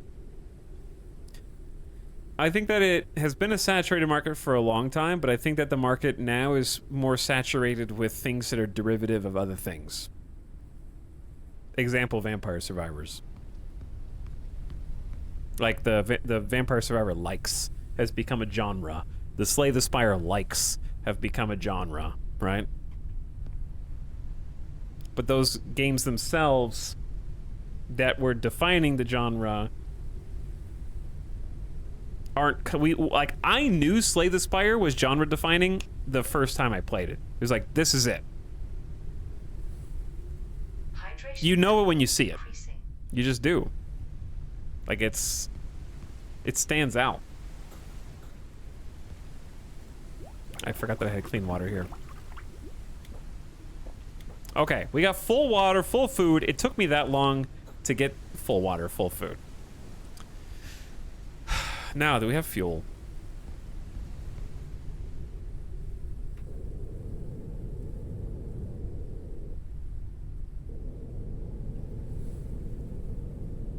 I don't know if we're gonna bonk into this.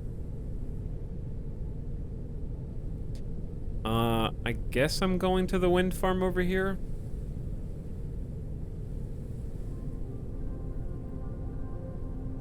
I think the problem is chasing the dragon of a new experience. I don't think that's the problem. I think the problem is for AAA, game development costs are ballooning with no sign of ever coming down, and it's because they're Hollywoodizing video games. Where things are too expensive to make, you can't afford to take risks. And for indies, they never could afford to take risks, right? Because you have to develop a game for years without making any money back. So that's why early access was born.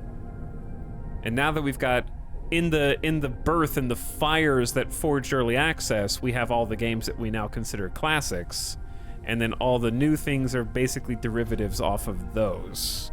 Because you can't design a game for free. You got to have some kind of assurance that you're doing something that people already like.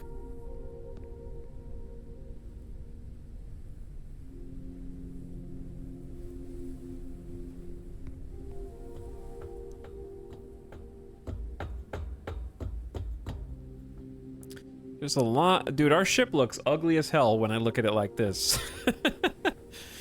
That's okay. It's ours. It's not ugly. That's our baby.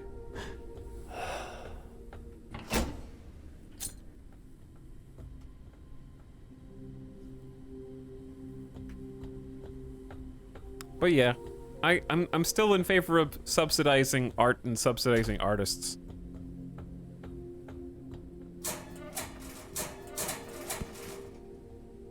We need to have like we need to have a lot of this stuff where people who are incredibly talented don't have to worry about paying their rent so that they can work on a game for 7 years without getting any payment for it, so that like millions of people can enjoy it.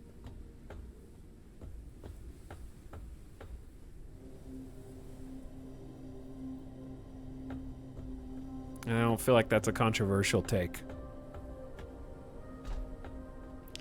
Like, if thousands of people, even thousands of people, even hundreds of people, but I'll say thousands of people,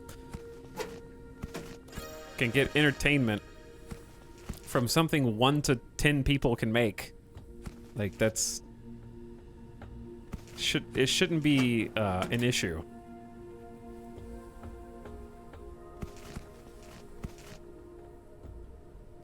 Example, Outer Wilds, right? That was a student project that some kids made in school as a tech demo, and I played it and made a YouTube video on it. When it first came out, I was like, "Oh, this is so good. I hope that they make this into a full game." And then they did. Like, they ended up, like, sometimes if you have people who are in school, or even if you're not in school, but you have some kind of like demo for something, many times you can still get that same feeling that I'm talking about, even from just like a small demonstration of what someone is capable of. Caution. A storm is coming. And like, I could tell from the beginning that they were very talented, because I loved the tech demo. I was like, I don't know if anything's gonna come out of this, because student games, you know, sometimes you just don't hang out with the same people once you graduate that you did when you were in school. So who knows? They might break up or whatever.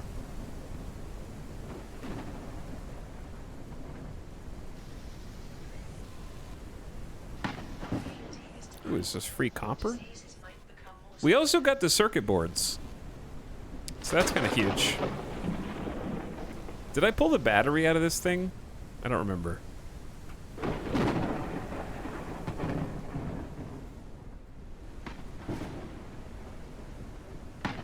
What? Dude, did I just get hit by lightning? My ship just get hit by freaking lightning, dude? I think it did.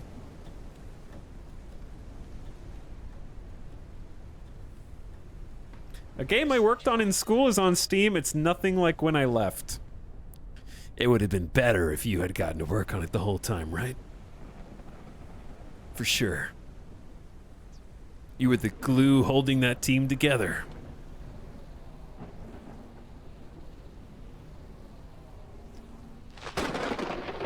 Alright, Storm, relax a little bit.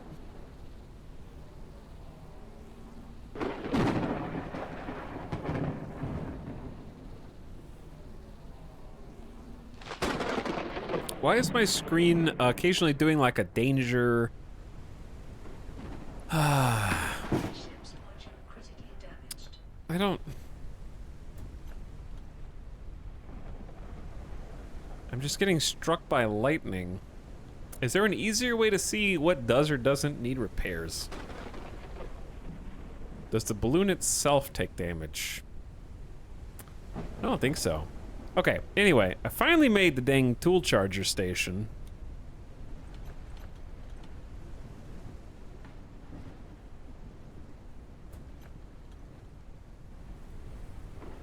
So that I can put the airship builder in. And a solid state battery to start charging. Fantastic. So I assume we can have multiples of those. Ita, would you still say the Steam Deck is worth it?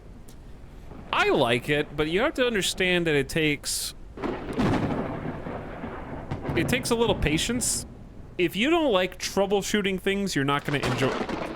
Good God, dude. I am on 2% volume right now.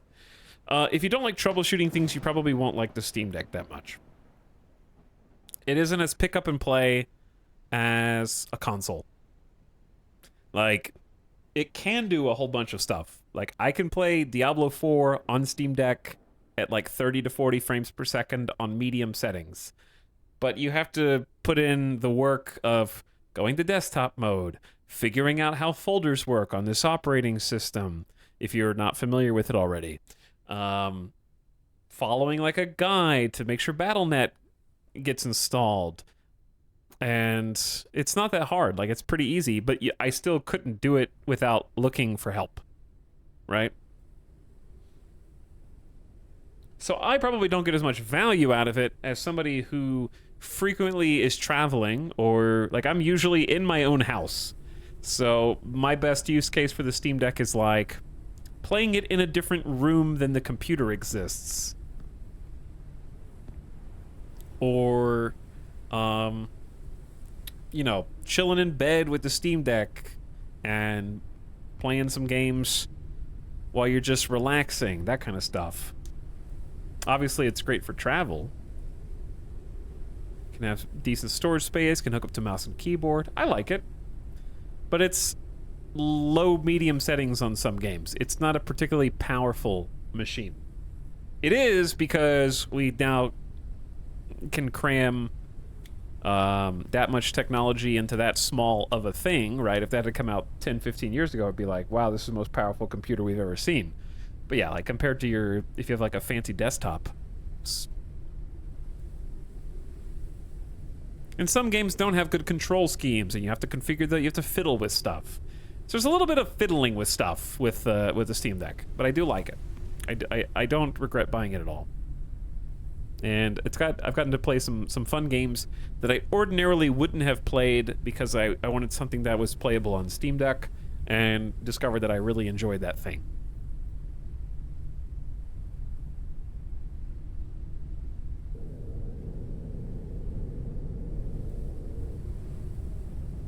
Oh wait, go back.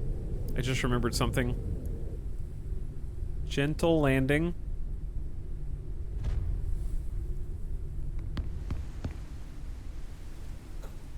I wanted to put the other turbine on.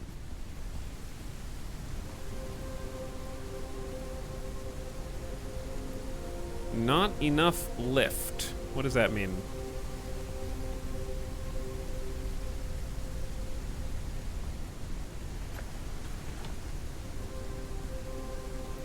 Use the airship builder. Maybe I need to expand the balloon?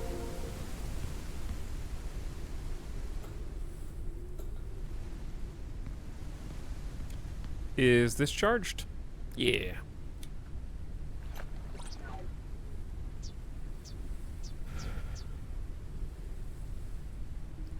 Okay, so if we go research, I need 1 helium.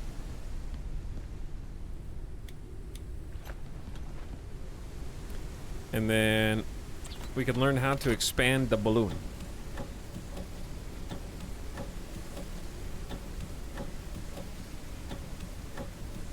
I think that's what it needs.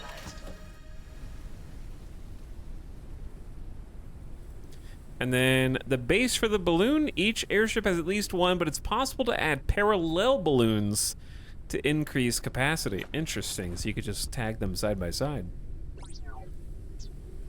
So this needs 4 helium, machine parts, and copper. We pretty much have all that stuff. That the ladder song.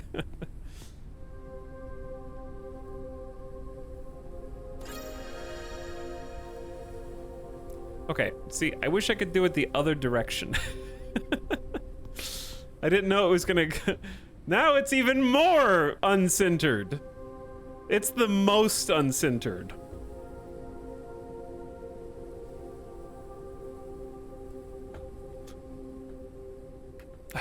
It's... like, this is far back, and then this is even farther back. Oh, man.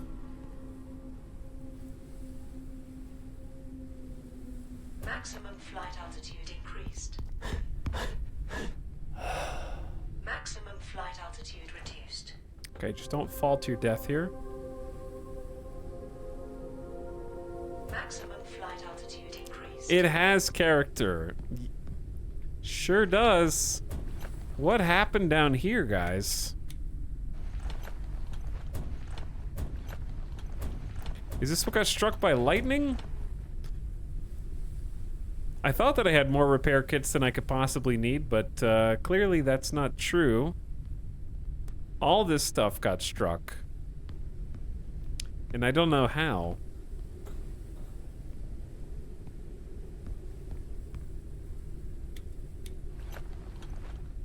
Okay, well, I got some more repair kits to burn through then.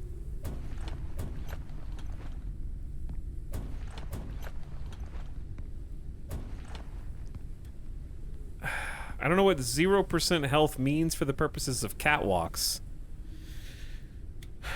But okay. So we got the balloon upgrade. We can go higher now. And we are gonna try going 1.8 kilometers to the next objective, or maybe to the question mark.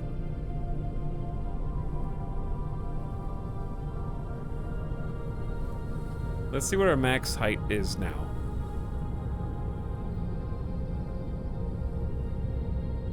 I think it was like 250 before, now it's 270.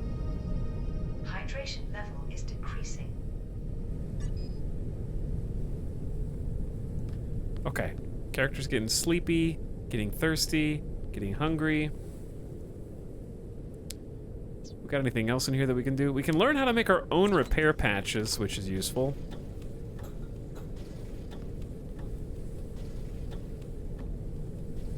So. Research finalized. Here's my question. Do we have the capa- We're out of fuel. Okay. My question is, do we have what it takes to make the rain catcher? Nope. We need metals.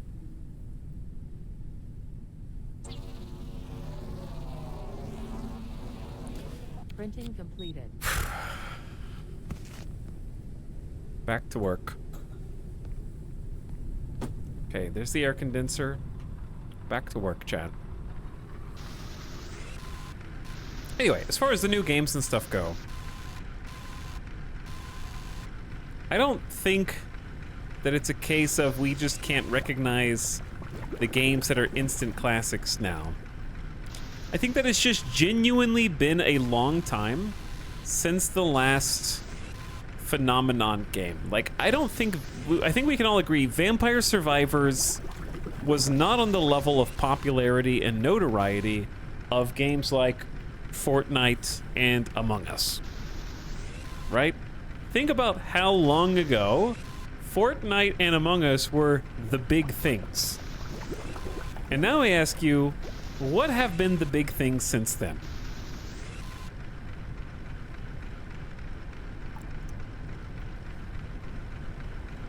Elden Ring was a moment. That's true, Elden Ring was a moment. That'd be like saying Zelda Tears of the Kingdom was a moment. They were games that were good. That's not the same thing as a global phenomenon, a household name. Do your parents know what Elden Ring is? No. But they know what Minecraft, Among Us, and Fortnite are, don't they?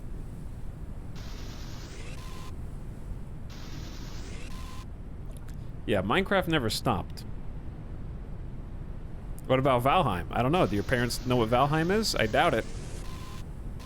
I know that's not the end-all be-all metric. You can destroy buildings by taking out the structural supports. That's hilarious. That's a cool detail. Do we want phenomenon games? It's just a unit of measurement. They're bookmarks. They're milestones. They're pages in the history book. They contextualize everything else going on in gaming sphere. They're metrics, reference points, etc.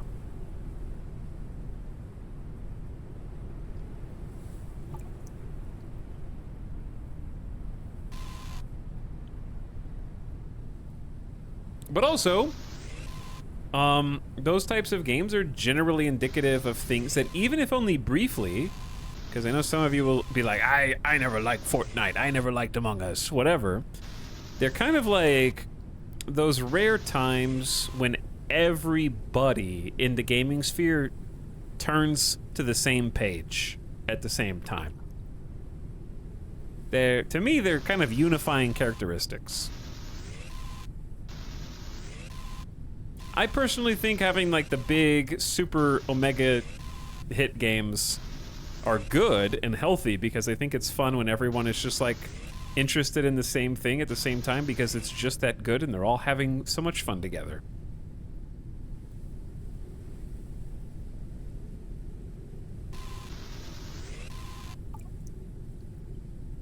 Stardew Valley was big, but that was also like 8 years ago.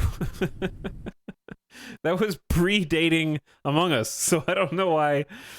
That was 2016, dude. Chat, what are the biggest games that have come out since Among Us and Fortnite? Chat, Stardew Valley.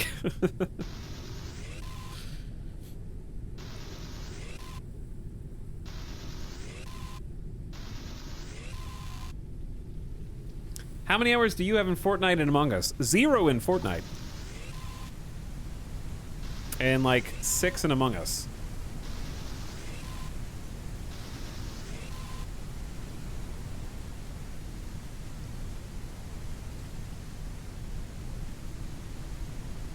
Fatigue. Fall Guys was a blip on the radar.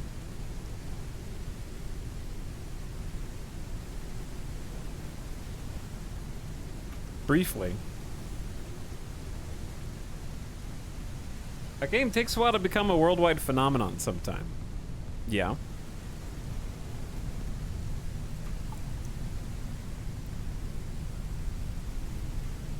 But it's 2023. You know what I'm saying?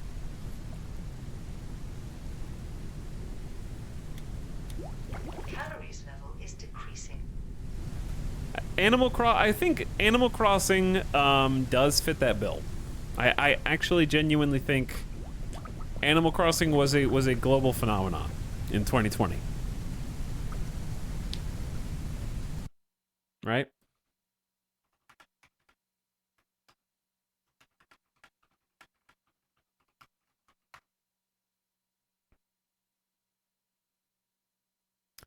It's crazy to me that Among Us was downloaded 324 million times by June 15th, 2021. But Among Us also hit peak popularity in August of 2020. Wait, really? Yeah. Yes. It was very accessible. Peak popularity of Fortnite. I mean, Fortnite still has supposedly more than 240 million active players between May and June of this year. That's insane. Let's see.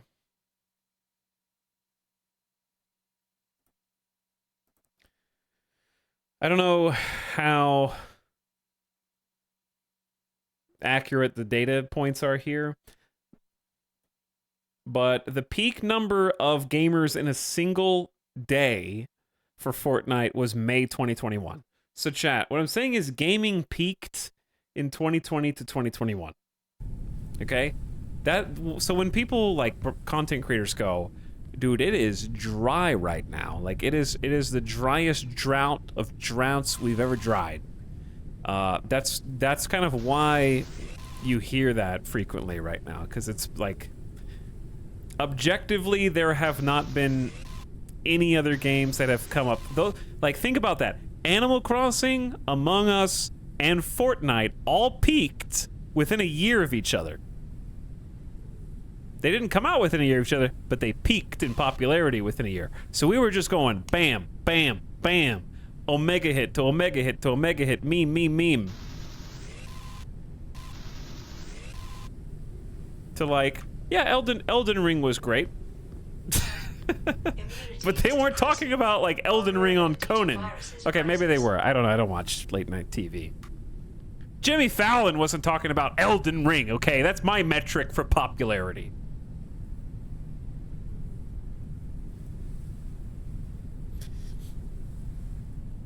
But the pandemic, we were all stuck inside. Okay, but do you think that those games would not have been popular without the pandemic? Considering they were already... Do you not think that they were already mega hits, but they just happened to peak during the pandemic? And that maybe the peak is just because everyone was inside, but not attributing that to their overall popularity. Like, I think it'd be very bold to say Fortnite wouldn't have been popular without the pandemic. I don't think those are related at all. I have to sleep.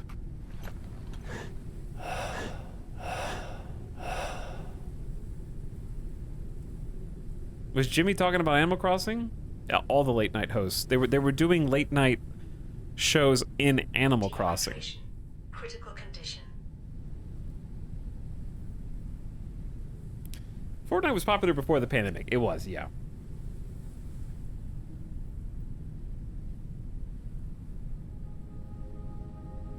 The thing is, most people talk about like that are more casual, friendly oriented. Well, yeah. The key to having a viral game is it needs to be playable on every device by every person. That's how you get people to play, right? You don't get to be that kind of hundreds of millions of download sensation by being extremely niche and difficult to figure out, right? But just because something is easy to pick up and play doesn't mean it's bad. Just because Minecraft is playable by hundreds of millions of people doesn't mean Minecraft sucks, right? So you can't really like generalize. Casual doesn't mean bad. I know that that's offensive to some people, but I'll stand by it. Casual does not mean bad.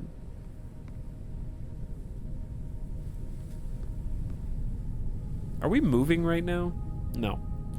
All right. I gathered a whole bunch of stuff. Good. Let's make this actually look like a thing. Where's doors? Doors need electric elements, huh? I can't give you that.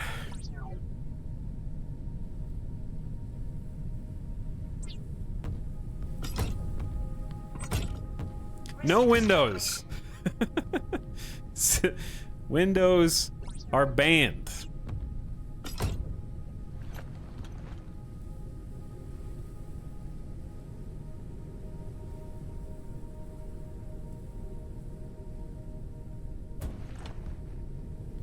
Immunity is decreasing.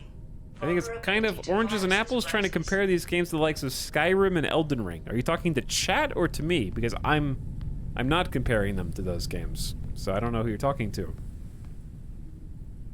My observation is that we had 3 games that peaked in global popularity within 1 year of each other, and it has been quiet as a mouse for over 2 years. So that's why people are feeling, especially content creators, are seeing a lot of fatigue in not wanting to play the same old games, the same old times, the same old ways, because it's...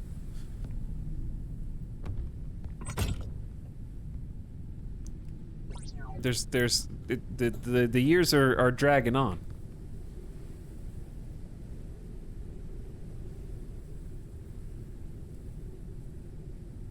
And as far as like the other stuff goes, dude, my mom plays video games. And she's bored. Okay? So I know it's not just me. She's like, I've pretty much done everything you can do in Animal Crossing. Like, I've done everything. I was like, okay. I introduced her to Stardew Valley. And she's played the heck out of Stardew Valley. And she's like, I've pretty much done everything you can do in Stardew Valley. And it's like, okay, I've run out of like instant classic games that are within this genre, and I'm cherry picking an example here, but you understand I'm gonna die of I forgot this game insta kills you. So you're bored with D4? No, I'm not bored of D4. I'm still enjoying D4 a lot, and I'm planning on streaming it more once the season comes out. That's not the point I'm trying to make. Oh, I forgot that we have this food. Good. I'm saying for like streams and YouTube, that is a dry well. Streams and YouTube video games are a dry well. For fun, there's a ton of stuff to do. Like you can spend a long time in Tears of the Kingdom. You mentioned Elden Ring last year. That was like, a lot of people had fun making some content on that. But the games that people are having the most fun with and the most fun making content right now have credits and they end. Do you see what I'm trying to say? Your idea of the best games ever for the last few years end. And a lot of the best game evers from like pre-2021 and before didn't have defined ending points. Like, you could play Fortnite indefinitely. You can play Among Us indefinitely. You could play... I mean, Animal Crossing does have credits. But Streamer, what about Genshin Impact? All of the games that don't have ends, that are like those sandboxy, endlessly replayables, are the ones that I feel like aren't getting made anymore from scratch. Like, they're not getting made new. There's a bunch of them that are still in development and being worked on, like your Dwarf Fortresses and your Zomboids and your Rimworlds, right? With a content drip. But there's not really anything new in that, like, there's not credits. I know that there's technically credits in Rimworld, but you understand my point. They're like, the best games right now, on the whole, as far as critics and fans are concerned, are story campaigns, where you just need to experience it maybe one time. So you can make content on it, like you can stream Elden Ring, and it can be, or make videos on Elden Ring, and it can be a fantastic experience for everyone involved, and then it's over. Which is fine as well, but for perpetual content, you need to have perpetual games. I wish 7 Days to Die would be worked on harder. Come on, developer, go faster. Didn't they just have like a huge content update? Was it not that huge? I thought it was like a big content update.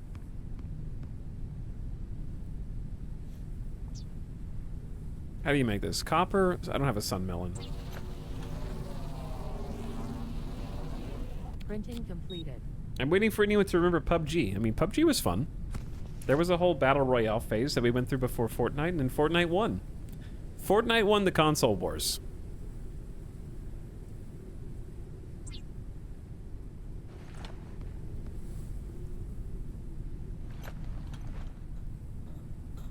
The PUBG is still incredibly popular on mobile in China. Okay, insect lure.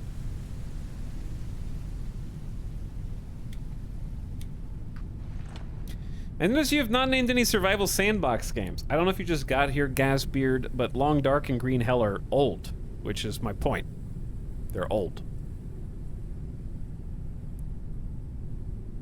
I made YouTube videos on the Long Dark in like 2013. I hate that you're right. About what? Everything, Volpsune? Old bad. It's not old bad. Old is just done.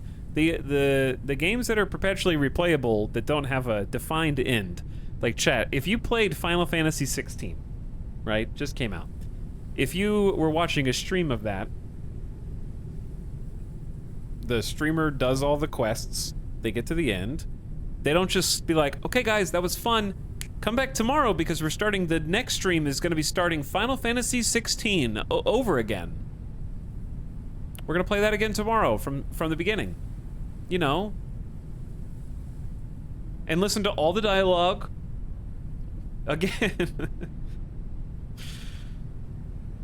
Right? You're done and you move on. So all the games that you're talking about, like Long Dark and Green Hell, that don't have defined ends, even though they do, like Long Dark has a campaign that you can finish, right? Green Hell has a campaign that you can finish. The Forest has a campaign that you can finish. You can still get more time out of them because you can do things differently. But they're not endlessly replayable, and also we've had plenty of time to endlessly replay them before now. I also just completely anecdotally and separately, I don't really like The Long Dark anymore. I thought that it was very awkward to play even when it came out, and I don't think it's aged very well. But that's just a completely separate opinion.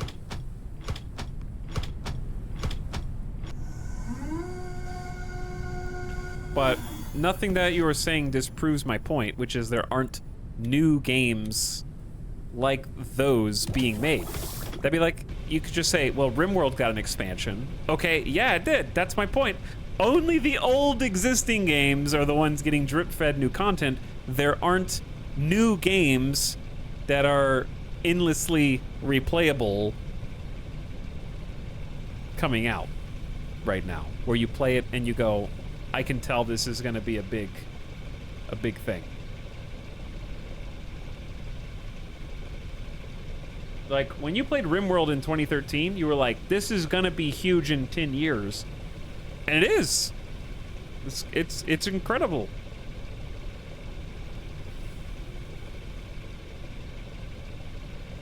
When does Baldur's Gate 3 come out? Baldur's Gate 3 comes out, like, late August? Gonna be another game that you play through once, and it's gonna be fantastic. Starfield might be like that if all goes well. Starfield will be like, you play through that once, and it was fantastic, and then you wait for people to make mods. Which is kind of different.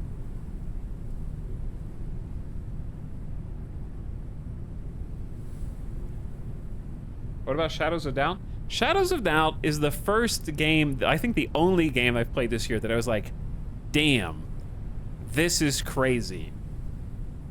Like, my only shadow of doubt for Shadows of Doubt is the fact that it's a very small development team, and they basically stated there's not much else they want to do with the game except polish it up.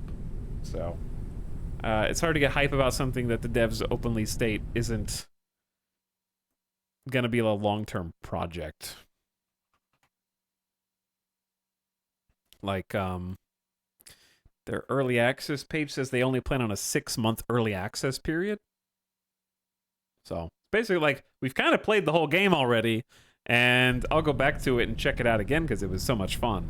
But definitely not an endlessly replayable game. City Skylines 2 has potential, I think. But it depends on a lot of factors. How much content there is. How different is it from City Skylines 1? I think that one is at least like... City Skylines 2 is a dart being thrown at the board. We'll see where it lands. But I think that's like the closest I can come up with, because City Skylines 1 was a phenomenon. But I would say that's the closest to what I'm describing. Like a new game, and even that's a sequel to an existing thing. But we'll count it. We'll count it. Well, if RimWorld is so endlessly replayable, why are you playing it right now? Because I'm waiting until it sounds fun again.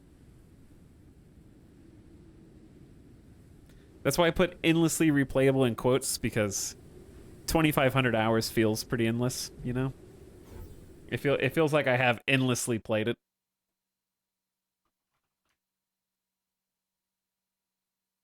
Sorry, 2,100 hours. I don't want to oversell. I had to look.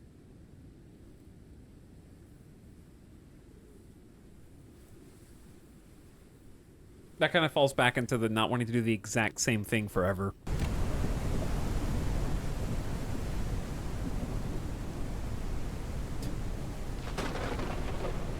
Hydration level is decreasing.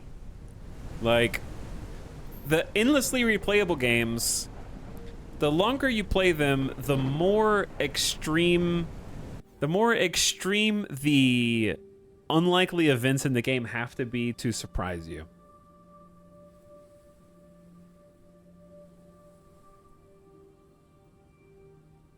This is the gift sub sound. Trial. And your choices are act surprised or solve the mathematical equation that is the game. right? Like, certain endless experiences, what I'm using loosely as an endless experience in that there is no predefined end. There is not a storyline in these games that you can say, I beat this game, done. I think RimWorld does a good job with its updates making the game fresh. I agree. I think the DLCs and the expansions have been amazing. But no matter how amazing they are, they're not ever going to be enough to like tip the scales in the way that a new game could. Right? What I mean is, we're just using RimWorld as an example. If an expansion comes out and it adds 15 to 20% new content, just making up numbers for example, we can all agree that any expansion that comes out isn't going to have as much content as the rest of the game. Right? So once you've experienced that new chunk of content and you've seen how it interacts with the existing game, you hit the same wall at the end. Because you know how to mathematically solve the rest of the game. So once you figure out how the new pieces fit into that equation, you solve it again. Whereas a new game, you don't even know what the equation is or the numbers, because you don't know where the walls are, you don't know where the boundary is.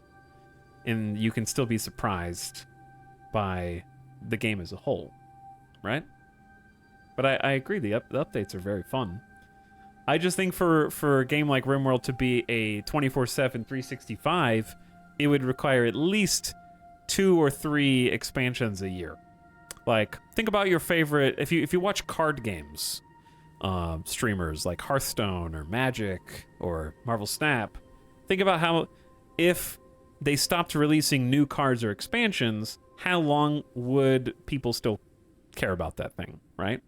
Like, in a card game, there's a million different permutations of every deck and every shuffle.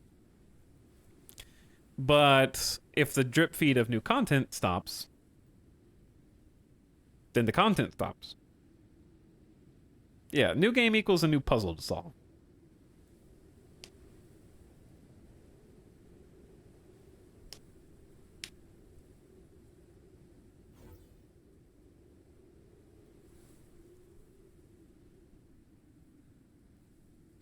You can tell how much of a game is interesting and talks by how long of a tangent he goes on. That's totally false.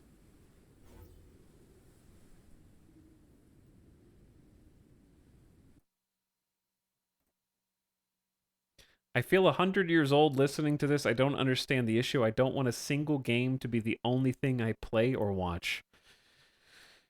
Yes, I know you don't understand the issue because you have not summarized it at all, actually.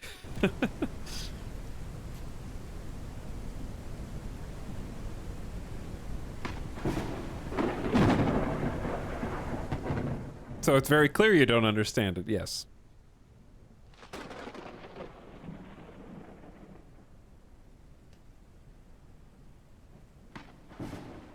But no one here is advocating. In fact, we're saying exactly what you're saying as I get struck by lightning again. Is there a way to stop getting struck by lightning? My entire point, in fact, was that there are no games that can be played exclusively forever. So I'm glad you joined the conversation.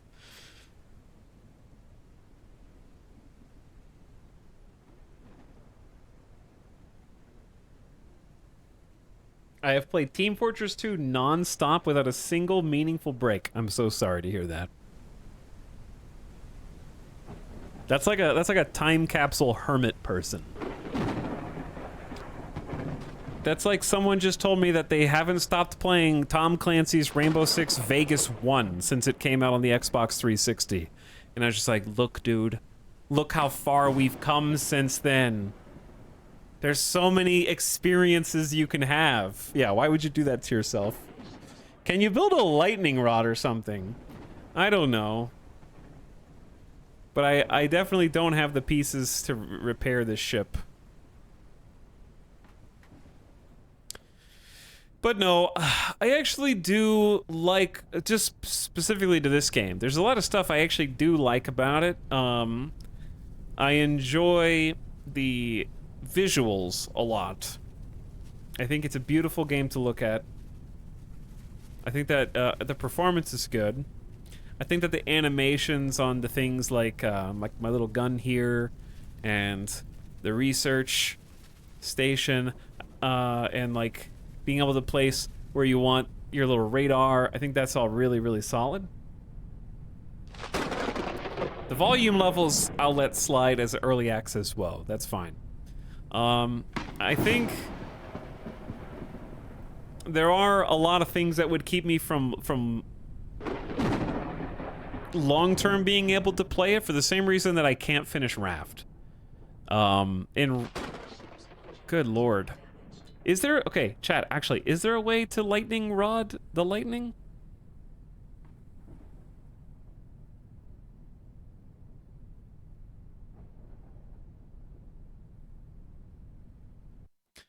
Anyway, I would say that the main thing is there's too much too fast in this. The reason why I kind of fell off of Raft is because it became micromanage hell. And there was too much busy work. And the busy work is good, but it kind of kept expanding without any... basically, Raft felt harder because I was playing in single player.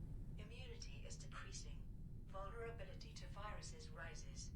So if you're playing in multiplayer, you have a whole bunch of different kind of avenues. Can these guys stop bonking my ship, please? I'm already getting banged up by lightning. If you're playing in multiplayer, like, divvying up tasks is so much easier in Raft. And I think it's overwhelming. I also built a massive ship. Which, you know, it is what it is. But it was actually, I think, pretty easy to maintain the actual size of the ship in Raft. It was mostly just like the food, water, animal, tree, plant, sprinkler, trash compactor, pick up all the stuff when you're sailing, management stuff, you know?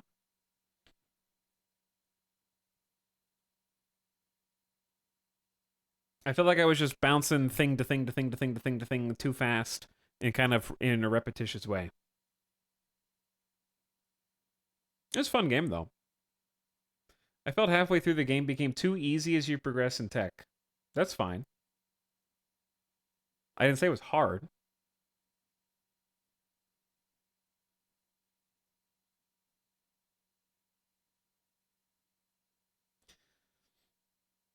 But I don't think that the tech necessarily made things more streamlined.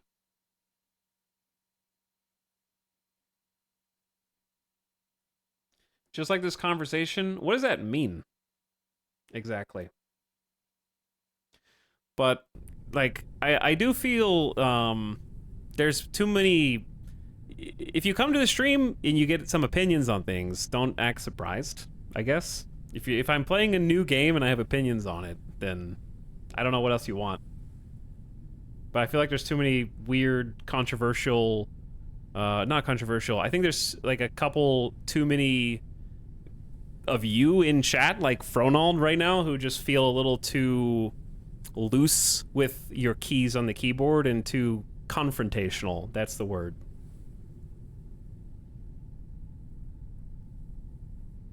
How dare you feel things? Yeah, I'd say, like, these weird cheap shots, like, Snap is making you moody, he's always moody, like... What I don't understand what that's supposed to mean. I don't know if you think it's, like, funny, but I actually just find it, like, deeply annoying.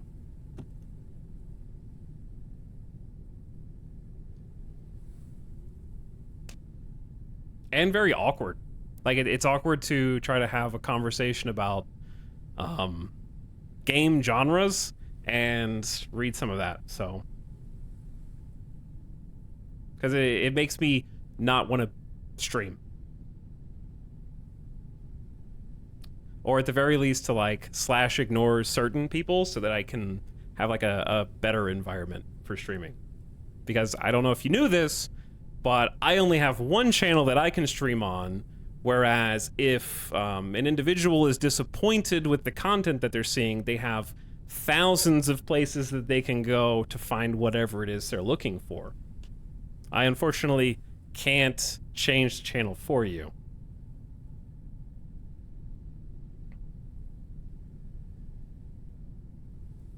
Not sure why people are feeling so strongly about this normal conversation. But yeah, it's just, I don't know, it's very awkward.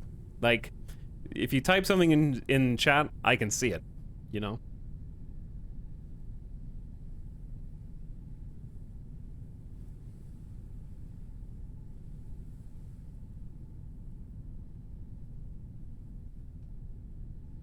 Sorry, boss, thanks for the feedback. I don't think you, have said anything today, little Bobby Tables. So, you'll rest assured you are in the clear. On June 21st, you said, "Oh, I missed the rant creator." You got here at a good time than today.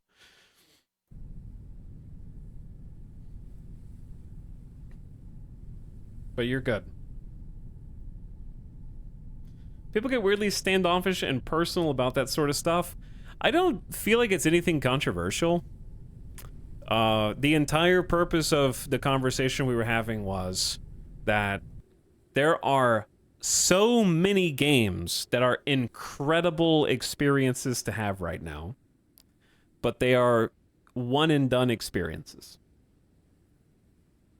And there is more of them than there have been in the last 5 years, I'd say. Like, the number of Elden Rings, Tears of the Kingdom, Final Fantasies is at an all-time high right now, and there are so many fantastic experiences.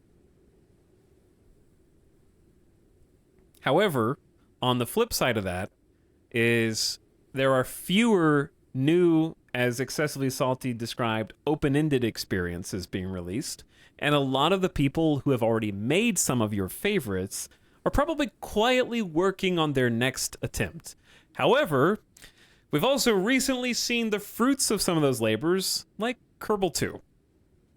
And so, until I start seeing some success stories of sophomore slumps, I'm going to reserve getting excited about Kenshi 2s or Kerbal 2s or whatever until they become something more than the Winds of Winter.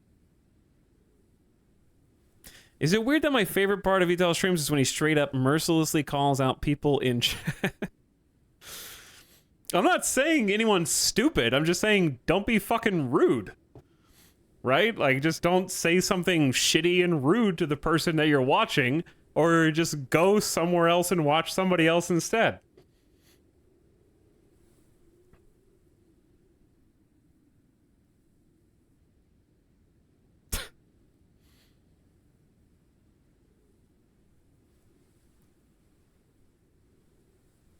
Cox is actively trying to take down the stream.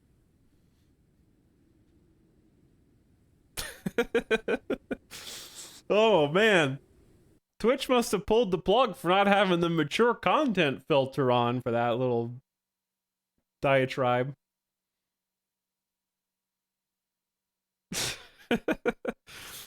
Etal, we missed the swear. Please do it again.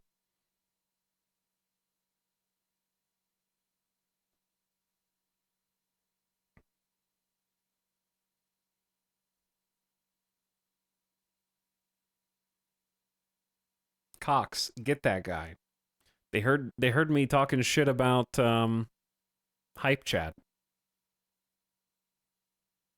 I really gotta try harder to get myself away from endless familiar games so I can get those amazing one-off experiences. Well, that's why I think I like the one-off experiences so much, is because they do have an endpoint.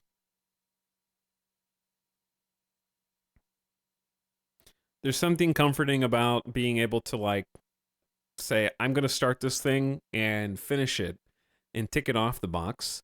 Instead, like, sometimes checkbox gaming is fun. And like I don't necessarily want an endless well of games that never end, but at the same time, those are the things that you can make the most content with because you can play them in a myriad of different ways, right? And that's also, I think, often the best viewer experience because it's natural for people who watch streams or watch YouTube videos to want to see, oh, this game can be played in so many different ways. I want to see how this person plays, and because I'm going to play it in a completely different way. Whereas the one and done one-off experiences typically have kind of a direct line. You go A, B, C, D, E, and then the credits roll, right?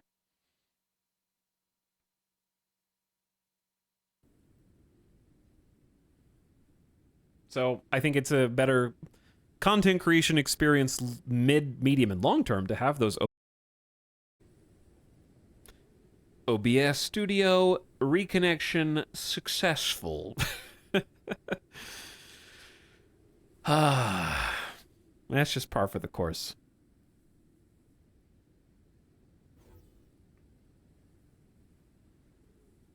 Getting this stream is slightly cursed.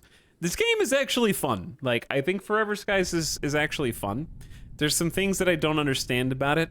I would say it's an early access kind of fun. I'm not saying we won't get disconnected again here in just a moment. There's definitely some stuff I would change. But I think that, like, the core, other than... I don't understand why stuff gets randomly struck by lightning frequently. I don't think that that's a fun gameplay mechanic. But I enjoy the idea of being like a sky captain airship man who goes around to different points, and I think that it's okay if your game is raft with a twist. There's only a few of those out there, so more kind of in that genre is good. The lightning is the shark, but I can't stab the lightning back with a spear, can I?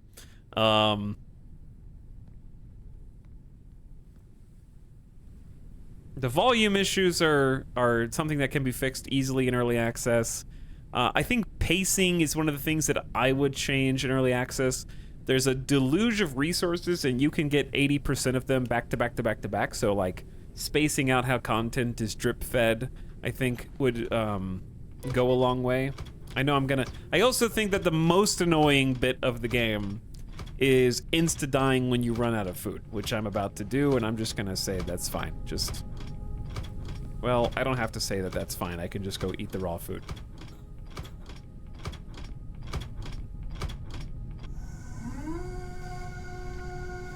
But yeah, there definitely needs to be, like, polish and some streamlining of different elements and making, I think the meter gameplay needs to be toned down on normal mode, even though I'm standing and talking. That's I think it's just because of the number of things that you need to gather to get small amounts of water and food at this stage. And I find it difficult to get out of the cycle of energy, food, water to actually play the rest of the game. And I don't think that it should be that oppressive on normal difficulty. But I do think that the exploration and the gathering is pretty fun. The, like, ship designing is a bunch of squares, and I don't love the plastic, and glass seems difficult to get a hold of. But I think that the core is there for an early access release, where there's enough stuff to find and progress, and also you've got some points on the map where the challenge is going to be actually getting over to them or getting to the correct elevation or whatever. I think that probably the biggest flaw in the resource gathering is sort of the triviality of the basic resources flying past the ship and being able to just endlessly gather them, provided that you are going in a singular direction and you just are happy mindlessly pointing and clicking on them until you have gathered them. So I would say that that's probably the number one thing that I would change. That seems pretty core to the game experience, so I'm not really sure how to change that in a way that doesn't strip the rest of the game of its balance. But I think that even chopping a tree in the forest is more compelling, right? Because you have to go find the tree, or Valheim, or whatever. So that's what I would compare this to. This is like the chopping wood. I'm gonna die, so I don't have water. So just go ahead and die. It's okay. We'll respawn. That's super harsh respawn. Anyway, it's like the chopping of the trees in another game. But in those games, you have to find the trees. They are a finite resource.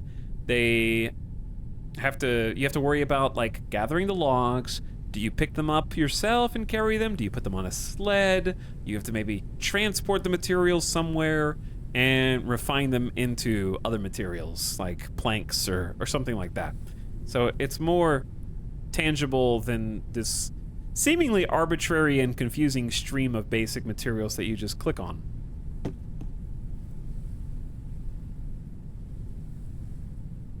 But overall, like, I'm really impressed with the animations.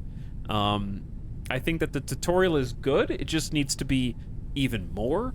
And I think that there seem to be a lot of interesting places to go check out. I think that some quality of life stuff like pausing while reading the lore would be helpful in trying to get a better picture of the story, because I think you're encouraged to kind of go as fast as possible and skip that since you don't have time pause. It'd be especially impossible on hard difficulty, I think, to actually read the data and see what's going on in the world to kind of fill in the backstory.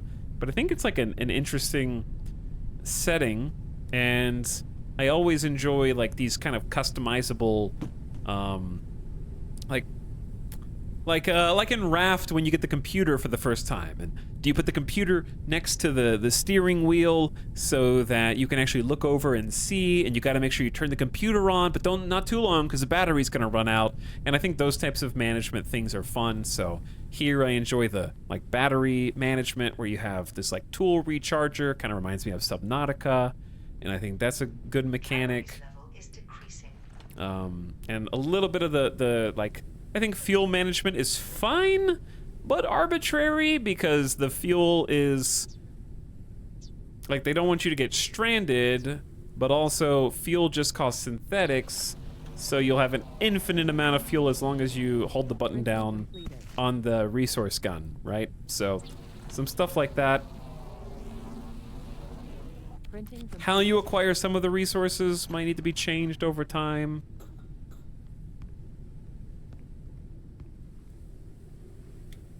Because when you have an infinite amount of resources and they're easily craftable, then it feels less like gathering resources and more like busy work, right?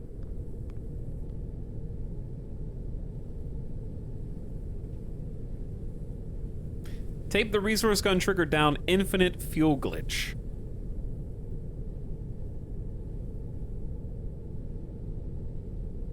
It could work. I don't know where the hell this is. I followed Void Train for a while, but ended up not committing to it. I saw Void Train. It wasn't speaking to me.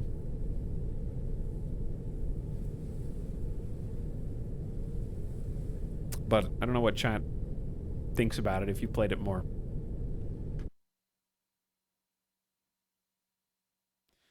Delicious Jill Sandwiches finally was able to buy Diablo 4. Hey, hope you have fun. Enjoy. WoW Classic Hardcore is scratching that itch for me now. KJ just on the WoW train. I don't blame you. I think that's doing it for a lot of people right now. I know Sim's been having a great time in WoW Classic, and I've enjoyed hanging out there too. Is that like, I still don't know what the red is on my screen.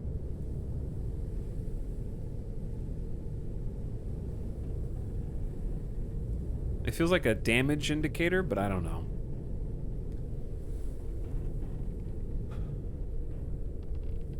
But yeah, I think that the success of Diablo 4, the success of Vanilla WoW, even still, and these legacy games like Final Fantasy 14, I guess is the MMO one, kind of speak to the topic from earlier. This is an overgrown tree? I can't read the lore because I'm gonna die. I'm gonna die again. Super tree. Yeah, I think that's kind of what we were talking about earlier.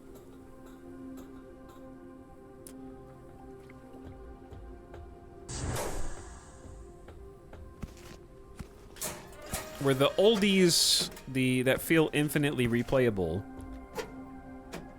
Like, there's a lot of you guys out there, and a lot of people I know in my own life, who could just play WoW forever, and that's all they need. You know? Because it's comfy, because it's cozy, because there's a billion things that you could do in it. But also, it's not a game you have to play forever. It's a game that you can play, and then go play Final Fantasy 16, and then it'll still be there for you when you come back with things to do, right? Hydration level is decreasing.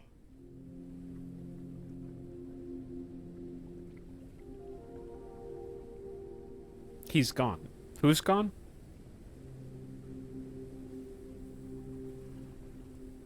Was there somebody on the screen? I come back to 7 Days to Die more than any other game. That's because every time you start, I mean, that's one of those open-ended... Like, 7 Days to Die is for sure one of those modern classic open-ended games. 100%.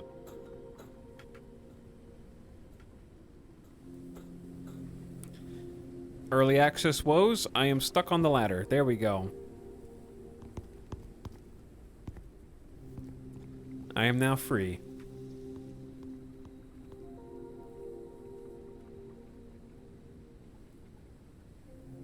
And hey, in another 15 years, Classic will get all the expansions and then they can start it over again. Yeah, they can start it over again. Wild Classic.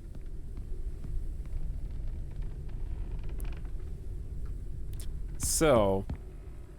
we've pretty much researched all the cool stuff that we can research outside of going to the story areas and presumably getting the new research from said story areas that are the...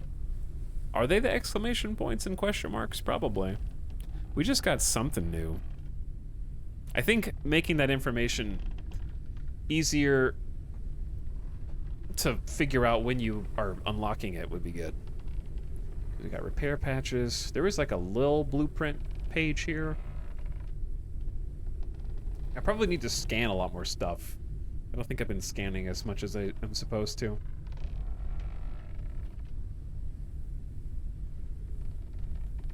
But yeah, okay. Since we did 2 of these kind of new games back to back, my expectations for this so far... Okay. Like, Fallen Skies makes me less upset than Aliens did. The stuff that I have, like, small issues with so far in Fallen Skies feel like things that can just be smoothened out pretty easily over early access. Whereas the things that were happening in Aliens felt like they were designed specifically to spite me as a player. It felt targeted.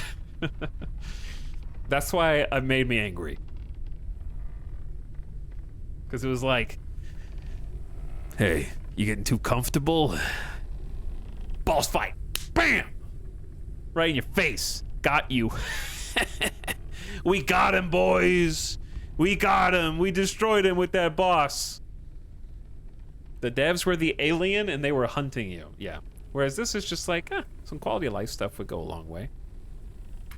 But yeah, I think I've probably seen enough of it for now to get a good vibe. There's only like 8 to 15 hours of things to do if you just go point to point. But I think I've caught as much as I want to catch at this point. EA survival games either turn out like Subnautica or Last Oasis. I don't remember Last Oasis.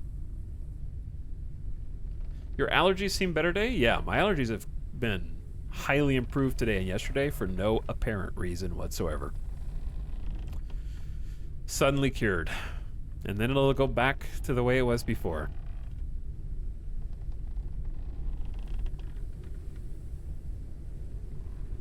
Does this game have multiplayer? I don't know. I doubt it, but I'm not sure. What's the latter game? Aliens Dark Descent. Game with some incredibly good ideas and some really fun things that I found very frustrating at key points.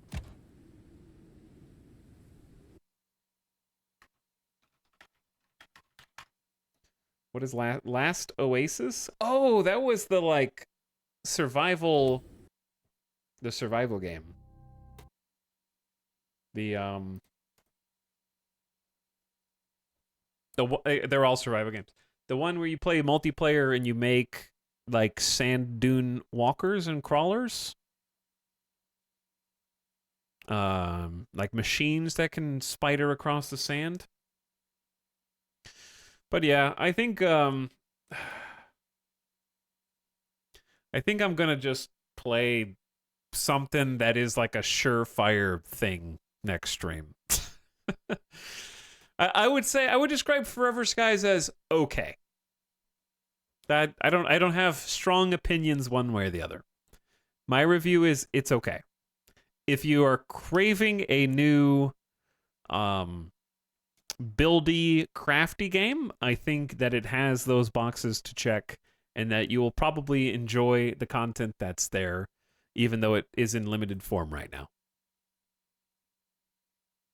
There was nothing that would cause me to say thumbs down. I think there's a few things I would tweak and change, but I would say 1 thumb up.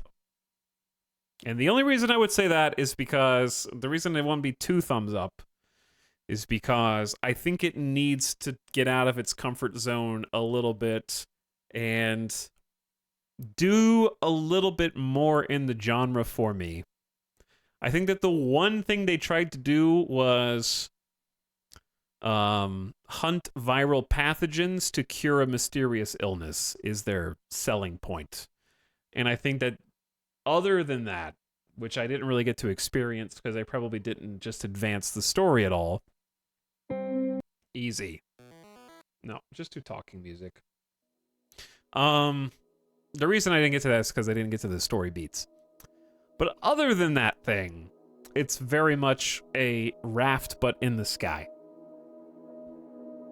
/ elements of Subnautica.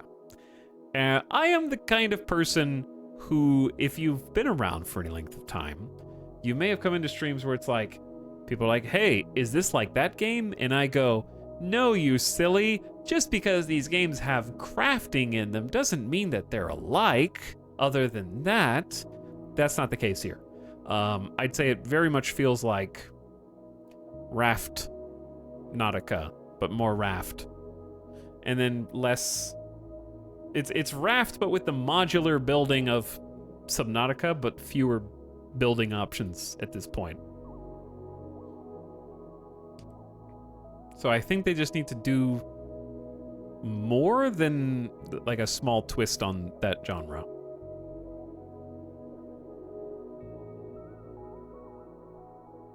The building seems lackluster. Yeah, the building and expanding is there. I don't think I could get into the like aesthetics of building in Forever Skies because your blimp ends up being like a ugly blob. Unfortunately. Which is fine. Doesn't have to be super aesthetic.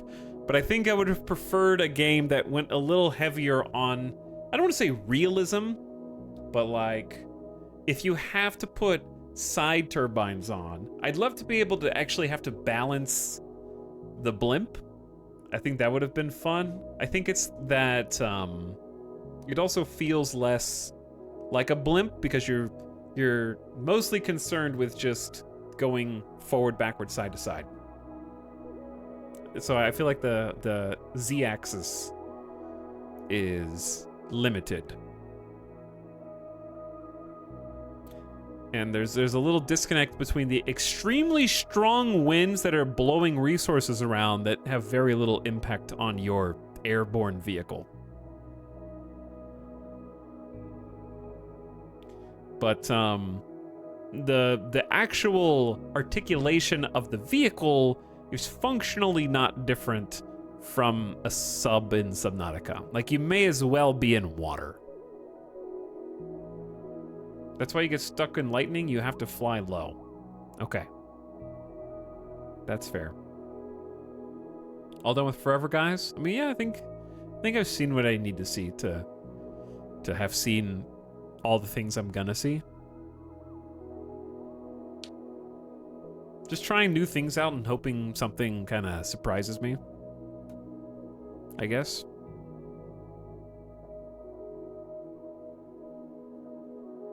But it's okay.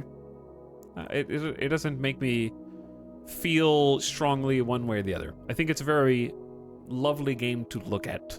I enjoyed it visually, and I enjoyed the tactile sensation of picking up loot. So they got those things down. And I like the idea of having like catwalks on your airship that have little turrets on the side.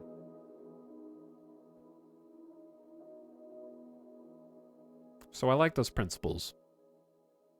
But yeah, I think next stream is going to be something that's just tried and true. Like I know it doesn't seem like it to some of you, but I am trying to try new things because I can't with one hand say, wow, I wish there was more engaging stuff that would catch my attention, and then not try anything new. So the thing about me is I know what I want, and when I find what I want, I know it when I see it. Lately, there's been some swings and misses.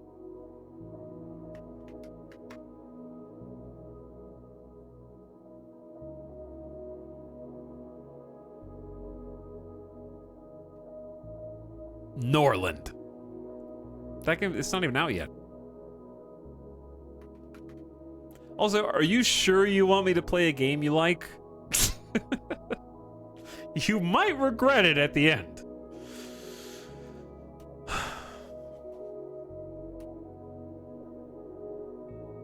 Be careful what you wish for. The monkey's paw might curl.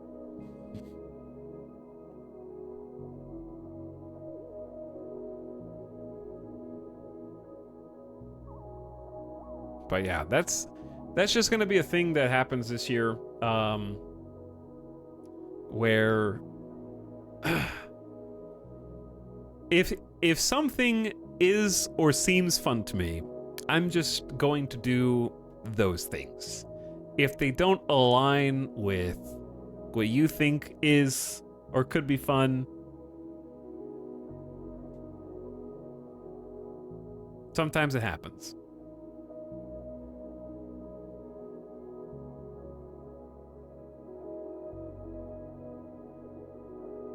Mr. Streamer, I can guarantee you that Hamtaro Ham Heartbreak is a surefire win. Streamer taking back ownership of stream. If old dogs learn new tricks, then yeah, I'll be back. And that's not to say I won't play any of the old games. They might come around and sound fun. But I am beholden to a, honestly, I think increasingly severe amount of, like, I think ADHD is getting worse over time.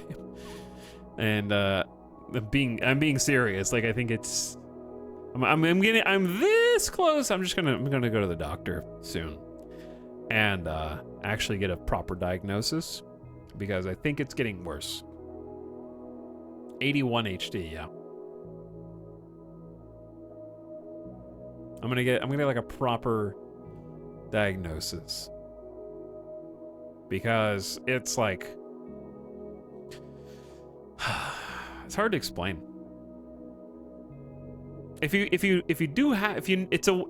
know situation.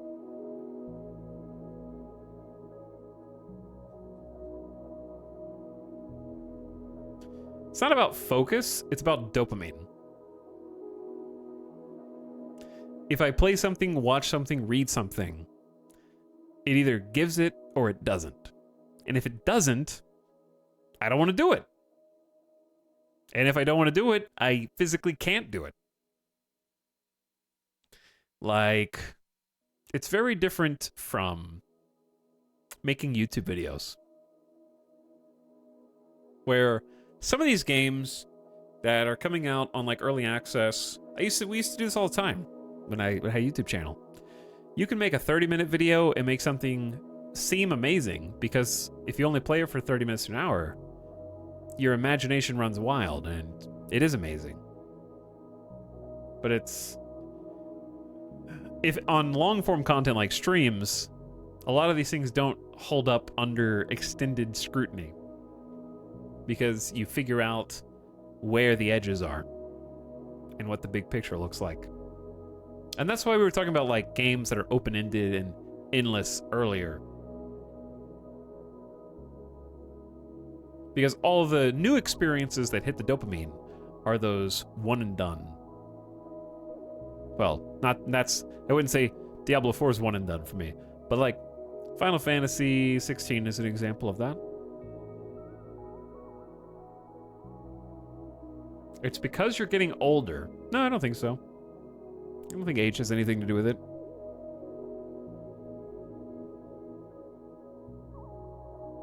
It can get really bad, and I will maintain the process to find the right meds is arduous, but so worth it. Not been this good in, well, ever. Hey, glad to hear you found something that works for you. KJ says, my executive dysfunction is really bad lately. Yeah, like, for me, it's very basic stuff. Like, it's hard to take a shower. I honestly blame cell phones. I think cell phone's part of the problem. But the cell phone also gives dopamine, which is better than food giving dopamine, because a lot of anxiety/depression/ADHD, you can just be like, you know what makes me feel good? Food. I'm gonna go eat.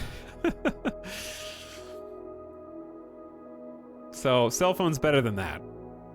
You can just refresh social media instead of like eating more.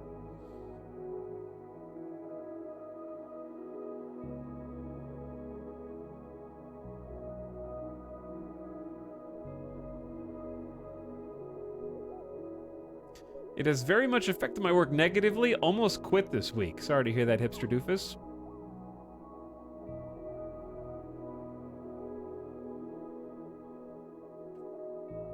But yeah, it's like very specific things that masquerade. It's not addiction to specific things. It's just, it looks like dopamine addiction, but it's just at such low levels. It's difficult to even talk about because it's hard to put in a box. Sounds like a serotonin thing. I mean, a brain chemical by any other name, you know? Just brain chemicals.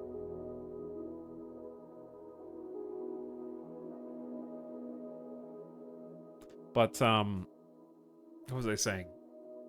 Short-term memory is also bad. Yeah, all the brain drugs are important. They're all very important. But anyway, the point is that when there's a... If you have what I have, when there is a distinct absence of dopamine, your body physically shuts down. If you're not doing something that you want to do, you could sleep for an entire day and not feel like you were missing a beat. I don't do that, but I could. You could, that feeling of not having to do anything is the nicest feeling in the world. When you just sit down, like, after an appointment or something, and you go, this is the best feeling ever.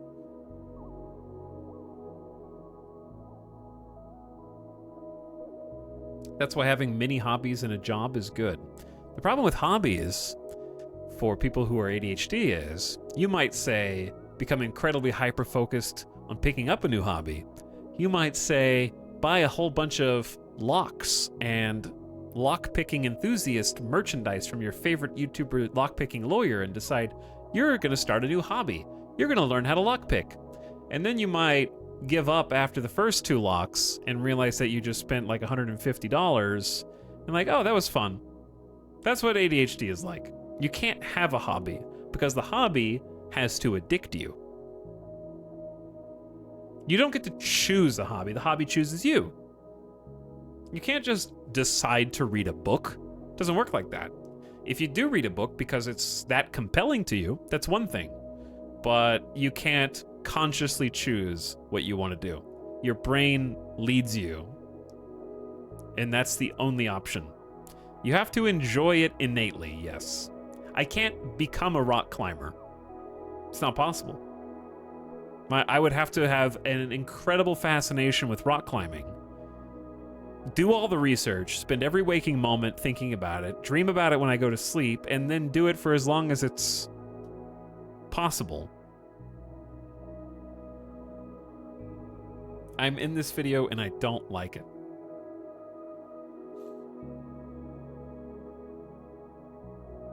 I'm diagnosed with ADHD and my experience is slightly different, but not trying to invalidate your experience. We have this word, and it's called spectrum, and we use it for many different things.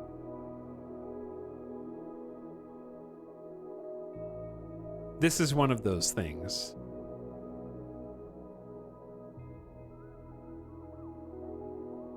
Are there people who can say, I'm going to like hobby X now and just go do that? Yeah. That exists. Rock climbing is actually one of my ADHD things, and it's the only way I can get myself to exercise. That's a good one to be able to hyper-focus on, though. I once spent literal thousands on getting a sailing dinghy set up with a local club and all that. Now I haven't sailed since the mid-2000s.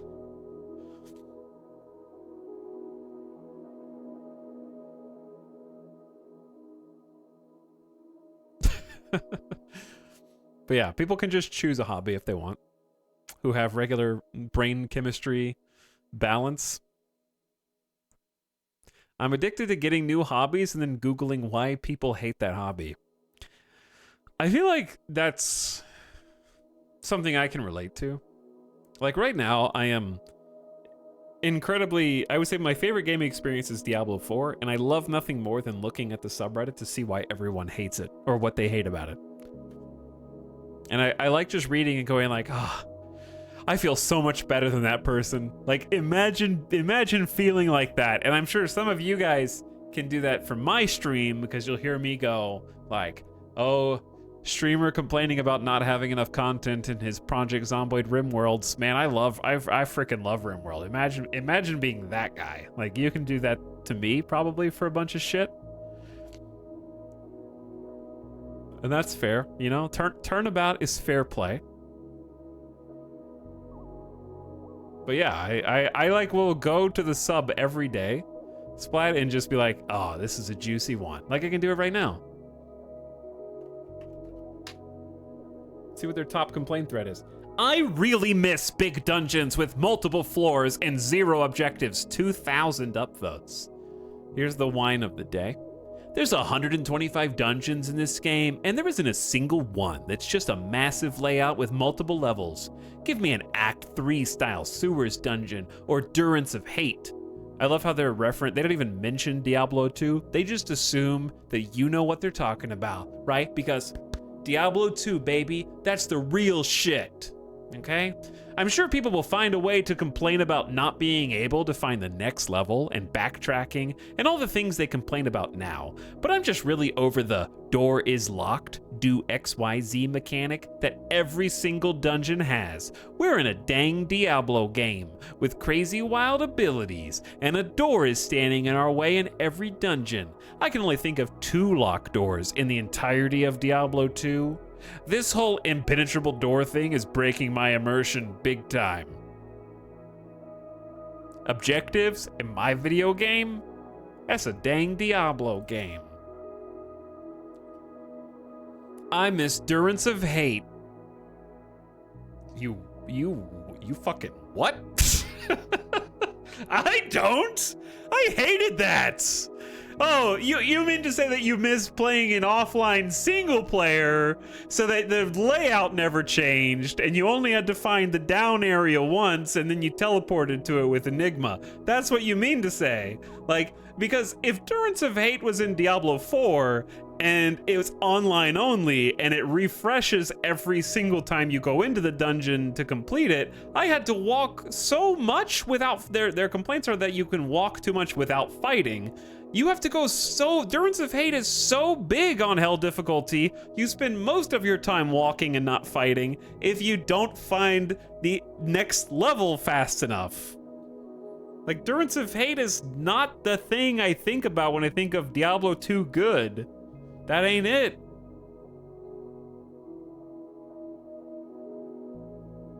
Anyway, that's neither here nor there. The point is, I do like just going on there and reading, like, all the different sort of nostalgia bait complaints. I love that the top comment is also like a actually I agree, but also note many dungeons actually have multiple levels. They've just made it seamless. You'll notice going down a long staircase or down a ladder, that's where the zone transition is. I know it's not literally a zone line, but that's kind of what it is. I agree with you, but like you do go down levels in Diablo 4. Very much like a chat comment there. I could see that coming out of my chat. And then I'd be OP and I'd be like, that's not my, listen, clicking on the next level down, that wasn't my point. I just want a giant dungeon that doesn't have objectives. I was talking about big dungeons with no objectives other than advancing to the next floor.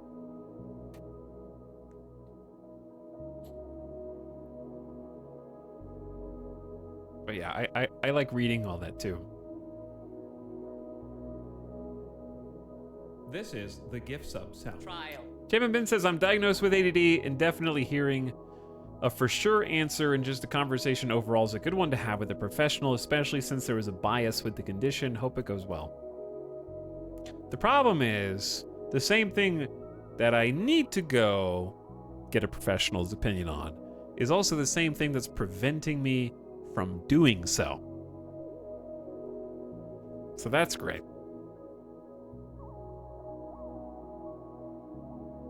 Because it's not just like, oh, I'm ADHD, I don't want to go to the doctor. Like, I had a traumatic experience the last time I went to the doctor that basically caused me to have anxiety when I did not have any before.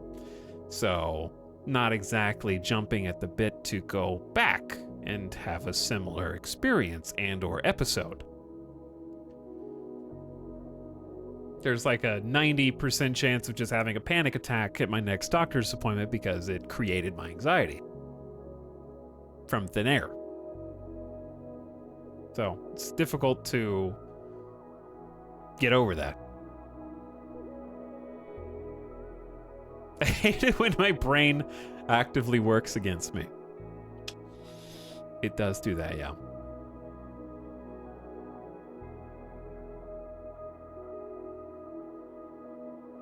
Just become hyper-focused on doctor appointments.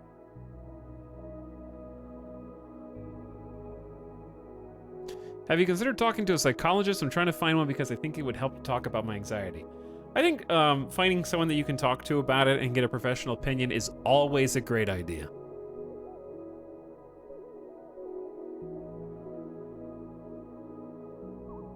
At least a doctor will be able to stop your panic attack. False. I passed out in the doctor's office, and when I woke, these are not his direct words, but the impression was, "Are you done?" I have work to do. That was the bedside manner of my doctor. Not a direct quote. I'm embellishing, but that was how it felt. Least empathetic doctor ever, yeah.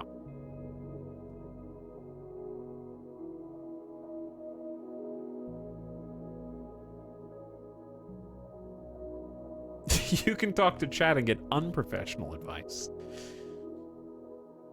Chat on the whole gives good advice, but has bad opinions.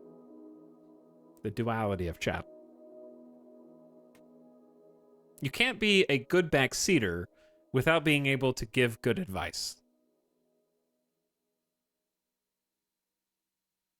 Right? Those kind of go hand in hand.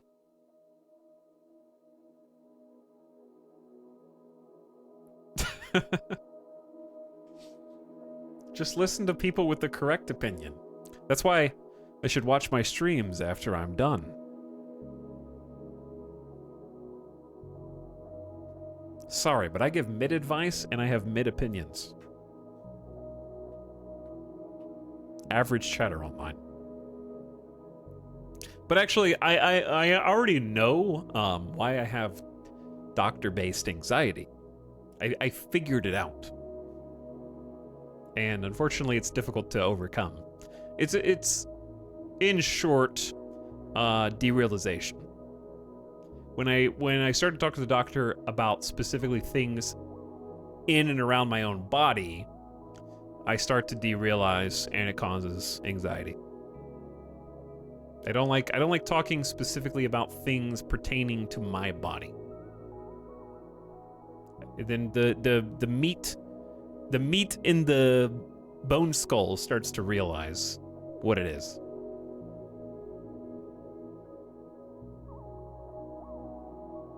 And thinks too hard about it. And then panics. Because at first I thought that it was something like squeamishness, because I was going to get my blood drawn, but it wasn't that.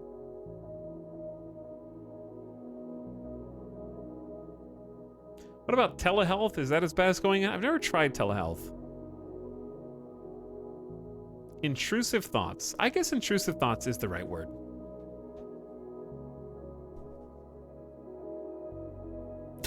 What if you use puppets representing your body parts? I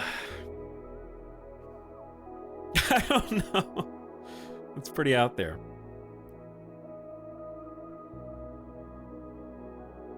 I can speak from experience that telehealth helps me a fair bit. Interesting.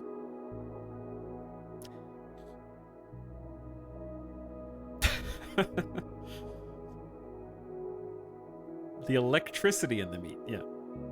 Good electricity.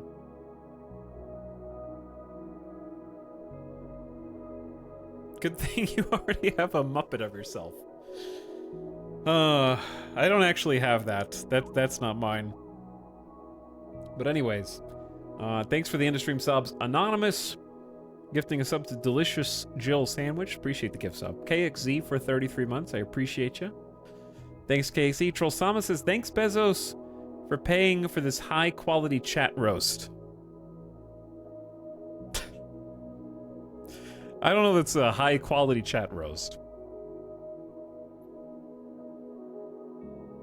I think that the summary of that is just be mindful that what you are writing, whether it's here or anywhere else on Twitch, no matter what you think about the other person whose stream you happen to be in, is a human on the other side. That's all you got to remember. Because this is just my opinion. Other streamers will have completely different opinions. But the idea that you have to have customer service, thick skin, don't let anything anyone says ever bother you is the same kind of bullshit that we feed the toxic masculinity of grown men don't cry. Like, I don't buy that. I don't think there's any job or any profession where people should have to put up with things that are rude and mean.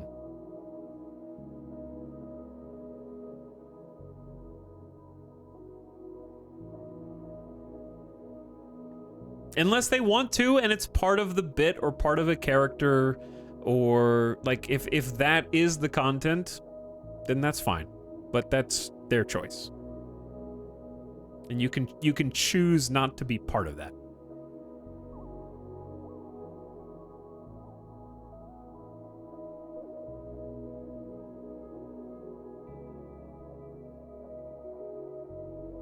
I like how real the stream is. That's part of the brain stuff we've been talking about. Like, the reason I can't pretend to like games for longer periods of time, and why it's easier to do 5 or 6 hour streams on some of these games that just I can't play. I don't want to play for 8, 10, 12 hours, is because I can't sugarcoat my opinion. And it's just a physical, it's like, I want to separate myself from the type of person who goes like, I have no filter. Okay. Listen, the thing you have to know about me is I have no filter. If I see bullshit, I'm going to call out bullshit. That's not what I'm trying to say. I have a filter. Okay. Every content creator has a filter. That's not what I'm trying to say. I just can't lie to myself. Because if I mean, everyone lies. I'm not saying that there aren't things that I probably tell myself to make myself feel better, like, you haven't been eating too many cheeseburgers, you know? I have.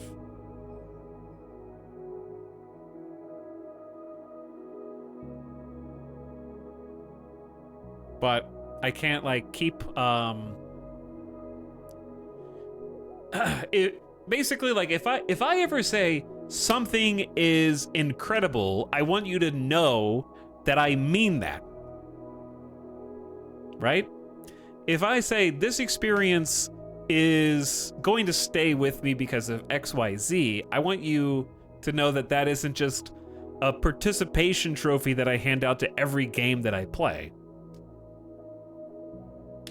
I'm not here to just, like, advertise for the developers of the games that I'm playing, unless it's an advertisement stream.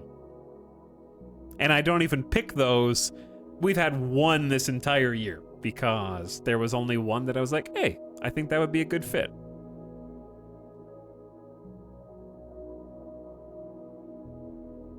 He's never getting a sponsor, ever. I have, unironically, been blacklisted from at least one major sponsor because of who I am. So that's entirely within the realm of possibility.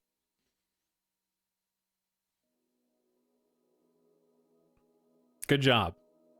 That's okay, because it is what it is. Proof of being based.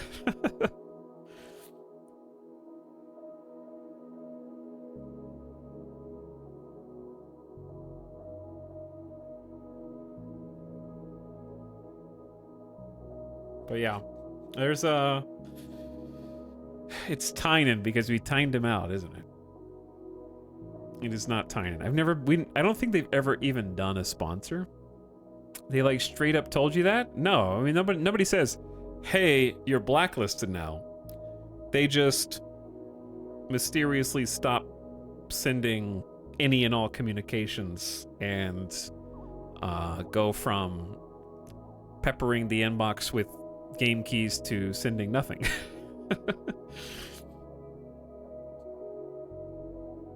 But I'm not gonna name names, because there's no reason to drag. Yeah, it's understood.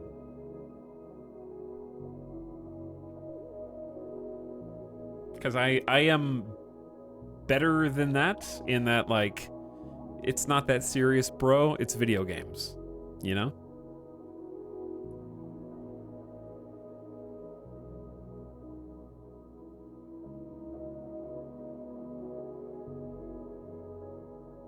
If you have offended corporate, you're doing something right. I've definitely offended at least a few people, yeah.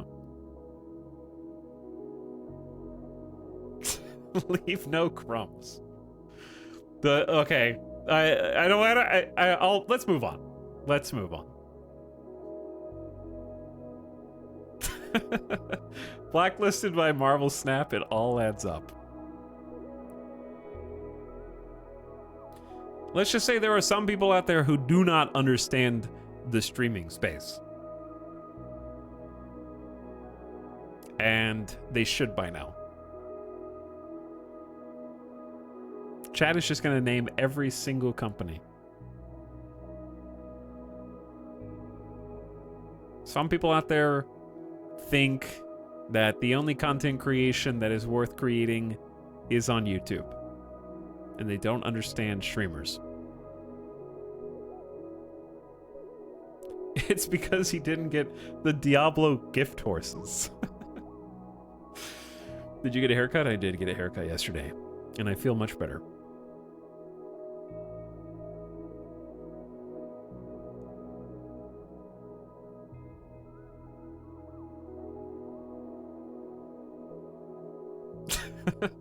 I don't think Rimworld has ever sponsored anyone's stream. If they have, it'd be a surprise to me. But yeah, I know we've just been ranting for like the last hour and a half, 2 hours of the stream. So here's what I'm gonna say. What the next stream? I don't know. We didn't do Final Fantasy 16. There's nothing in my Steam library that excites me. I am just going to go dig through all the old things. If I'm desperate, we're gonna have a Hearts of Iron stream because I love Hearts of Iron. That's just if there's literally nothing else that I want to do. But there is some stuff that I think are gonna be surefire hits that we're going to go back and do. Because I don't want to be the...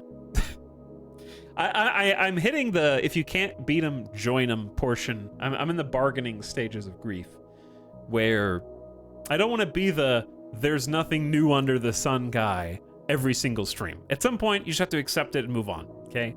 Like, I can't just bitch about it every single stream. I think that's fair. So, we're just going to play the old shit that we missed or that we haven't played enough. Okay, but why no good games anymore? Why no good sandboxy games anymore? Why are all the best open-ended and sandboxy games already made?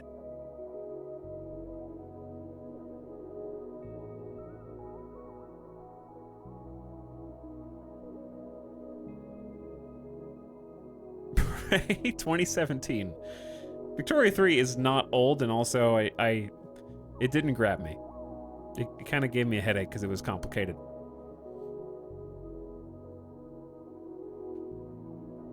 There's only so much sand in the box. Have you played Mechabellum? No, but I'd probably enjoy it. So, we're playing Skyrim. Terra Invicta I'll actually want to play again when it comes out. But this all goes back to like... remember when I said you can't choose your hobby?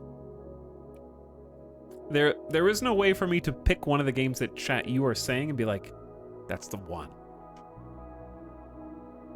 It either is or it isn't. And if it is, it's already on a list somewhere. The game has to choose me. And at least a couple of them won't surprise you, but they will surprise you. Stalker Anomaly. I might actually just play Stalker. I was like, hey chat, should I stream Stalker? And you guys were like, no. But like I said, you guys have terrible opinions. So I just don't believe that wouldn't be a hilarious stream watching the like Stalker AI do funny stuff.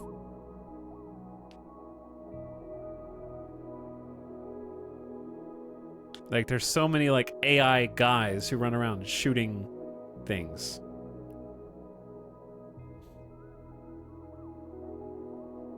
Who said no? Basically everybody. Chat has told me, do not stream Stalker. They hate Stalker. Do not stream Final Fantasy 16. They want it all for themselves. Do not play The Legend of Zelda Breath of the Wild or Tears of the Kingdom. Okay? Basically every classic game that isn't something that we would regularly play on this channel.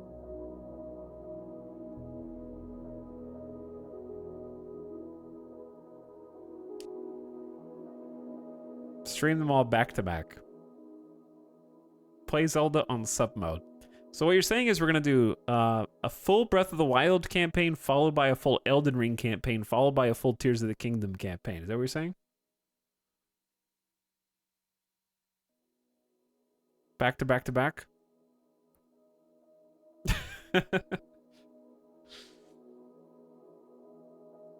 Clear schedule. Yes. The Legend of Zelda full lore run through entire franchise campaign.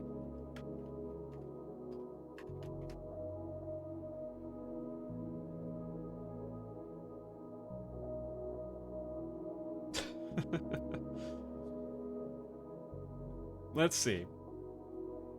In chronological order. Good God. I'm looking at this is the Wikipedia page. Just lit up my face. Okay, mainline Zelda games. Number 1, Legend of Zelda, 1986 in Japan. Zelda 2, The Adventure of Link, 1987 Japan. A Link to the Past. Man, you don't even get to play Link to the Past until the 3rd game in the series? Oof. Link's Awakening, 1993. Ocarina of Time, 98. Majora's Mask, 2000. Okay, at least I get Link's Awakening. I don't want to play Link's Awakening again. I played the remake already. And it was fun, but it was tedious at the end. Link's Awakening was very fun, but I was glad when it was over. If that makes sense. Ocarina of Time and then Majora's Mask would be quality. And then Oracle of Seasons, which was Game Boy Color. Oracle of Ages Game Boy Color. A Link to the Past and Four Swords. I had a friend that really loved Four Swords, and I found it super boring, actually. It was just grindy. You just like button mashed. Then you get to play Wind Waker, which I never got to play through. Four Swords Adventures on GameCube, Minish Cap, Twilight Princess, oof. That's a slog. Minish Cap is fine. But you gotta do Twilight Princess and then Phantom Hourglass. Ugh.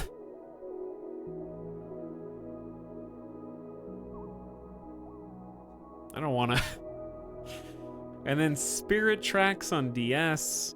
And then Skyward Sword. It's a rough patch in here. And then A Link Between Worlds 3DS. Triforce Heroes is a mainline game?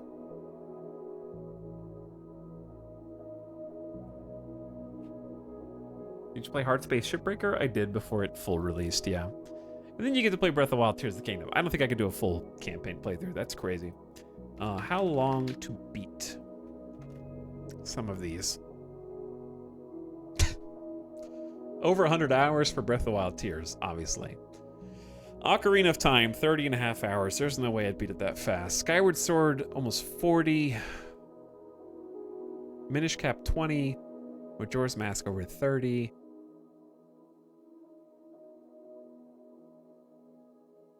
That'd be rough. I think you would enjoy Satisfactory. Me too. That's why I have hundreds of hours in it. They made too many of these. WTF. Yeah.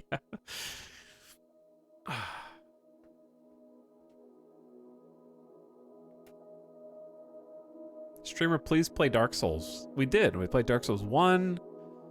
We played Dark Souls 2. We played Bloodborne twice. We played Demon Souls twice. We haven't played Dark Souls 3. I don't know if I'll ever play Sekiro.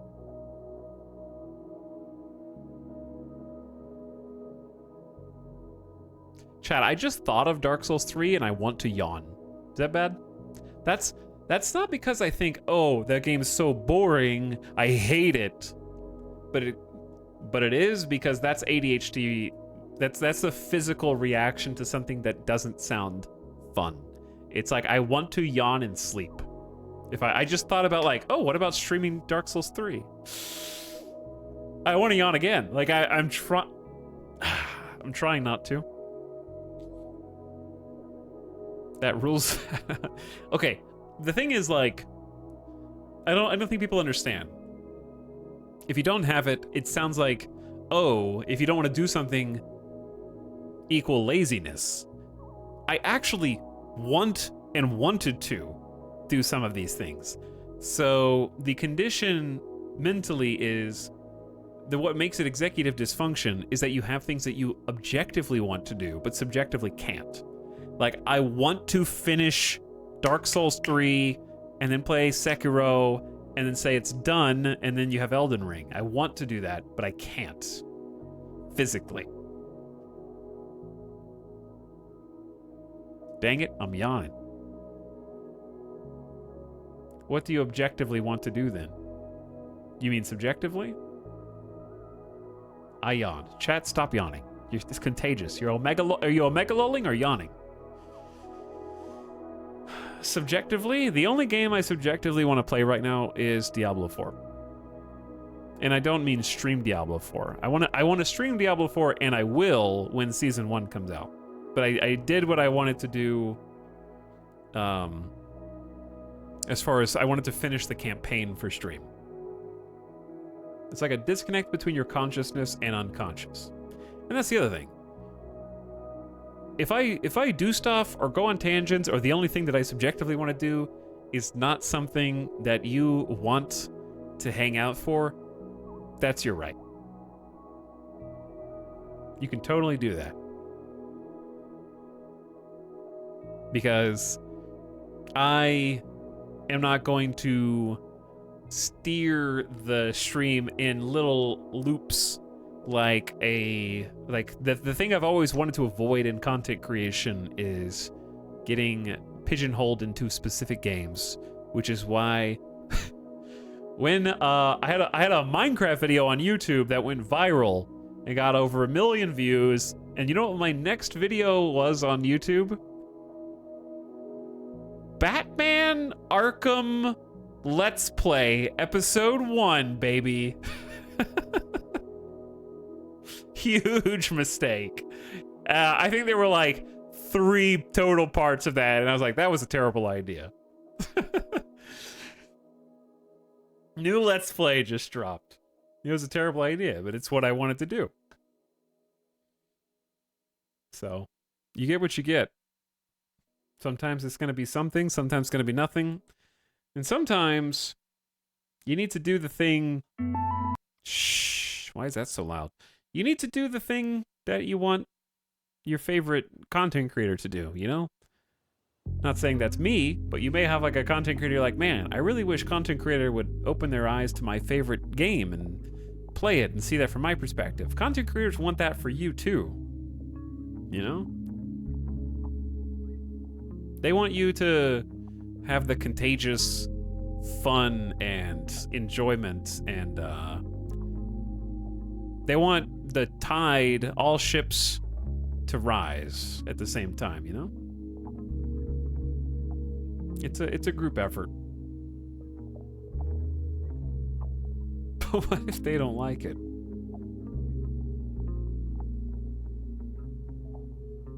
Honestly, these chatting segments are pretty great. Yeah, I mean, we could just do some more just chatting. But I think some people want, and it's another thing, right? Like, some of these conversation topics, people be like, I want something more lighthearted, and I don't want to talk about your issues with your brain or medical conditions or whatever. I get that too. You know, you gotta find the content that's right for you, and if something hits too close to home or is too real, then I understand if you don't want to listen to that. But also, I don't like, similarly to how I refuse to play games and pretend like I like them, I think being open with conversations and discussion about things that are affecting, like humanizing, are important also for both chat and streamer. I think that like realizing that the people that you watch through the screen have they're not so different from you.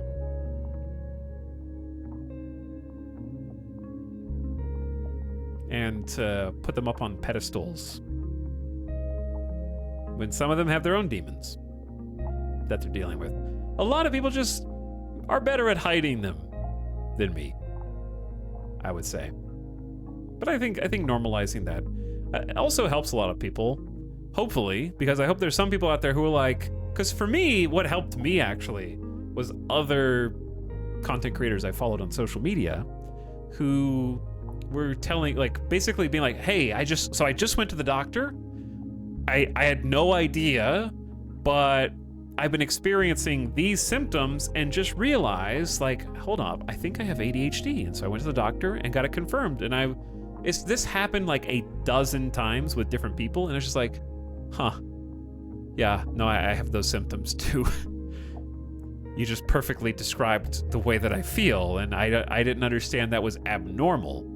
And I hope that by talking about some things, people can maybe have a similar realization where they're like, wait a second, this sounds like something I'm experiencing. Or at least you'll know what to look out for it. And maybe be able to do something about it.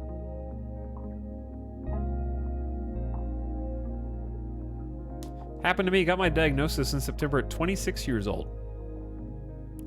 Didn't see a doctor until I was like 30. Yeah, I'm like 34, so I'm past due there. Streamer, I don't know how to break this to you. You're just a funny man inside my screen. But yeah, I want to have plenty of more, like, I want to have the doing polybridge and chat makes silly bridges kind of stuff too. I don't want everything to be, not everything needs to be like grounded. And I think to that end, I just need to pick some games that I know without a doubt are gonna be home runs. Or at least, I'll settle for a double at this point to maintain the baseball analogy. Not everything needs to be dark and brooding. And I will stop bemoaning the lack of games as much. Okay? I'll keep that in check. I got it all out of my system. It's out.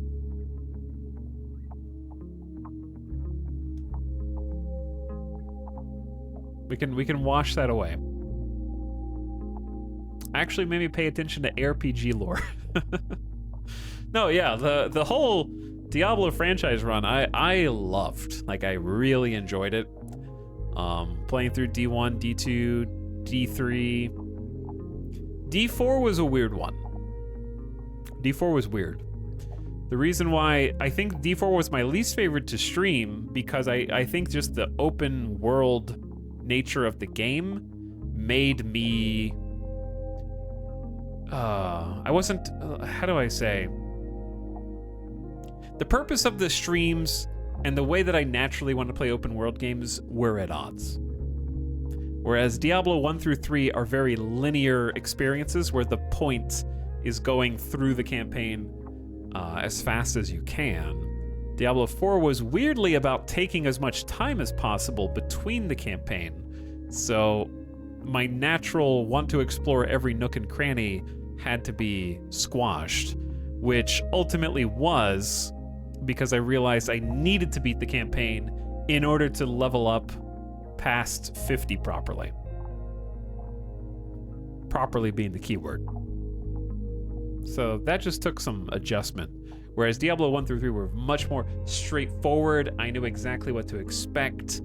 And it was like watching your favorite movie again with a group.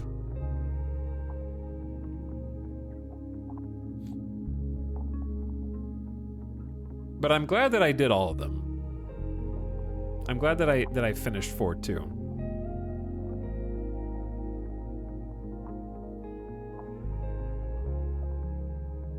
I never paid attention to any of the lore playing Diablo as a kid, so it was genuinely intriguing. Yeah, it was super fun to just, like, get immersed in for a while. That was a great example of hyper-focused manifesting. In a productive way. I just need, like, something else new that has a saga that isn't Baldur's Gate 3.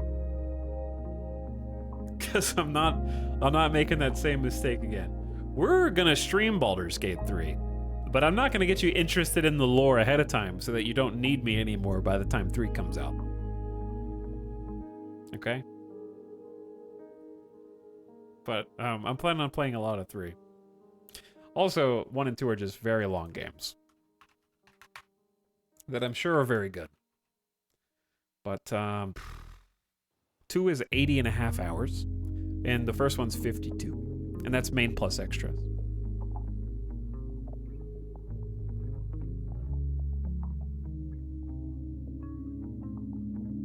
But that's a big commitment.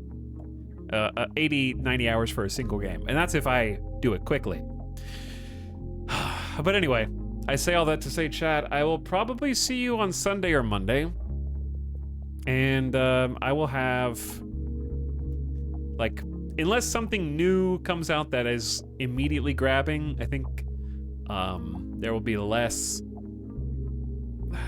like, the last couple streams have been, or last few streams have been just throwing a dart wildly and hoping it lands somewhere on the board. I think I'm gonna use the homing missile dart next. I'm gonna use the homing missile dart. Where it can't miss. Use your super. Yeah, next stream I'm gonna use my ultimate ability, okay? So, unless a new game comes out between today and Monday that catches my attention, then come to the probably Sunday, Monday stream. Probably Monday, but could be Sunday. Does this missile know where it is at all times?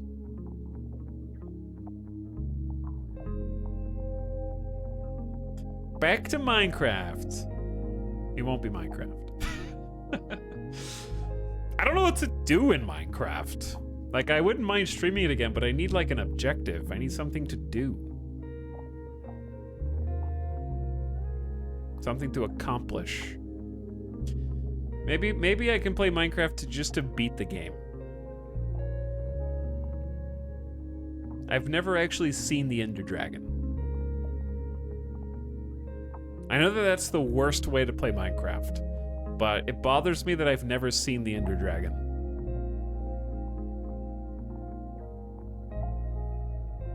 Build the Eiffel Tower. Build a train in the Create mod, but the train needs to do something. You know? It has to have a purpose. It gotta, like, haul stuff. I don't know. Anyways. Chat, those of you who stuck around this long, I appreciate you. Thank you for listening to the diatribes and the rants. Next stream will have 100% fewer old man yells at clouds rants and more of the hot dogs are tacos hot dogs rants, okay? And also probably needs some back seating because probably I have a couple ideas. I know where the homing missile darts are. I keep them in a special drawer, special compartment. But yeah, it's been a rough couple months, but we'll get back on track. It might take a little while to get back on track because you actually won't be seeing much of me the first week of July because I got some family visiting.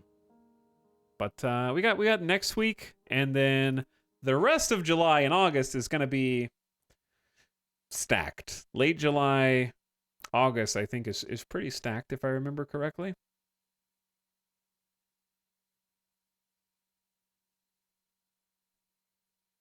But thanks for listening to Mr. Opinion. I hope you at least understand my reasoning for different opinions on the games we've been playing, and and everything else.